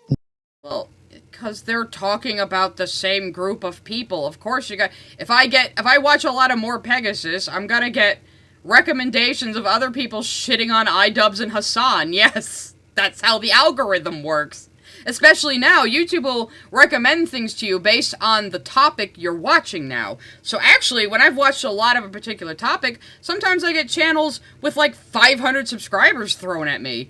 You know, it's actually pretty good. I've discovered a lot of channels that I probably wouldn't have otherwise through this new way the algorithm works. So it actually is beneficial for people with lower subs and who are just starting. You know, people with lower subs like you, and you still can't do YouTube well. I think it's a you problem, bro. Nodes. It's the nodes. Now, I know I've only been a YouTuber for like 2.5 years, but I think I've got this figured out, you know? Obviously, this is not the only space on the internet that functions like this, but I know my account is way older than 2.5 years, but I didn't expect my videos I uploaded to my personal account to blow up, so sue me. Conclusions reached are always slightly bigoted at best or extremely bigoted at worst. This exemplifies and amplifies the I don't even know what the content of those videos are. You're just flashing the thumbnails at me.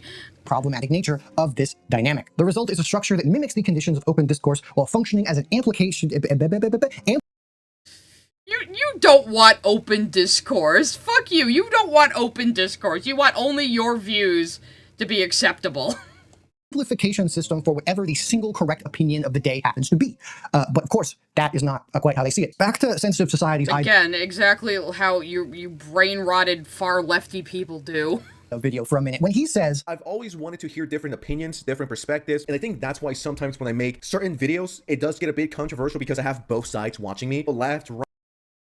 Show me which ones you're talking about, because I cannot find them. I mean, are you saying it's bad? He's saying he's open to other opinions?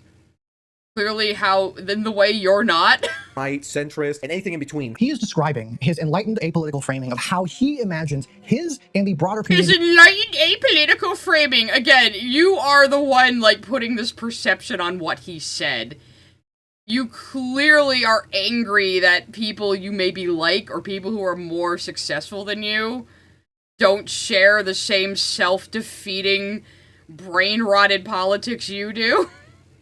These diversity of thought are, but the content that all of these viewers are consuming just so happens to always reach the same conclusions through the same framing every single time. The conclusion that Idubbz is pathetic? Yeah, most people think that. Idubbz is brainwashed, his self-reflection is emasculation, Charlie's being unfairly targeted, Hasan is bad, leftism is bad, queer people are bad, OnlyFans are bad, Tectone is good, girls are bad except for the girls that are good. Of course, like, if 5 of these dildos say the same thing independently, it looks like 5 people confirming a truth.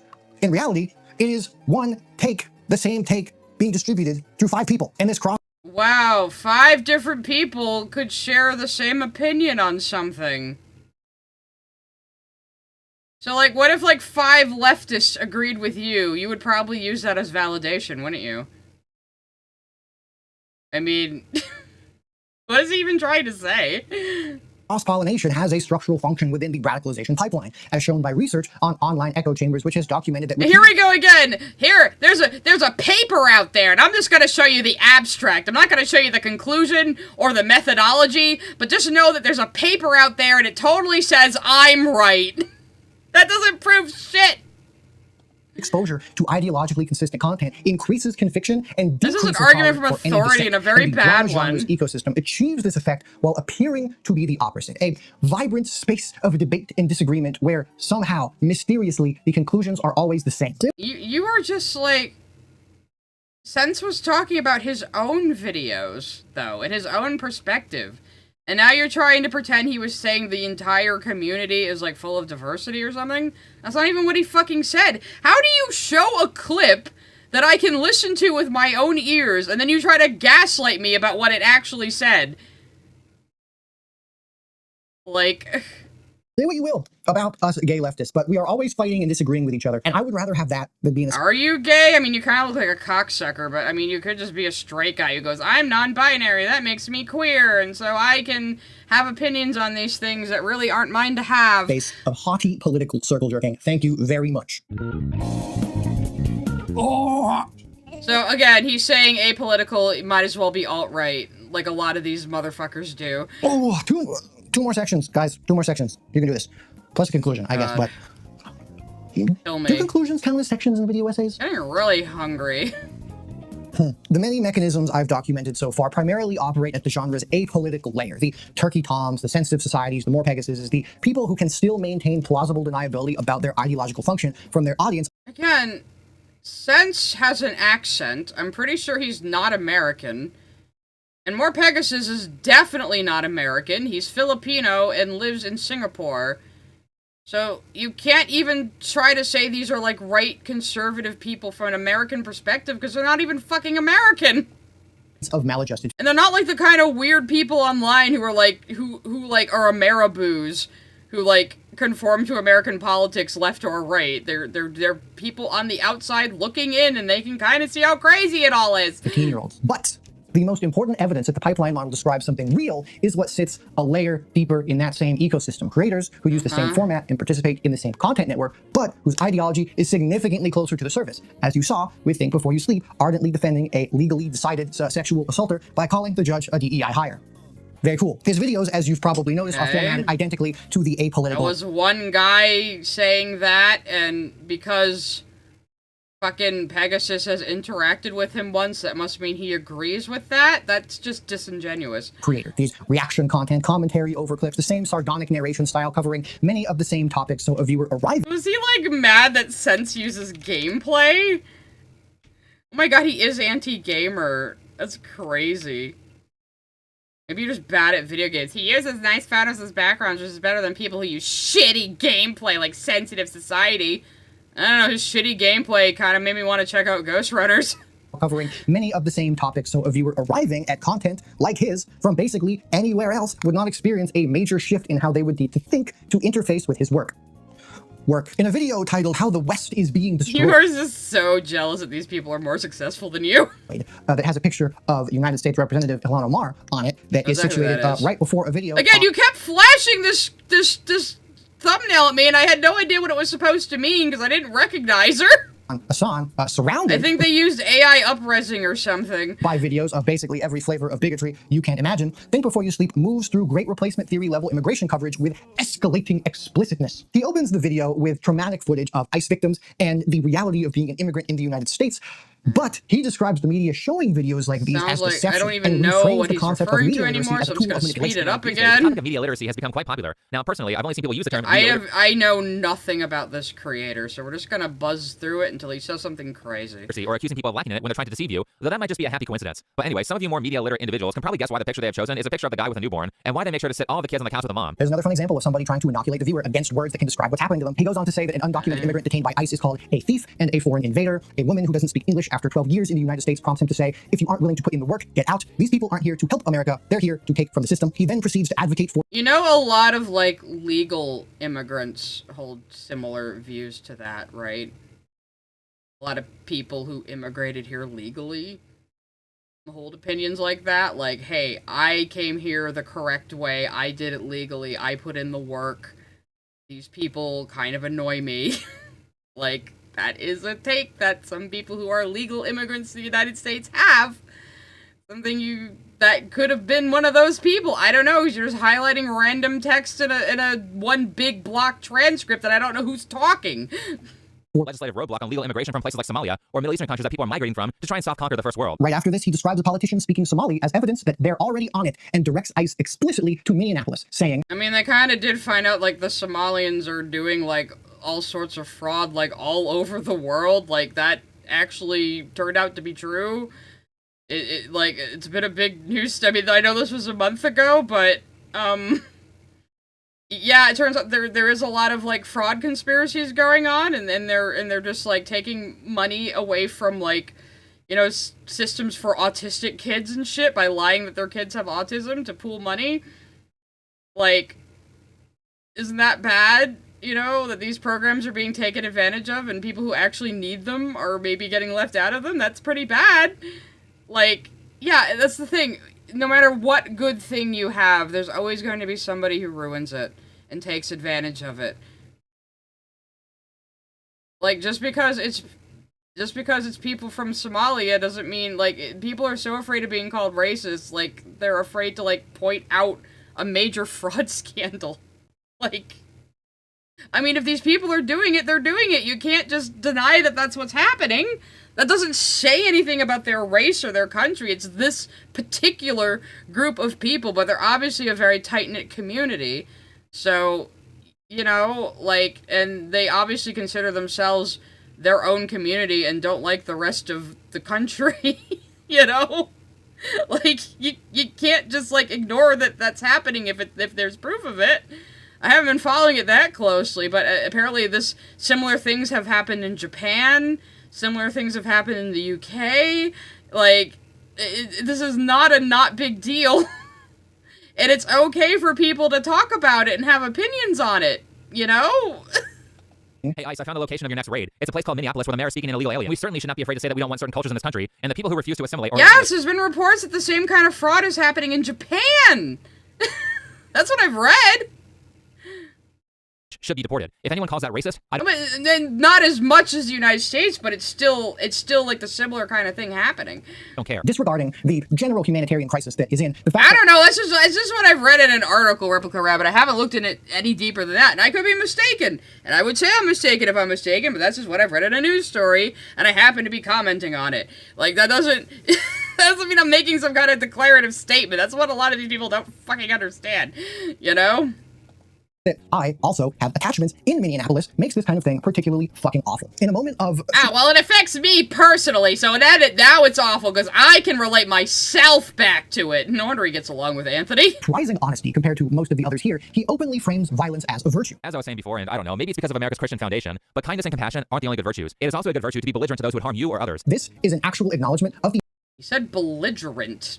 How is that violence in your mind? Moral framing that connects this commentary genre put into action. It's not violence is acceptable, but violence is morally correct. You see this in the reaction to Idubbz. Yeah, and your side of people, the brain rot lefty people, tend to say, like, words are violent, so it's okay to do violence against people, which is why we're all kind of concerned when a guy gets shot in the throat for words people don't like. Retracting his former use of this kind of behavior that these guys champion. The offensive, slur-ridden, vitriolic garbage. And this is the exact same mentality functioning much more transparently. And racist and sexistly. This is the natural state of things. This is the way the world should be. And specifically using this now there's racism and sexism just because he said so. This white guy. Example, because these arguments by Think Before You Sleep are very much in proximity to the rhetoric Turkey Tom explains neutrally in his El Paso Walmart shooter video. Tom mentions because this guy said something similar to Turkey Tom must agree with everything this guy thinks.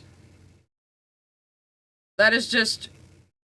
Who could take this seriously? What actual, like, fucking adult who lives in the real world could take this seriously? The Great Replacement Theory, saying it's, quote, the idea that for one reason or another, non-white immigrants are moving into primarily white areas of the world, change...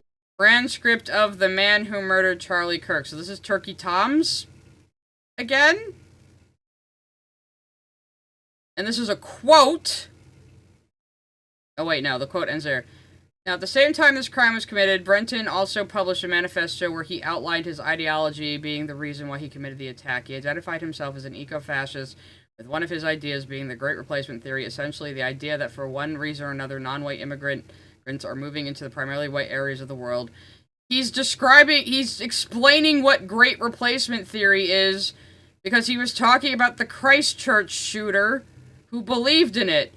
So he was explaining what that means for people watching who may not know what that means. This is, again, a completely neutral statement of fact, not his opinion. So this is like the 7th time we've caught you outright lying. Changing the racial breakdown of the area, with analytical detachment and zero effort to refute its absurdity. Think Before You Sleep escalates this. Why does he need to refute it? He's just explaining what it is. He said essentially it's this, and it means that for whatever reason, immigrants are apparently doing this, so he clearly doesn't agree with it. He's just explaining what it is. Not everyone is gonna know what that term means. See, you've been very bad at defining your terms in this video, which is why I can't take your argument seriously. Also all the lying, that's another reason why. Directly into policy recommendation. The real sad story is the millions of young Americans not being able to afford houses or families or work reasonable hours because corrupt businesses and politicians... Yeah, it's also 10:30 here. Luckily, I have some wow bow I can make for dinner real quick. Keep essentially importing people who are willing to work for slave wages to compete with American citizens. The gradient from just explaining the theory to just defending my country is visible in this very annoying examples by creators who share a format, an audience, and occupy the same content ecosystem. In that other video... I don't even know how that proves what you just said, but okay. I mentioned of Think Before You Sleep with Hasan's face on it, how the left became violent. He defends police brutality as he manufactures a narrative around how the left is obviously the radical violent ones. Is it any wonder why the modern left is becoming more and more a synonym for the word violence, especially after watching every reason? I mean, remember that guy who, like, was roundhouse kicking a woman who was, like, pro-abortion a few years back? Yeah, that is a thing. A person flee that party or get ousted for not being far left enough. But the way we got here is not a mystery. In fact, I think a lot of the progression towards radicalism is quite intentional. The crux of his argument is that he thinks that the Young Turks broadcast rhetoric had influenced Gavin Long, a Marine veteran who killed 3 police officers in Baton.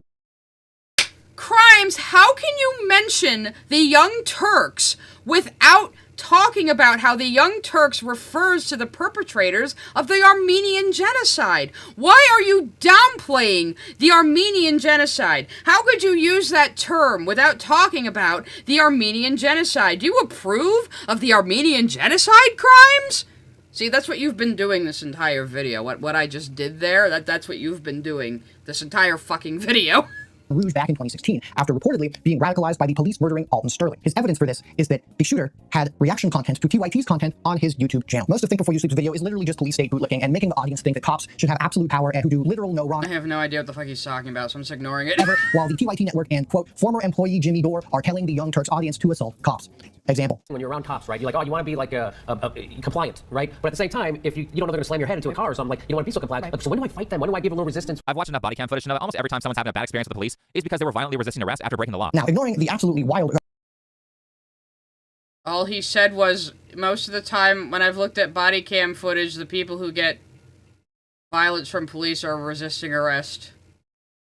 Which is kind of true. I mean, that most of the time that is what leads to that. I mean, yes, police have been needlessly brutal to people in some instances. That doesn't mean every instance where somebody has had to be manhandled because they're resisting arrest. You know, it doesn't mean that's that. Body cam footage makes me sympathize with cops. I do watch a lot of true crime stuff that includes body cam footage. It is pretty interesting. Career turn that Jimmy Dore has taken since that footage was recorded. Think Before You Sleep takes the Young Turks being critical of unbarred police brutality as advocating for violence against police. Because remember, the lefts are the extreme ones, not the rights. Obviously, he does this by ignoring a whole lot. Well, there's an extreme left and an extreme right. There can be extremists of any group. You act like extremism is just a only conservative thing. Somebody can be an extremist vegan.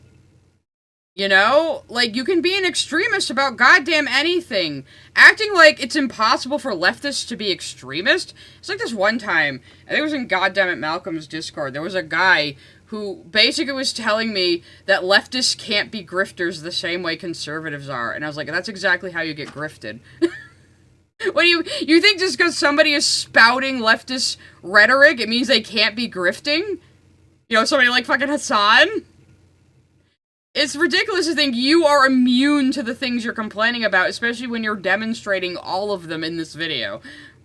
Like, for example, that Gavin Long was a former Nation of Islam member who had developed his own syncretic alpha ideology of black male empowerment rooted in sovereign citizen beliefs. I found a really fascinating article that kind of talks about all of the stuff that Gavin Long... How much do you know about Nation of Islam? Because, yeah, they're pretty crazy. I believe. And it says things like, he was a mental game coach and freedom strategist. Long's worldview privileged alpha male behavior and values, such as fully mature and masculine men are not only dominant over women and beta males, the complainers and blamers, purposeless and pussy-whipped men, they were also the only fully humans, according to Long's system, eligible for rights, capable of exercising freedom, and able to develop into spiritual... What are we even talking about now? I don't know, I'm just gonna keep on fast who could speed, I exist don't beyond care. death. Women's psyche and primal characteristics are alien to the higher level which alpha males can achieve. This is from I'm the One, Masculinity and the Philosophy of the Baton Rouge Shooter, University of Chicago. Okay, so they're talking about this shooter's particular mentality. And he was a member of Nation of Islam, so he was probably already pretty fucking kooky.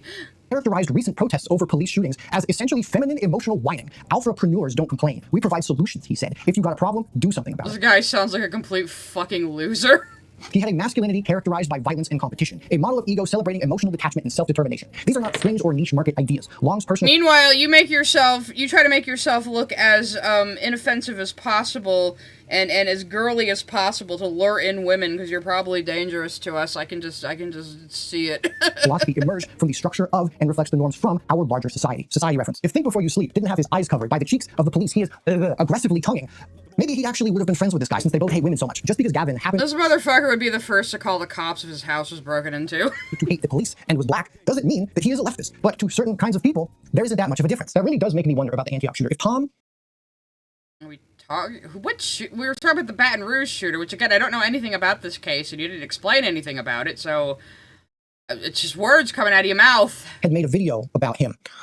Would he try to vilify the guy as a leftist because he's black, or would he soften and try to dismiss his white supremacist beliefs? So you were mad at Turkey Tom for speculating that Anissa Jomha maybe has histrionic personality disorder, but now you're completely like speculating and making up like a racist idea that you're saying he has in his head, and you have no proof because you just made it up just now. Okay. One of the great mysteries of our time. The particularly astute and cute of you out there should realize I am highlighting this, because Think Before You Sleep tries to make the link between Long and TYT structurally identical to the connection. He's saying if you don't agree with him, you're ugly. Isn't that sounds a little misogynistic? I don't know about that, Crimes. I'm making here with the Antioch shooter and Turkey Tom, a mass shooter who consumed the creator's content, except the evidence he brings is just like my sanity after talking. So if somebody who has watched you goes out and like shoots somebody, is that your fault? I'm just asking. About this for so many hours. Basically non-existent. Also, he cites another alt-right loser, actual justice lawyer in the video, so like, go figure, this is so paper thin. By the mid- I know the whole thing, like, emphasizing, hey, more Pegasus. This guy you talked to once, he hates Indian people. And it was like two, like, really milquetoast jokes. He hates Indian people. Wouldn't it be awkward? More Pegasus? He hates Indian people. I can just imagine Peggy staring at him like, point. He is literally... So yeah, dude talking, and then after that he's like, I try to keep bigotry out of my videos. Well, you just said like one of the most racist things I've heard this week, so... arguing that the American education system was deliberately designed to produce stupid, brainwashed morons through a mass literacy conspiracy from a very fun, surprised guess some of you might recognize. And to talk about that, let's go to a video made by a channel called The Second Story, where Hillary, the channel owner, talks about what I think is the deliberate dumbing down of American kids through the education system. I want to say I was ecstatic when Hillary... Oh, so you were just talking about misogyny and hating women, but you're so happy that you have a woman who it's socially acceptable on your side to hate now, huh? I mean, I think Second Story's a fucking idiot, but I'm just waiting for him to expose how he's only a woman respecter as long as they share his beliefs, the same thing he was accusing somebody else of doing about Emiru. Showed up here. Holy fuck. For those of you who don't know, I have a whole separate 2-hour video. Oh, that was your video that you flashed on screen. Okay. Debunking the video. So you didn't even show your fucking goddamn user. How was I supposed to know that was your goddamn video? He is citing, proving that it is I might cover Second Story sometime. I glanced over her videos. I didn't really see much I could sink my teeth into. But, I'll keep an eye on her in case she ever does a video that I might really want to respond to. Empirical, lying conspiracy horseshit. And you have no idea how validated I feel in my assessment of her and her work, seeing it cited by a white supremacist. Fuck. I knew it. By the end of this... So, a white supremacist agrees with you on her... So does that make you a white supremacist according to the logic of your own video? Like... Because if somebody just comments on somebody's video once, they're, like, totally aligned and believe all the same things, right? That's what you said? So if somebody shares the... And you said 5 guys having the same opinion on Idubbz means they're all part of the same alt-right pipeline. So you having the same opinion as a white supremacist, does that not make you part of the alt-right pipeline by your own fucking logic? This whole video is pointless. This very taxing experience of a video. He is calling Hasan Piker a foreign agent who was installed into power, arguing that the Fourth Amendment... It's so we don't give voting power to foreign agent stochastic terrorists like Hasan. I mean, you could say he's a stochastic terrorist. Yeah, I mean, I think you gotta use that phrase very carefully, should be changed to prevent birthright citizenship, stating that anchor babies like Hasan, who has... Transcript of how the left became by who? Who is this now? Is this Think Before You Sleep again? You're not... I don't know. I don't care because I don't know who any of these people are. Encouraged his audience numerous times to... I mean, he was supposed to convince me in this video that streamers cause school shooters, and so far it's just been him bitching that these people are more successful than he is. Americans should not be allowed to live here. He advocates for people and immigrants like Hasan Piker to be criminally punished, because when you don't punish people who... Hasan Piker isn't an immigrant. He has dual citizenship and was born in New Jersey. So, did you assume he's an immigrant because he's brown? Just like you assume Pegasus is Indian because he's brown? Deserve to be punished, they get more and more bold, and more people suffer. Real snowflake behavior, if you ask me. I have dragged you through this trail of broken glass described as YouTube videos to highlight their importance. This video does feel like getting dragged through broken glass. I can't imagine anyone would sit through this entire thing if they weren't reacting to it on a stream like I am. Not because of their content per se, but because of their position in the ecosystem. A viewer who has been acclimated by months of Turkey Tom's selective storytelling and whitewashing racists, sensitive societies, inoculation against the pipeline. So you're talking about other people being conspiratorial, but you think Turkey Tom's true crime documentaries are all part of some grand plan of his to indoctrinate people into some kind of ideology that's vague and just alt-right something or other? I think he just likes talking about crimes related to the internet. You know, like he's more of a documentary maker, right? I don't really watch his content, so concept and WestJet's legal analysis of sexual assault claims. I don't watch any of this fucking guy. Somebody watching this kind of content will encounter his content. Oh, you've watched the one he made on Hasan though, huh? You watched all of that, talking about your boy Hasan, who is being federally investigated right now for possibly taking money from a state sponsor of terrorism. So isn't that cool? And it will feel like a natural extension of what they've already been consuming. It's the same tone, it's the same targets, it's the same format. Yeah, bro, that's how the fucking algorithm works. You watch a lot of one topic, it's gonna recommend more of that topic to you. My fucking, like, my recommended is full of, like, drama slop, true crime, music. Like, so let's just go to my recommended right now and see what comes up. Let's see. FNAF theories. Well, there's Sensitive Society. He does pop up in my recommended sometime. I don't really watch about it. Some lo-fi music. A cool-ass song I heard in a Princess Tutu music AMV. That chapter, who I talked about earlier, he does true crime. Lots of people talk about The Boys right now. I've been watching a lot of people shitting on The Boys. This guy, Danny North, who does a bunch of stuff on Tadak. Asmund Gold pops up for me sometimes. Karina Kaboom, because I've been watching Girl World stuff again. Yeah, this song is, like, awesome. It's so good. I might buy it, actually. More Digital Circus stuff. Mixtape shit, of course. More Boys stuff. More Boys stuff. More mixtape stuff. How Idubbz destroyed his career. Maybe I'll watch that soon. Something about Madagascar by someone I haven't seen before who looks kind of cool. Again, it does throw lots of small channels at me, too, which is nice. People talk about the quartering, more, music, animals, cats. Some guy talking about ants. I don't even know what the fuck this is. Sometimes I get really weird shit, guys. Sometimes I get random videos with, like, 10 views of somebody just, like, talking to the camera. I don't know. Oh, 16 Leo. I haven't watched him in a while. I like his music, though. That's one I've been thinking of watching. Stuff about Tyler Catastrophe, which I'm not really interested in. More animals. Yeah, so this is the kind of shit I get recommended because of the kind of stuff I watch. Gray Still Plays, very funny. More drama. More music. Reddit readings, which I haven't watched in a while. I used to listen to those a lot at my old job. Yeah, so this is just the typical shit you'd see in my algorithm. Breaking Bad, but his hat grows proportionally to his ego. Yeah, this is the kind of dangerous shit I end up getting on my recommended from my YouTube viewing, guys.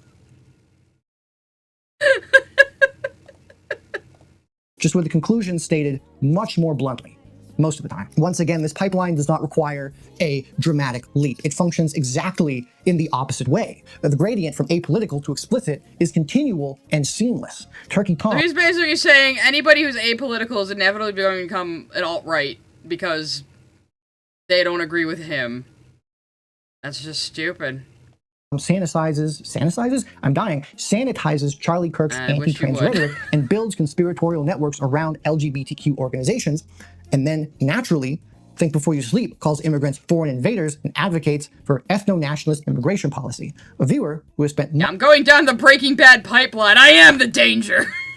months in the former environment arrives at the latter and finds it okay, it's boring me again. Which is exactly what acclimation is. Question of the algorithm, which we were just talking about. Stop that. Oh my god. Nectar of the gods. Get to your fucking point. At this point, really, Capri Sun? Get some fucking taste. So I guess you don't have any. Look at your tattoos. Inquiry of much debate deserves a direct acknowledgement here. If this pipeline model is real, which it definitely is, how much of it can be attributed? Like, the pipeline is real, but your, like, multi-node web that lets you call anything you want alt-right isn't. Because you haven't even proven it. To the almighty algorithm. And to be fully transparent, all of the research I have found says that the answer is complicated. A 2021 study published in PNAS found no evidence that engagement with far-right content is caused by YouTube recommendations systematically. They also state, and again, you're just looking at the abstracts of random fucking studies without looking at their methodology or anything else and saying that it proves your point. That the growing engagement with radical content on YouTube may simply reflect a more general trend driven by a complicated combination of causes, both technological and sociological, that extend beyond the scope of the platform's algorithms and boundaries. However, a large-scale study tracking users over 11 years through 72 million comments found that users consistently Well, again, how many? How many people? What's the methodology? How do they gather this information? I need to know these things if I'm going to know if this study is valid or not. A study on its own is not proof of anything. migrate from milder to more extreme content, a finding that held even as the algorithm changed over years. And lastly, a 2023 study using 100,000 trained bots found that while recommendations didn't become dramatically more Algorithms of social media platforms are often criticized for recommending ideologically congenial and radical content to their users. Despite these concerns, evidence on such filter bubbles and rabbit holes of radicalization is non-conclusive, or is inconclusive rather. We conduct an audit of the platform using 100,000 sock puppets that allow us to systematically and at scale isolate the influence of the algorithm in recommendations. That actually sounds kind of interesting. More extreme. 36.1% of bots across the ideological spectrum received recommendations from channels. Well, they didn't say it was a bot. They said it was a sock puppet. There might have been actual people behind these. Known to promote extremist Again, content. we'd have to look at the actual methodology to see how they reached these conclusions. It's a lot. All that to say, the research I have found seems to be genuinely divided on the subject. But I think... Did you actually look at the methodology and assess it for yourself, or did you just look at the abstract and say, yeah, this sounds like it means what I think it means, and will definitely back me up as an argument from authority? That first study's note about the technological and sociological causes both being at play is kind of the key here. For the sake of argument, let's pretend we accept the most... Well, yeah, motherfucker, of course the sociological pressures are at play here. What do you think? Conservative interpretation of research, that the algorithm is not a primary driver and that extremist content consumption is concentrated among... Oh, so if anyone comes to the conclusion, because they said it's inconclusive in their study of 100,000 accounts, it must just be a conservative interpretation of the data, because it doesn't say what I want it to say. So if it doesn't say what I want it to say, that's a conservative... That's a right-winger interpretation. If they had a proper left-wing interpretation, it would say what I want it to say. That's all I need to know, that you don't know what the fuck you're talking about, and you're a complete moron. You want to talk about bias. You're basically saying if the study doesn't come to the conclusion I want it to come to, then they must be right-wingers. Real science, the actual scientific method, is designed to eliminate bias as much as humanly possible. When you do a study, you are trying to disprove your hypothesis above all else.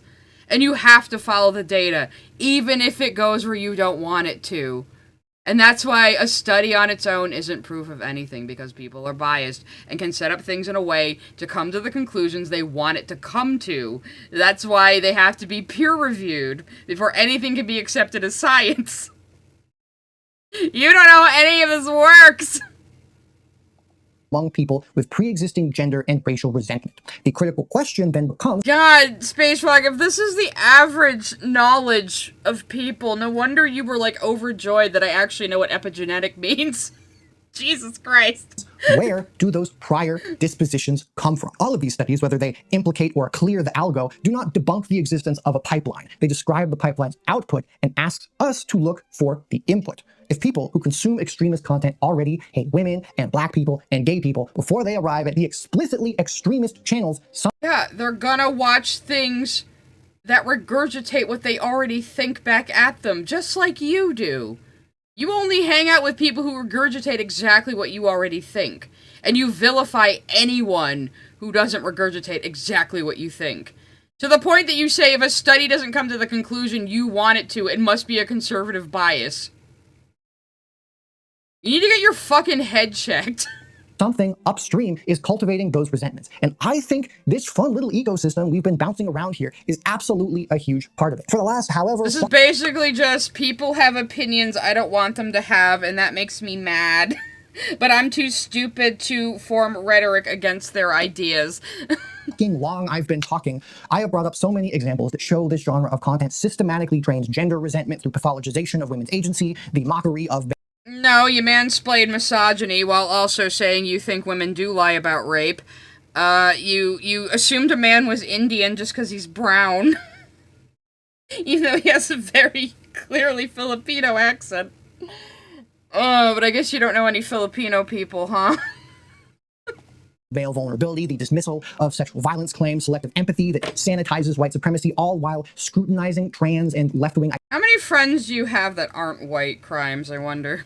Identities, functionally rehabilitating far-right figures as entertaining underdogs, normalizing the idea of weaponizing political power you don't like, etc., etc. You get it. Obviously... Well, for that matter, how many friends do you have that aren't American?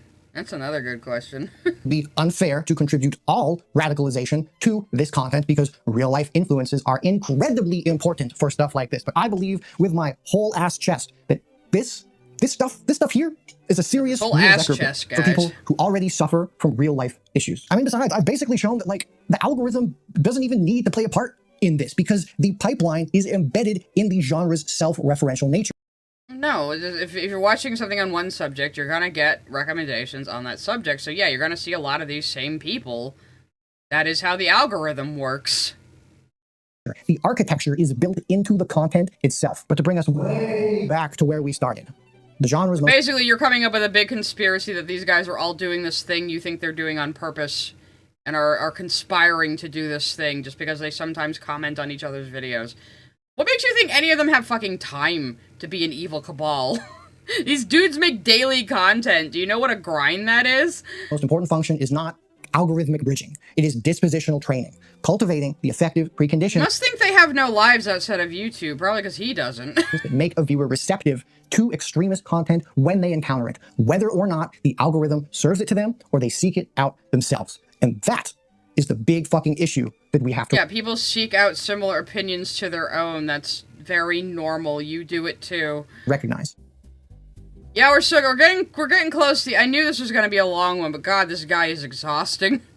Well, I might have gotten a bit spicy in this one too. I'm gonna get myself in trouble. Hey, that sure was a lot, wasn't it? I apologize for... Yeah, if you don't like what you're getting recommended, just hit don't recommend channel. It's really easy to do. I do it all the time. Because sometimes I'll be watching something on, like, you know, I watched a lot of stuff on Mixtape, and of course, watching shit on Mixtape, got a bunch of chuds recommended to me, and I clicked, don't recommend channel, easy as pie. For all of you who really didn't know who any of these people were before, but at the same time, I knew who some of them were, but you didn't explain enough about any of the other people to enlighten me on what they even do, so I didn't care what you were talking about, and I knew you were full of shit anyway, because I caught you out lying, like, 8 fucking times over the course of this fucking video. There's probably more that I didn't even notice. Well, because, again, I stand by the fact that even though a lot of the things that they talk about are realistically very stupid, it's still very important why they're stupid. And well, yeah, of course it's stupid because, again, the stuff Pegasus does especially is TMZ for nerds. We're listening to celebrity gossip about Twitch streamers because they're a bunch of terminally online internet people. Those are our celebrities. It's the same as somebody buying magazines to look at gossip about the Kardashians. That's what we're fucking doing. It really isn't that deep. And also... Oh yeah, Lavishy Lavender. Our Skeptic is still around. I've done one stream on him so far, and I was sitting there going, guys, I don't think he's as crazy as you're telling me. I don't know, he seems like he's debunking these things. And all of a sudden, I hit the absolute fucking crazy pants time, and it was amazing. I'm definitely going to be reacting to him more. Armored Skeptic has become spirit science. It's amazing to see. Pretty important how bigoted the stupidness actually is. With all of this, I'm hoping now that the Antioch shooter's journey, viewed through this odyssey of a frame... Yeah, you guys were so happy to be vindicated, because I was so skeptical thinking it was going to be a dud of a stream. And then I got to, by the way, there was a worldwide mud flood in the Victorian times, and I was like, oh, oh, okay. Oh, I'm seeing it now. Okay. ...work I have laid out makes more sense, not as some sudden conversion to the horrible brain space he ended up in, but as a gradual acclimation built from a foundation that we see in his list of influences. The Antioch shooter was very much a teenager in crisis, like so many others. He had acute... Well, no shit. Anybody who does this is in crisis. You're completely discounting mental illness again. Loss. He spent his days online seeking connection and stimulation, and he eventually found it in the broad ecosystem of internet content, and then very slowly... Yes, that's the fucking need part, idiot. You were talking about how people get radicalized and how need is the first step. A lot of these people are not very smart. They're not very talented, they don't have a lot going on for them, they want a group to belong to, and they get easily taken in by these groups. A lot of times they just parrot what everyone around them is saying without really thinking about it, you know? And don't think that left-leaning groups are immune to that, because they're fucking not! Any group can become radicalized, any group can become a cult. You have to be on the lookout for these things. Narrowed to spaces like Tom's channel. Spaces that felt apolitical, ideologically weightless, just entertainment. But they presented themselves as the way things obviously are. Because, of course, everybody with a platform has to be pushing an ideology, says the guy who is definitely pushing some kind of ideology. It's too muddied for me to even tell fucking what. But he is. Progressive people are cringe, emotional vulnerability is weakness, edginess is authenticity, women's... You are pretty fucking cringe, yeah. Claims of victimization are suspect, and anybody who tells you this kind of content that you like so much is leading you somewhere is a weak-minded NPC who fell for Twitter talk. The far-right figures who appeared in this content, like Sam Hyde, Nick Fuentes, were funny. I mean, are you on Twitter still? We should check your channel after this. Just hyperbolic, but also kind of on to something. And the progressive figures, as pathetic as they were not only very serious, but very dangerous. And you, the audience... Hasan is very dangerous. If you don't think Hasan Piker is dangerous to this country and dangerous to the Democratic Party, you don't think he didn't have a big part in Trump getting reelected? Him out there, I mean, Kamala Harris was already a very weak run for the Democratic Party, but he didn't help. Oh, you're so very smart. You're so independent. This pipeline thing that people keep talking about, it's a myth for weak-minded losers, and you are... No. People agree the pipeline exists, but you are trying to say the pipeline isn't a pipeline, it's a giant web of nodes. And so if somebody disagrees with that, you're going to say, well, you don't think the alt-right pipeline exists, because you're a little fucking weasel. Absolutely not one of those. And of course, when a number of different creators cover the same earth-shattering controversy and have all reached the same conclusions. We already agreed this is fucking slop. Yes, we're talking about basically the celebrities, it's celebrity gossip for the internet. This particular side of the internet. I mean, TikTok has its own completely different ecosystem. I mean, I said the internet's like my country, but it's more like the internet is its own planet, and there are several countries on that planet. Through independent analysis, it must be credible. It is just consensus. There is no way it's ideology. By the time the shooter had completely adopted white supremacism, he had been acclimated through so many gradations that the absurdity of a black teenager embracing Nazism... And just because he said he watches Turkey Tom, but you ignore that he also watched Idubbz and Hasan Piker?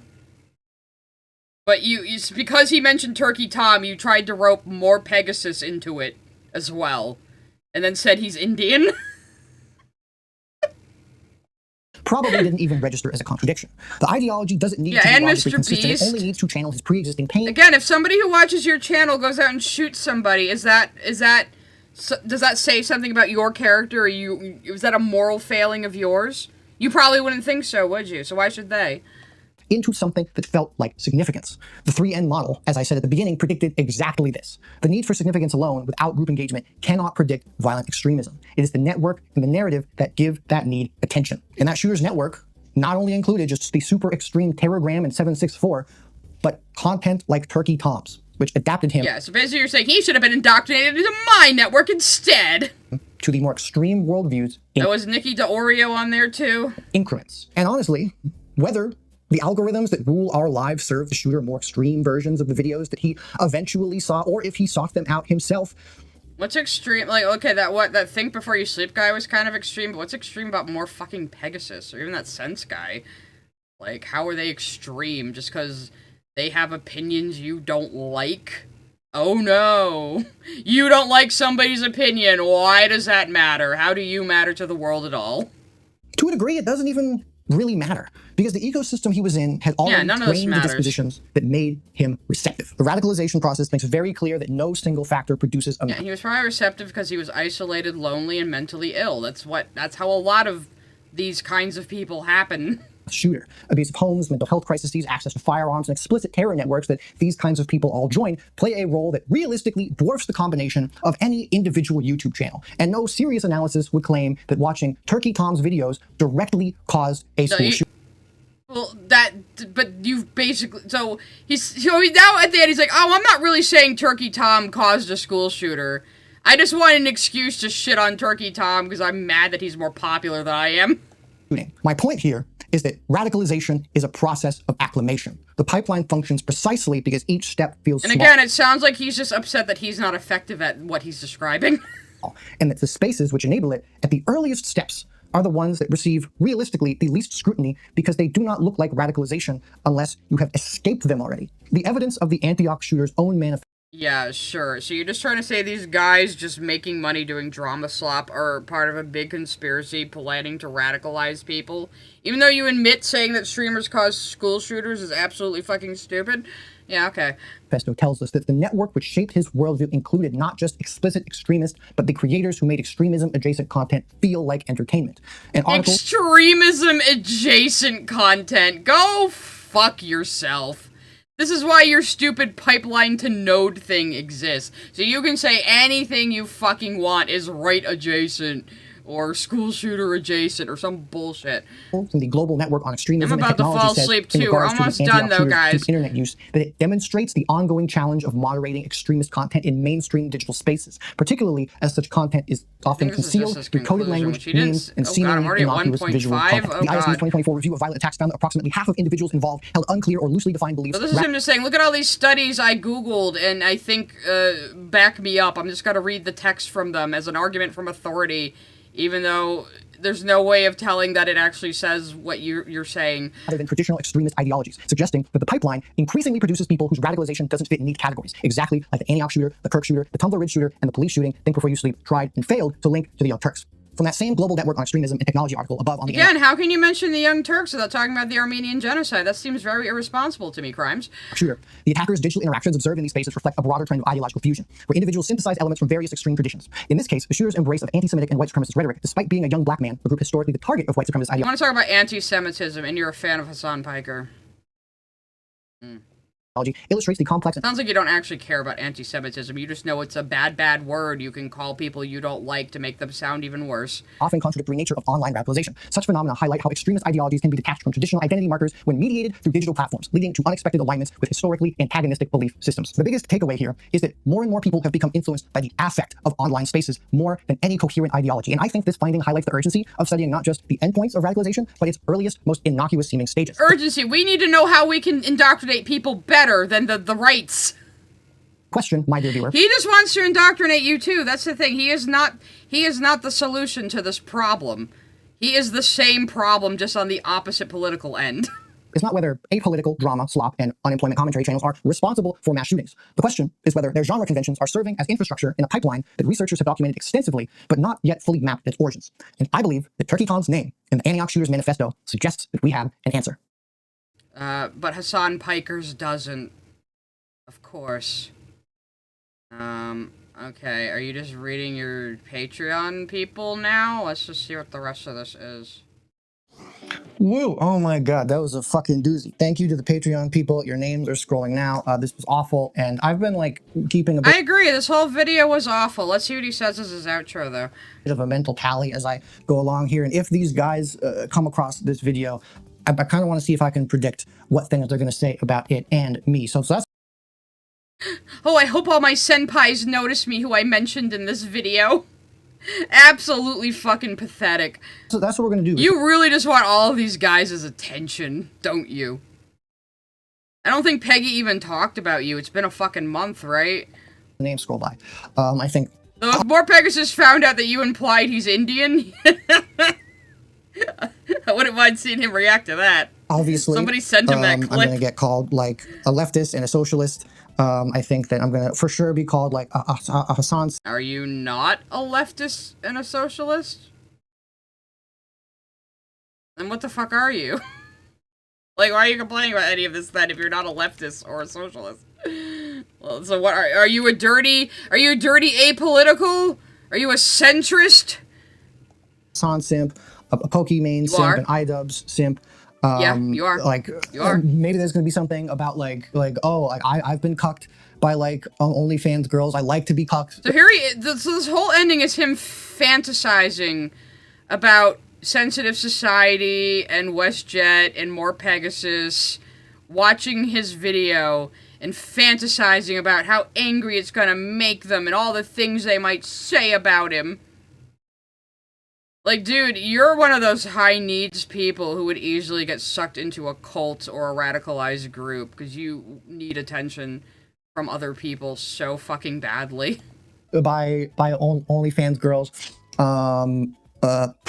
probably gonna make some comment about the way I dress all or these my people hair give or, him or money. my tattoos. Like people like to Well, I made fun of your tattoos because they're shitty. That. Let's see. They're for sure going to accuse me of saying that Charlie Kirk getting domed or rather throated was good.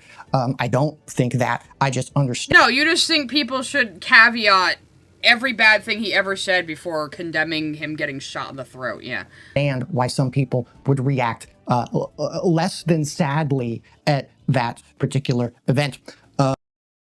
So you're just you were talking about empathy this whole time, and now you're kind of just saying it's okay for people to celebrate somebody getting assassinated by getting shot in the throat for saying words somebody else didn't like. Real empathetic, so compassion, much empathy, yeah. Let's see. They're for sure going to accuse me of like being a giant hypocrite just purely because of the nature of the video that I am making. Yeah, you are. You are a hypocrite, and you also lied in several places, and you're a disingenuous little fuckweasel, so yeah. Let's see. Oh, it would be sick if they called me some slurs. Yeah, throw tomatoes at his feet. Happen. I'm at least gonna get called the R slur. The fact that I dropped that I did that several times. Yes, correct. I'm binary. Could like I could even get called like an F slur in there. That would be pretty cool. So he's fantasizing about getting called a faggot. I can call you one if you want. I can say it. I'm a lesbian. You don't even strike me as one, though, to be honest. I think you're a LARPing straight guy who's probably a danger to women. Let's see. They're probably going to talk about, like, you know, how I'm obviously biased against right-wing people, you know, how I also think that Charlie is part of the right-wing pipeline, which, for the record, I do, as I have shown in the fucking video. You showed because he said Charlie Kirk getting shot is bad and didn't, like, bring up every bad thing Charlie Kirk has ever said. Yeah. You also think more Pegasus is Indian because he's brown. I think, let's see, they're probably gonna make like some hoity-toity video essay, like content thing. There might be like a and that didn't happen. None of that happened. He's sitting here after shitting on these guys for 2 hours. He's like, oh yeah, it would be so good if these guys all made hoity-toity video essays on me and they all called me a faggot. Yeah, that'd be good. I mean, like, seriously, is this your fetish? What's going on? Noah Samson comparison, since I know him and like Think Before You Sleep had a bit of a tussle because he called out Think Before You Sleep for doxing another creator and then lying about it, which, you know, a lot of these guys proceeded to defend Think Before You Sleep, even though it was just... That's cool that you're showing absolutely no evidence of that as you're rambling on. Straight up provable that he lied. Like, he admitted it. Yeah, this is probably going to be the last video that I make on weird guys in probably a while. Like, I've been writing this one for a hot minute, so, like, I wanted to get it out because it's obviously important. It needed many more drafts. You probably could have cut this down to, like, a half an hour. But I really want to like continue my trend of making more videos like. Oh God! When I was doing my perv voice, you think it sounds like Marge? No, I didn't mean to do that. One that I made, which I can't help that I'm female. As well as I had hoped, because it's not like drama bullshit. But I'm still extremely proud of it and very touched by the amount of comments that I got on the video regarding its like my attempted thoughtful presentation of content and the tribute at the end to a dear friend who had passed. Okay, I don't care. I am curious what else this guy has made. Is he on Twitter? Curious if he's on Twitter. Okay, I give him that. He's on Bluesy. He's on Bisky. I wonder if he has me blocked.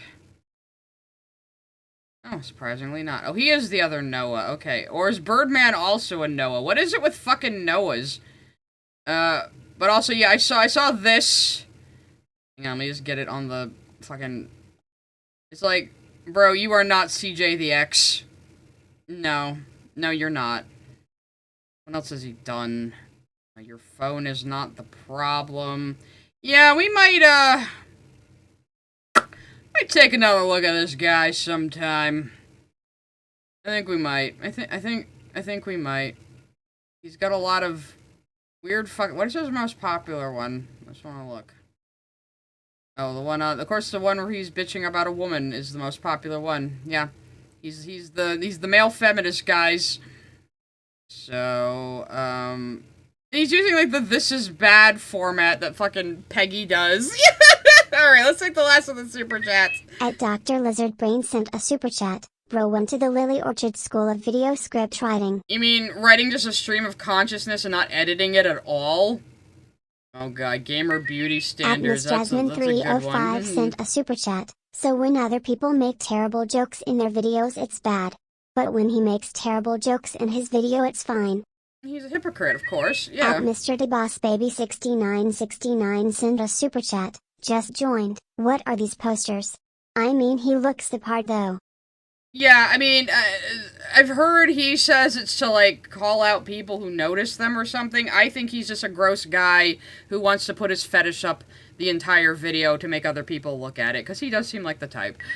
At Shock Jumping Walrus 6744 sent a super chat. Talk tax. Inconceivable. Oh, guys. Oh, no. Oh, no. Does Dragon Age Veilguard fake its bisexuality? And there's Dragon Age 2 right in the video preview. Oh no, we're definitely going to be looking at this guy again. Also, why is a Baldur's Gate 3 in the fucking thumbnail when you're talking about Dragon Age? He talked about Dragon Age, guys. He talked about fucking... I can't... You know, it's like a siren call to me. At the _ space frog sent a super chat. Talk tax break. Dobson ara ara.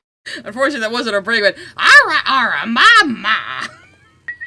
At Mr. DeBossBaby6969 sent a super chat. Alright, we need a ara ara, but she gets disgusted by the posters midway through.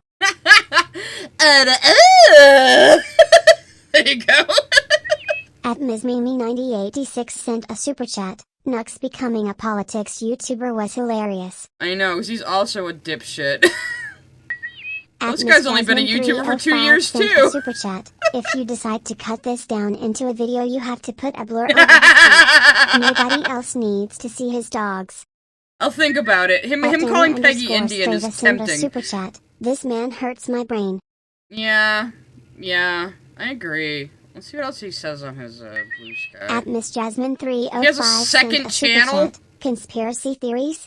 Close enough. Welcome back, Armored Skeptic. We will get back to the conspiracy boys. Like I said, we might need something lighter for next week, At the _ space frog sent a super chat. His take on PNAS articles is like 5G causes COVID.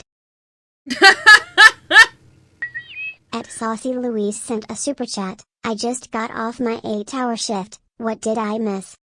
The whole thing, unfortunately, but... At the _ but also space not frog much. Sent a super chat. It's over. Party face emoji. This hurt more than the last 5 Lily vid. I know, I think the Lily Ghibli video was sent a super easier. Chat. It's not known to predict things people make fun of him for. When he does the things. Yeah, I know, like... just seeing what this guy tends to post. I'm just being nosy now. Ah! Anthony must have posted about me, guys. I am literally in a basement in my video, so Sai isn't wrong here. Yeah, that's why I said basement dweller, because he's in basement. It's funny. So, Anthony must have, I'll have to check that out later. I'm sure somebody's posted it. Oh, didn't Space Frog say he had a palate cleanser? That was like 20 hours ago. Oh! Alright. The fucking... Yeah, we'll play that. So, that's a good outro. Hang on a second. So, Space Frog just reminded me of this Ammon Animations video, and I fucking love Ammon Animations, so we're gonna watch this. I'm gonna traumatize you all with it. So, just for background, this is a YouTube animator who makes very Kojima video game-like surreal videos with real audio from commentators and politicians and stuff. It's so good. He did some really freaky ones on Asmongold I won't make you watch right now. I think his chat used to post a lot of frogs. Now watch, his head gets smaller over the course of the entire video. It's really funny.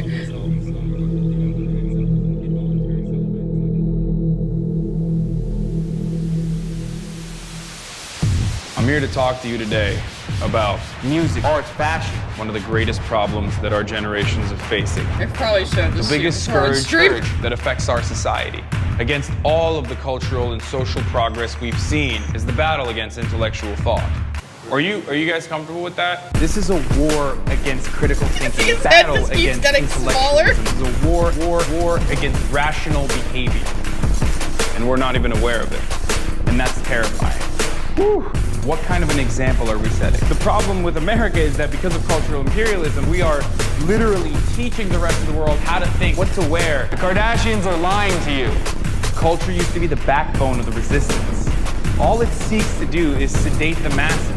Culture now seeks to appeal to our primal urges, our base needs. We're now in the age of mediocrity. You can bring about the positive change you want to see in this world, because the revolution will not be televised. Only you can bring about the revolution by taking it to the streets. Keep resisting. You fucking idiots. You absolute fucking morons. God damn it, I hate you so much when you do this shit, chat. I hate it so fucking much. You're like 12 years old. You fucking fuck! Fuck you! Bring it! Was it still like Deep Thoughts with the Deep? So, that's actually one of the more normal of his videos. But if you enjoyed that, you should watch Ammon Animations. He's awesome. He does a lot of shit like that, so. Alright, it's like fucking 11:30 at night. We started at 6 p.m. I knew this was gonna be a long one, but God. It's probably gonna be a normal art stream on Wednesday, and then we'll have something light on. I'll think of light topics for you guys to vote on for Friday. I'll probably throw spirit science in there anyway, just 'cause I always do. But yeah, so with that, thank you all for your super chats. Thank you all for your patience. Thank you for the gifted subs. You get hit by the gifted sub fairy today. You can go to Discord, go to connections, connect your Discord and your YouTube account. It'll dump you in the Discord server. Even if you don't remain a channel member, you can stay in the server. It doesn't kick people out. I don't do that. So there we go. I'll hopefully see you guys Wednesday. I will start gaming streams again sometime. Anyway, I'm getting the fuck out of here. Good night.